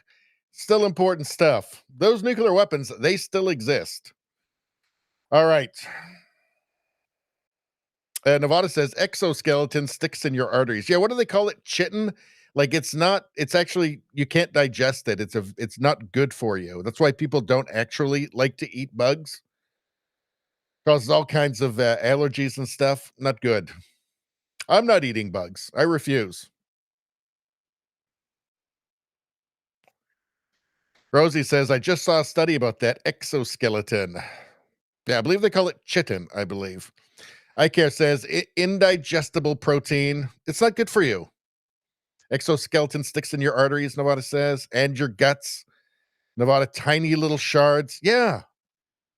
Like, if there's nothing to eat and I'm starving, okay, I'm going to eat the cricket. If there's nothing else. Rosie says 10 for enthusiasm. iCare says 10 out of 10. I had to think on the fly there.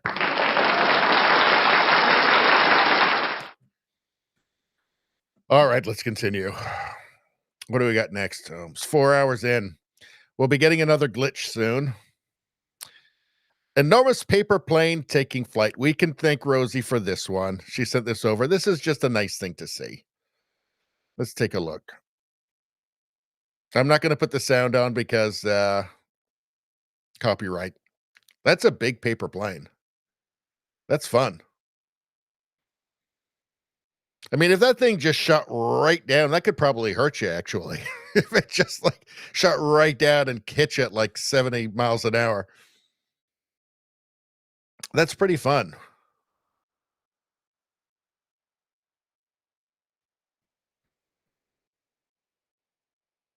Oh, that's pretty fun. All right. Let's go to, let's go here for a second. Let's go Defense Lady. iCare says, man, that could hurt. iCare says, prophylactically equals arson starship. No, it's not. No, that's not what it is. Well, it says good read. All right. All right.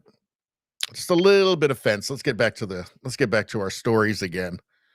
So Jim Ferguson, enough is enough. Footage now shows Antifa running the University of Washington with faculty enabling their chaos. This isn't activism. It's intimidation, destruction, and lawlessness. Antifa is a tool of the Soros-funded globalist machine, and it's time to call it what it is, a domestic terrorist organization. Those who fund, organize, or shield them must face prosecution. They do this everywhere. Are they being let off the leash? Finally? I don't know. I mean, the way to fix this is to just simply remove all public funding from any institution that allows these people to run their campus. That's pretty simple. I think that will work. Come on.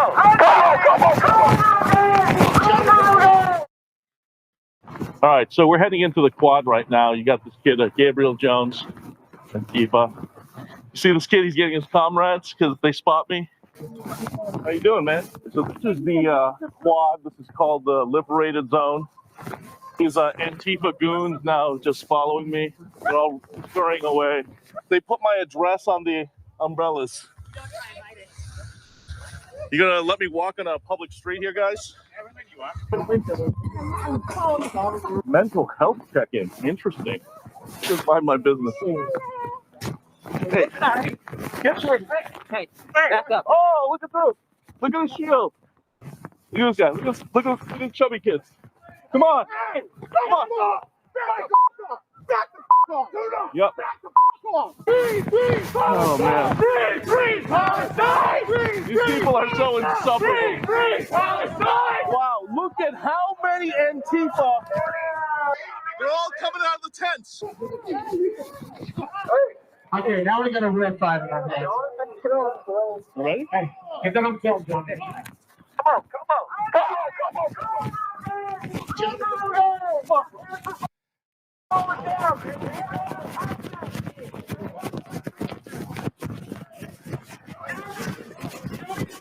on, fat boy. You okay? We should call the cops. Umbrella, it's right there. You see that broken umbrella? Our job is to, as reporters, cover this event. We're trying to cover what's going on, and they're just swarming. There are then 1, 2, 10, 15, 20 people, all wearing black armor, black helmet. They're the Antifa, black, all masked up. Are you guys willing to take a stand against these Looney Tunes? Okay, we actually have Americans here. Those are communists. They're commies. Guys, stay safe. They're over there. I don't know what Antifa's gonna do, but the guys with they literally have garbage cans. Wow, so creative. We didn't have this DEI nonsense for the last 50 or 60 years. This is crazy. We just left this Charlie Kirk TPUSA event. Now we're headed to the quad. As you can tell, I've had to change jackets because my blue jacket kind of got covered in blood. We were in a melee earlier today, so it's obviously a tense situation right now. You had a protest at the UW Link Station, a few minutes away. That protest has now moved over to the quad, and this is the area where we were assaulted earlier.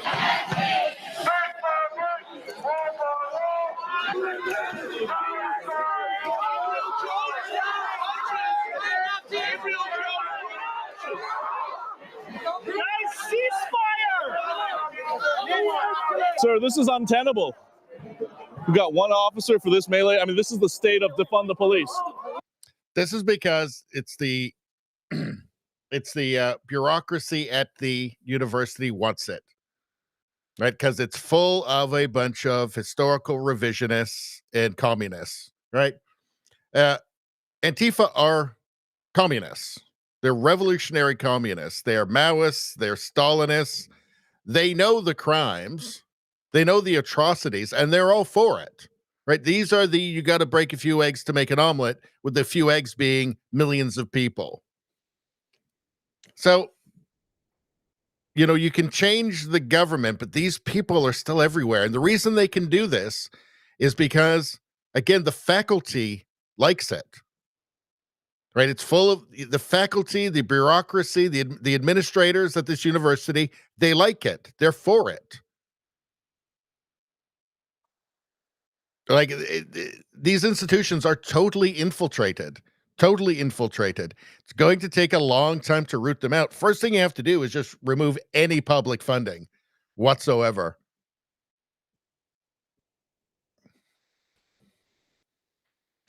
When was the video? This was just in the last couple of days.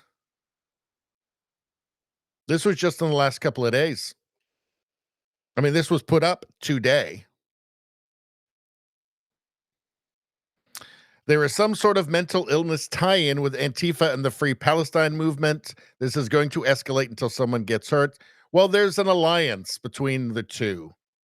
right? Which is kind of a very unholy alliance, actually.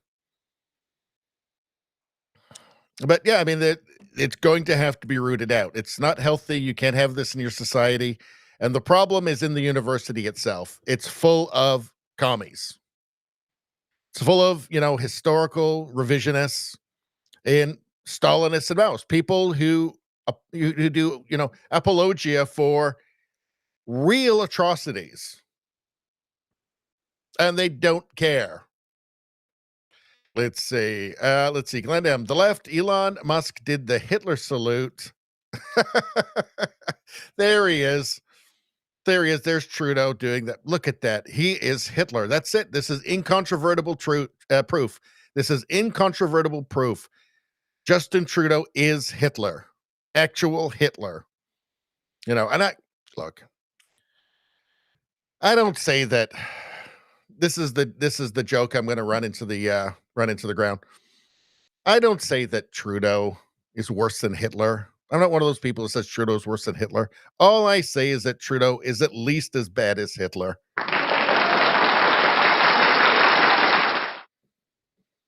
Let's see. Rosie says, reminiscent of 2020 Seattle. Yeah. Thing is that, the authorities have been keeping a leash on Antifa. And, they went out, they got shut down on election night. They haven't been allowed to rampage. I mean, they're basically the paramilitary of the Democrat Party. So I don't know. I mean, I'm actually surprised to see that because they've kind of not been allowing them to, but it's a university campus full of dirty, filthy commies. Candle Monkey says, how you doing, Candle Monkey? Says you're bang on about defunding schools that allow this. Yes, I think that I am. iCare says defund these institutions. Yes, that's what you got to do. Let's see. RSN 40 says Canadian Castro is really bad. He is really bad. You're right. All right. Oh, actually, Rosie says maybe they are both caught doing the Trump dance. Maybe so. Maybe so. Charlie Kirk says 204 Democrats just voted against a bill to give life-saving treatment to babies who survive abortions. 204, unbelievable. Yeah, that's just they're anti-life, anti-human, right? I mean, if you think there's too many people on the planet already, fairly demented, I'd say, though. Fairly demented. Let's see.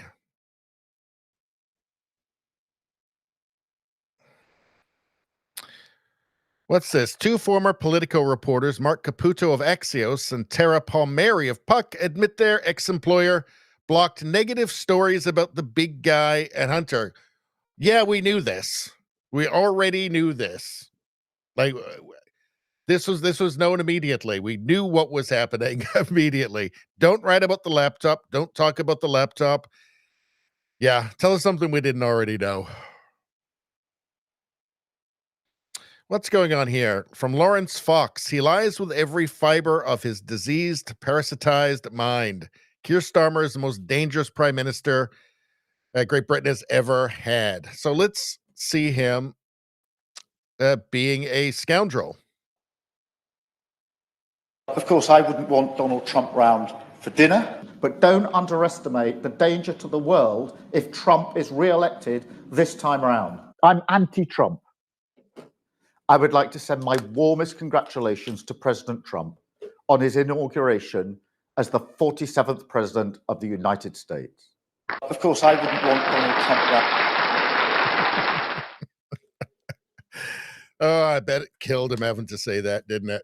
I bet it killed him. He hated having to do that. Hated having to do that. A man who's not trying to destroy his own people like Keir Starmer is. It must be very upsetting for him. Setting a bad example. Trump's setting a bad example. There's Keir Starmer trying to destroy his own people and country, trying as hard as he can. Then you got Trump over there actually trying to help his people, trying to help Americans. Oh, that's not going to help. British people may see that and think, well, why can't we have a leader who doesn't hate us? Let's see. Declaration of memes. No need to convince me further. I'm really liking this Javier Milei guy. But Peter, thousands of government employees will lose their job. I already said I like him, Harry. You don't have to sell him to me. One thing leftist governments do is one way they buy votes is by hiring people in the public sector. Creating government bureaucracies, basically a bunch of useless jobs, counterproductive jobs, so that people are dependent on them and they can count on their vote. Trudeau increased public service jobs by 40%. 40. He was doing that to buy votes. How about this? Today, the Iraqi parliament passed several laws that lower the legal age of...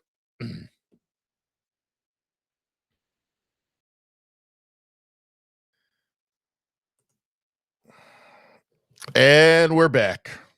And we're back. There was the glitch. 4 hours and 8 minutes. And we're back.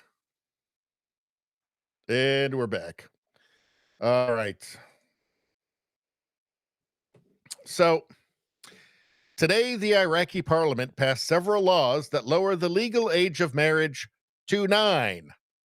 In other words, Iraq just legalized child marriage. I think I'm going to throw up. Daily Mail. Iraq lowers legal age of marriage for girls to 9.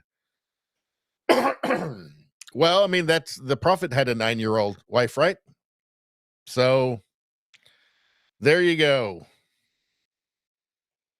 There you go. Not all cultures are the same, it turns out. They're not all the same. Not everybody wants the same things, it turns out. I don't know. I mean, they tell us that, and that we have to respect it. And in fact, like Western culture, is the only bad culture in the world, and all the other ones are way better and cooler. But then you see this and you think, well, I don't know. That doesn't really seem great. I'm not sure that's better. I'm not sure that 9-year-olds getting married is better than Canadian culture or American culture, Western culture. I'm not sure. I don't think I believe that. Nevada's saying actually he had a 6-year-old. Jesus. Poor children. Yeah, no kidding.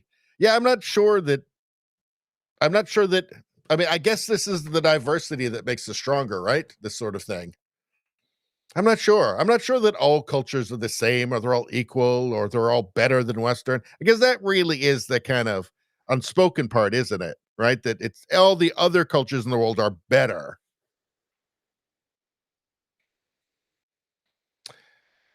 Legal age of marriage for girls, 9. I don't think that's better.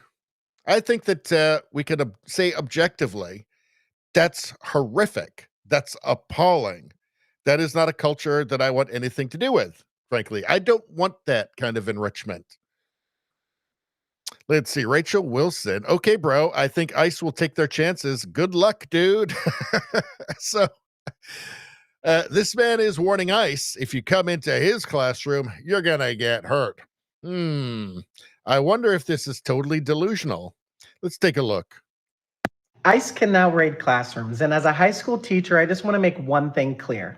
If someone tries to come in my classroom and take one of my students, one of us isn't leaving the classroom. Play with me. ICE can now... So it's you, though, right?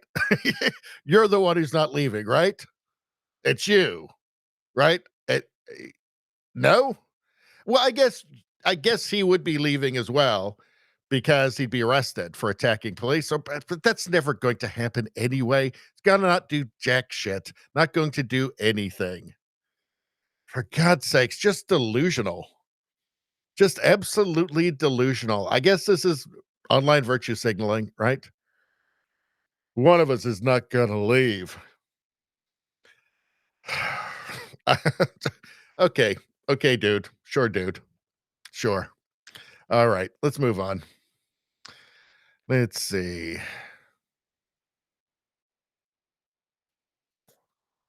So what's going here from Timcast News? MSNBC is admitting they're angry that federal employees will be hired and promoted for their qualifications instead of the color of their skin. Uh-oh. Let's take a look. Jasmine, can we just drill down on this DEI initiatives piece for a moment? Because there's research that shows diversity is a strength that makes organizations stronger, whether federal or private. Sure. So what's the argument behind the scenes for getting rid of the DEI initiatives? Is it just we're getting rid of woke? Yeah, I think that frankly is the argument. I mean, I think that you know as well as I do that there are a few things that President Trump said in those rallies more than that he would get rid of the woke ideology and he would get rid of DEI practices and instead put back what they call meritocracy type style governments where people are, where basically it's race blind, right? People are promoted by their own merits, they say. And so they believe that this is a fulfillment of those promises that Trump made on the stage at that various rallies over the last 2 years. And frankly, these are policies that in at least some ways have been thought out for years by the think tanks that were kind of doing these type of policy papers. Does she not understand that it sounds good? Like, it's so weird, right? Like, she said, well, it's going to be people based on merit. Like at how good they are or not, how much they actually deserve it or not, right? Like it's weird. It doesn't occur to her while she's saying the words that, oh yeah, that actually is good. Like that's actually equality. That's fairness. It's so bizarre. They don't get it. It's surreal watching that. It's so odd. And she's saying, there's studies that show they can come up with a study for anything. I'll tell you what, if you have two groups, right, and one is based on merit and one is based on something called diversity that ignores merit, the one that's based on merit is going to succeed over the other one. That's just the way it is.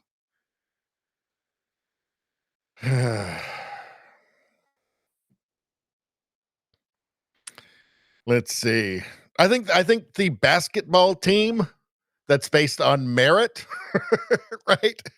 Who's the best is going to do better than the one that's based on diversity, right? It's not really, this isn't that hard. All right. Jasmine.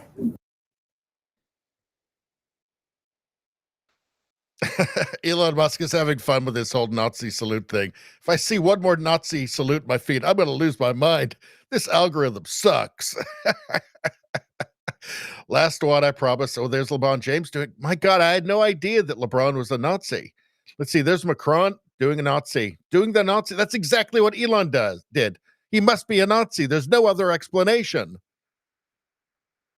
Arnold, well, you know, Austrian. So I don't know. Let's see. There must be some more in here. Let's keep going.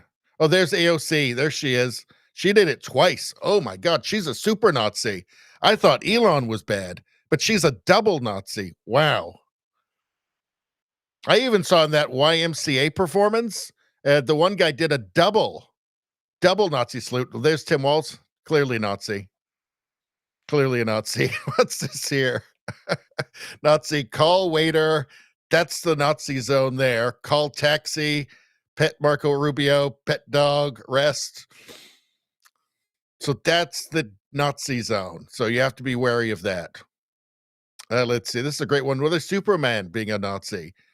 Scary. There he is. My heart goes out to you. Clearly, the only explanation could be Nazi salute. That's the only explanation, right? For AOC as well, obviously, and for Obama and every other politician that's ever been in front of a crowd who's done the exact same thing. The only explanation is that they're all Nazis. I had no idea there were so many Nazis.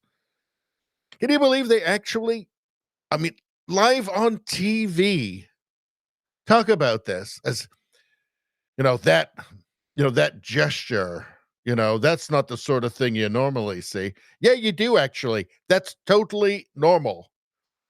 For politicians or just anybody giving a speech, this is a very normal thing. My heart goes out to you. That's very normal.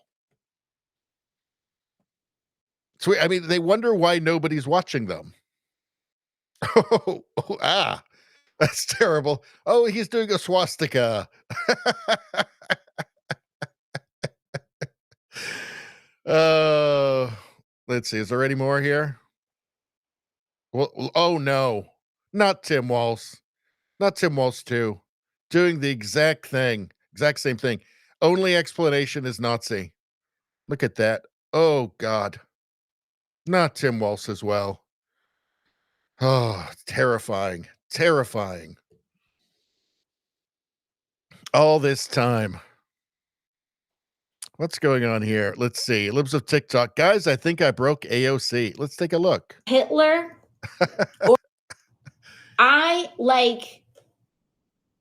You're going to do a Sig Heil. You're going to do a Hail Hitler, or their rebrand a Roman salute from behind the presidential seal of the United States of America. Like, she must be aware there's video of her doing the exact same thing.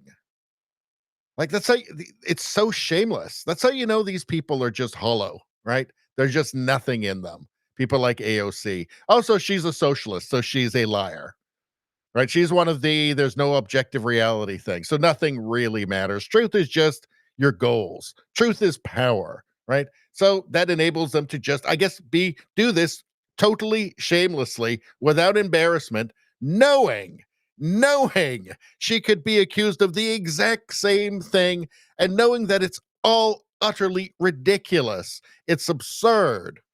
Is it just that, okay, there's this certain part, there's a small fringe minority that will actually buy this shit. And, as long as I've got them, nothing else matters. What is it? It's on. It's on. And what is so important for us to understand is that as long as we don't give up, it's not over. It's not over.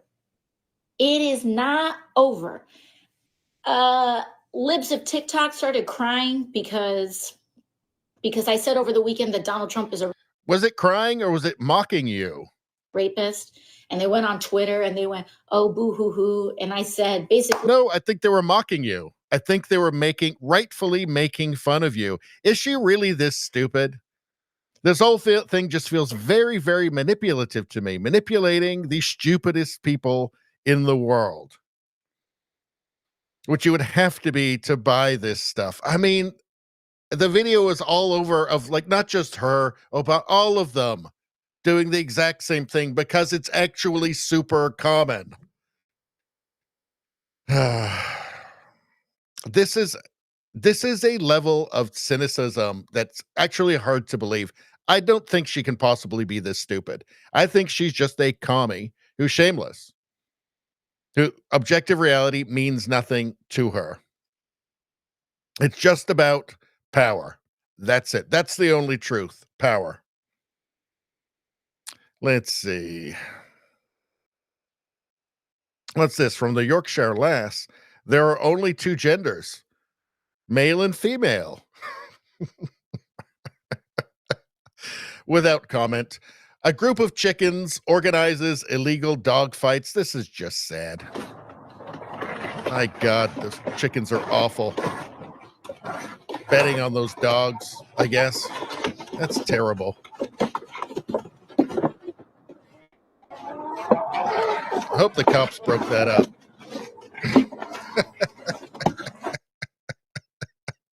Group of chickens organized illegal dog fights. That's funny. Let's see. What's going on here? What's going on? And Wokeness posted, Trump ended her environmental justice gig with his DEI ban. Finally. Imagine if you just put together all of the money that was wasted, especially in government bureaucracies, on this utter ludicrous garbage.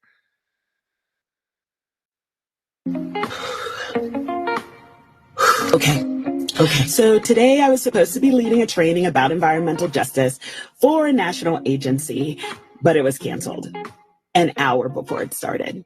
Why? Well, because the new federal guidelines from the Trump administration ban not only DEI trainings, but also any trainings or programs about environmental justice. And they're not stopping there. These policies go further, rolling back protections for our water, land, opening the floodgates to drilling, silencing those that are fighting for justice in any form. And to make matters worse, they're demanding a list of contractors like me who provide DEI and environmental justice trainings. And to be honest, it's terrifying. Do you know what he banned? He banned stupidity. He banned grifters from manipulating stupid people, the stupidest among us. That's what he banned. He banned grifters from manipulating and lying to stupid people for personal gain. That's what he banned. And good. Now Canada. Now let's do Canada. Let's see. What's going on here? Billboard Chris. I promise I am not making this up. Marxist feminist, former university professor, he, him, a climate justice activist here at the World Economic Forum. So Billboard Chris is at the World Economic Forum. Came to tell me I'm a danger and then proceeded to assault a Rebel News cameraman. That's what they always do, what they accuse you of. Let's take a look. Do you speak English? I do. I'm a dad. You're fucking wrong. You're a fucking danger. Oh. You can fuck off. How so? What's wrong about this? Don't even bother. It's not even worth. The sign says children cannot consent to puberty blockers. That is perfectly sane. That's just reality, right? These people, again, they don't believe in objective reality. You have to understand that, right? Truth is just this malleable thing. It's just whatever their goals need. That becomes whatever their goals require becomes truth. This is just a true statement. This is a statement of fact. Children cannot consent to puberty blockers. They cannot. That's a statement of fact. There's a reason why we don't let them drink alcohol or smoke cigarettes or drive cars or vote. Children cannot consent to puberty blockers. There is nothing more obvious in the world than that statement. This lunatic, this guaranteed Marxist lunatic, okay, couldn't care less about reality. It's about power. It's about whatever their goals are. That's truth. Truth is power to them.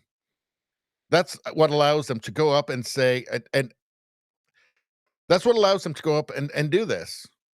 To say that he's wrong about a statement which is just clearly, obviously, transparently true.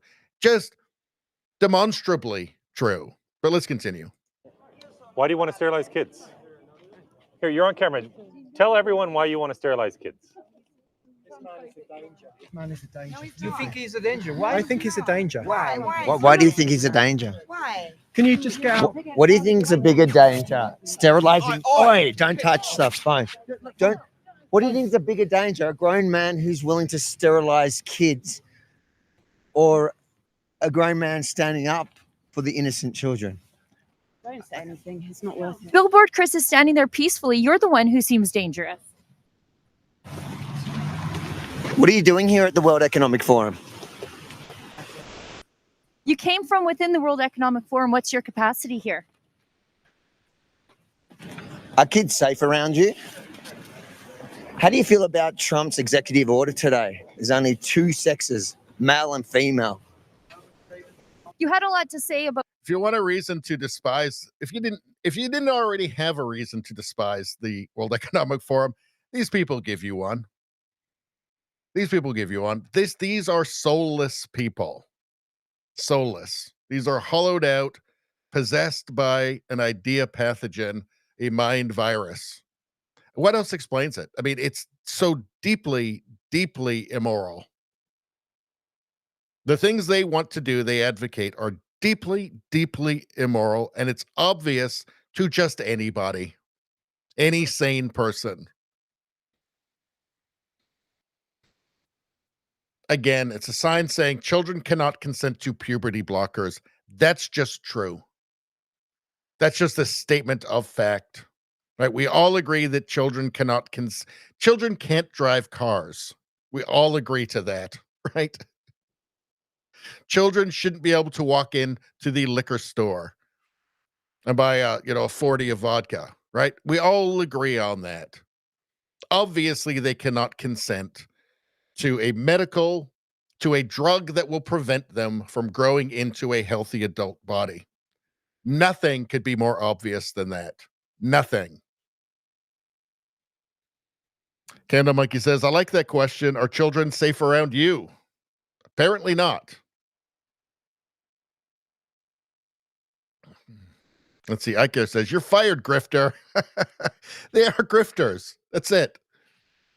Let's see. Anyway, let's move on. We're getting close to the end tonight. So Representative Burchett on CNN. So CNN's having a hard time. CNN is struggling. I think they're going through some emotional issues right now. And I guess, like Jim Acosta is just struggling to try and understand his role in the world now that he's been proven totally and utterly wrong. And in fact, a majority of the population disagrees with him. Let's see. And also, too, it turns out that he's not that powerful because Trump won. He didn't just win the Electoral College. He didn't just win the Senate and the House. He also won the popular vote. And Jim Acosta tried so hard to lie to people, to trick them into voting against their own best interests, to trick them into voting for, eternal mass migration. And just being okay with gangs running their Venezuelan gangs running their neighborhood. He tried so hard. It just didn't work. And you know what? It's just not fair. Jim Acosta thinks it's just not fair. Anyway, let's watch this. I was at the White House covering the first Trump administration when they had rioting outside of the White House. I mean, that was covered on CNN. What you're saying, this is not Fox, Congressman. Yeah, they covered. How did they cover the rioting outside of the White House in 2020? They made fun of Trump. They said that they had to clear out the rioters so they could have a photo op. They made fun of him. They called him Bunker Boy because he had to be taken down to the bunker because they were firebombing. They're firebombing the guard towers. I think it's something like 150 cops got injured that day. They tried to burn down the White House chapel. Yeah, they covered it. They covered it how they cover everything. By narrative, by framing, by trying to frame Trump in a negative light, regardless of what's happening, regardless of how idiotic and insane it is. Hardly a defense, Jim Acosta. You can't just spin a tail and pull the wool over people's eyes. Yeah. This is CNN. This is... You can't just spin a tail and pull the wool over people's eyes. This is CNN. This is CNN. How about Hunter's laptop? How about that? What did you say? Spin a tail and pull the wool over everybody's eyes? How about the walls are closing in? How about Russia? How about Trump threatened to slaughter everybody if he didn't win the election? How about Trump called Nazis very fine people? What did you say, Jim? Did you say something about spinning a tail and trying to pull the wool over people's eyes? Is that what you said? How about joy? How about joy? How about Joe Biden's just fine? How about that? Anyway, let's continue. The news. We're asking you to come on and tell the truth.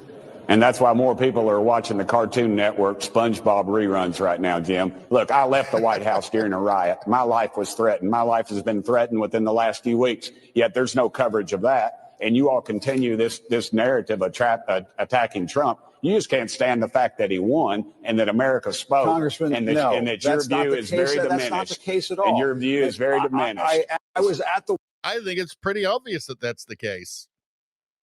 I don't think anything can be more obvious than that. I think it's extremely obvious that that's the case. I think it's quite transparent. Costa's having a hard time with it. Turns out he's not as powerful. He and his colleagues are not as powerful as they thought they were. Also, it turns out that it's been disastrous for their ratings. Nobody's watching anymore. That's right. SpongeBob beats them. They get beaten by cartoons now, reruns of cartoons. I mean, what a fall for CNN, huh? What a fall. And it's all their fault. Yes, everyone's down, but you know what? Fox News is still doing pretty good. Why? Because they didn't lie about Trump. They didn't lie about Trump. Are they biased? Yes. Do they admit they're biased? Yes. That's part of the problem for like CNN. They don't admit to their bias. If they actually admit to it, it'd probably help them. They wouldn't seem quite actually as grotesque if they at least made the concession that, yes, we are just providing narrative. Let's see. Just say no to liberalism. Let's see. Alcoholism, heroin, meth, liberalism. Yeah. Don't turn into AOC. That's your brain on liberalism. Yikes. Scary stuff. What are you guys saying? What's going on? Gandalf Monkey says children should be allowed to get jacked on steroids. I'm all for strong children. Let's see. Jay Javada, mostly peaceful protests. Oh yeah, well let's not forget the fiery but was it fiery but mostly peaceful? That's right. Where they had the CNN guy standing in front of an actual burning building.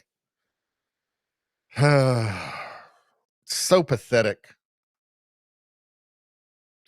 All right. So we've got some spam going on. So I guess what we do there is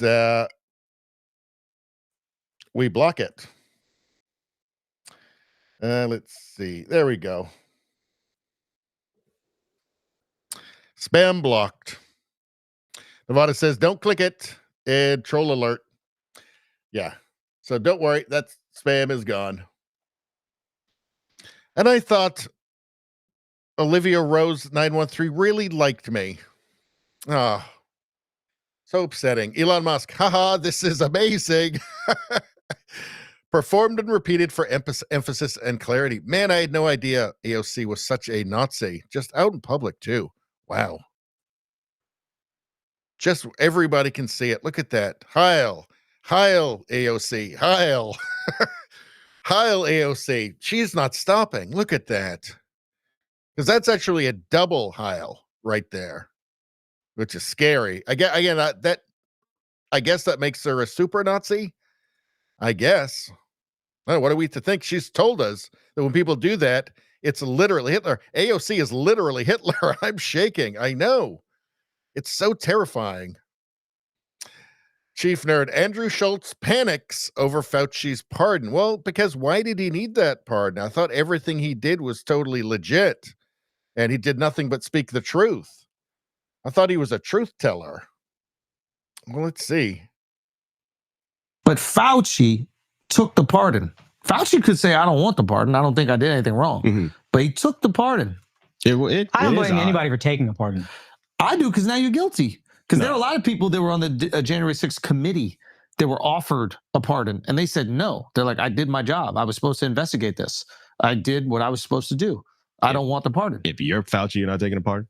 What's in my arm, yo? What's in your arm, not mine. That's what I'm saying. What's in my arm, yo?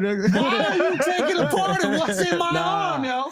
Okay. What's in my arm? I'm taking that part. I don't give a fuck. If I put some shit in my arm, you're not allowed to get pardoned. You told me I need to put some shit in my arm. Now you can't go get pardoned. You gotta hold the weight of that decision. That's your job. What's in my arm, yo? I mean, what's about to come out? You ain't wrong. Like it looks a suspect. It definitely looks crazy suspect. I think it's because they lied about knowing it was a man-made virus, knowing it came from China, whatever. They were lying about the origins of it. Mm-hmm. That's what my first thought. Could be the vaccine too, but I tend to think they covered up when they knew where it was from. Yeah. You lie about one thing, you lie about the other. All of a sudden, you got to keep lying to keep up the lie. There's a lot of lies going on. What's in my arm, man? What is inside my arm? But you're good. What's in my arm? Yeah, that's kind of what the long-term tests are for, right? Or they're supposed to be for. Everybody was for long-term testing. Like nobody would have thought, like long-term tests were controversial until like Fauci came along. Until it was up to him, right? Before then, it was just common sense. Oh yeah, of course you want to do a long-term test. Right, make sure it's safe long term. And then all of a sudden, apparently the entire medical establishment said, what? You're crazy. That's ridiculous. That's conspiracy theory. Well, why were you doing long-term tests before? Shut up. conspiracy you're far right. You must be a racist or something. Yeah, but why were you doing the long-term test before? It's the sort of thing that makes you think you're going crazy. Right? It's the sort of thing that makes you feel like you're losing your mind, right? When it's just that, like, is it really the entire media is liars? It turns out, yes, they are. It's a hard thing. It was a really hard thing for people to come to grips with, that there was a coordinated campaign to manipulate them. They weren't getting truth.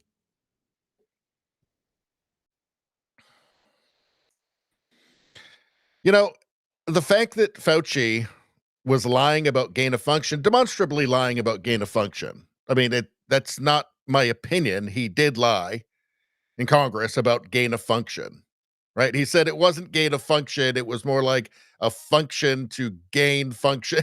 He tried to play a semantic game, but no, I mean, gain of function, making it do something it didn't do before, making the virus do something it couldn't do before with a purpose, right?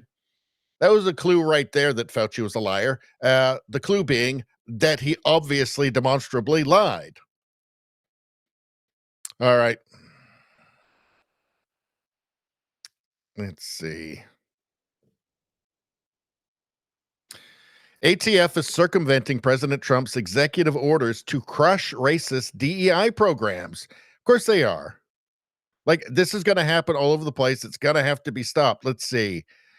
Chief Diversity Officer becomes senior executive. Going to be doing the exact same thing. Look, these people, they're not going to give up. You got people that are parasitized by the woke mind virus. They live to spread the woke mind virus now, right? They're not going to give up. They're not going to change. They're fanatics. A lot of these people are revolutionary Marxists. Like, they've become fanatics. It's going to take a while. It's not like Trump becomes president, issues some orders, and everything changes. They're going to fight back. They're going to be sneaky snakes. They're going to be sneaky snakes because they are sneaky snakes. And they don't care about truth. They don't care about reality. They don't care about actual justice. They care about power. Let's see. Smart baby. Say government. Criminal organization. Same thing. Well, I guess that's a good one to end it off on. All right. Let's go to our favorite show about fences. All right. So this show, we actually did the entire thing. We didn't cut it off on YouTube. Let's see how it goes. Seems like we got through the whole show on YouTube. I don't know. We'll see how it goes. But I'm tired. I'm not feeling that great. We went 4 hours and 40 minutes tonight. As I said, Princess Baloney is sick. She's got the flu. So I was expecting it just at any time to like break out in sweats and get chills and start hallucinating. And that didn't happen. I just got really tired. So let's get to the, let's see. Nevada said, trust the science. Yeah. Nevada says, good show, Richie. Well, thank you very much. I want to thank everybody who's been in the chat tonight, because the chat is really what makes this fun for me. And if it weren't for the chat, I would feel like I was speaking into a void, which would not be fun. And it would be depressing, but I don't have to because I've got you guys. I think the best chat on the internet. Such a great chat. You even rate my ad reads, which I think is a pretty unique thing. And it makes me try hard with the ads to make them as ridiculous as possible. And I think it works. All right. So thank you guys. Thanks everybody. Thanks I Care. Thanks Nevada. Thanks Izzy. Izzy says always a great show. Thanks you guys. Hope to see you next time. If you guys aren't back, I'm just quitting. I just give up if you guys don't come back. So please come back. Reminder to everybody, no pressure, but we do have merch. It's just a reminder. We do have merch shops now. So you get wonderful, classy, very classy Radio Baloney t-shirts and mugs and hoodies and even aprons for those beautiful, beautiful Radio Baloney ladies that like the show.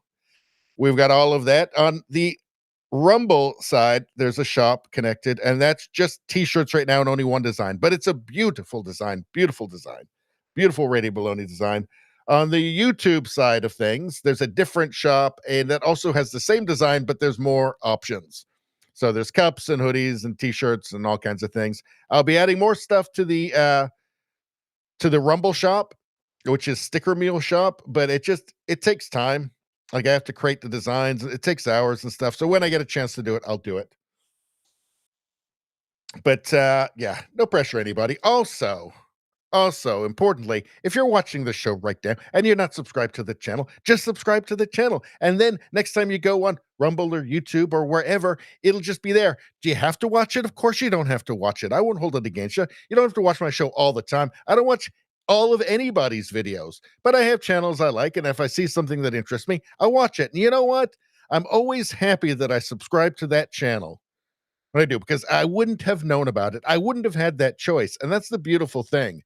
Free will, your free choice to do what you will, to make your own decisions for yourself. And when you subscribe to the channel, you get that.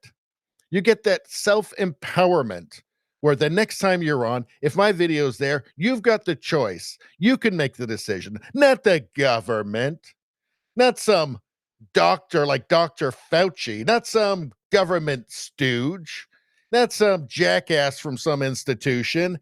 You make the decision yourself. You get that satisfaction. I'll tell you what that is. That's freedom, my friends. That's freedom. Also, put a like on the stream or you're going to hell. All right, everybody. Have a great... Oh, hold on. There's a bit more chat. Easy says, that's why we show up. Nevada says, good night, all. iCare says 10,000 IU vitamin D daily. Not a bad idea. It's over 10,000 is actually toxic, but 10,000, you can do 10,000. Let's see. iCare says, wow, sick. Izzy says, I've been too busy tonight to rate your ads tonight. That's okay. We'll get it next time. I appreciate the thought anyway. Jack says, Ree! I know. iCare says, glorious Patriot Day. All right, everybody. Thanks a lot. Everybody have a great weekend. And I will see you, as long as I'm well enough to do it, I will see you on Sunday night, 6 o'clock Pacific time, 9 o'clock Eastern. 6 Pacific, 9 o'clock Eastern. Have a great weekend, everybody. We'll see you soon.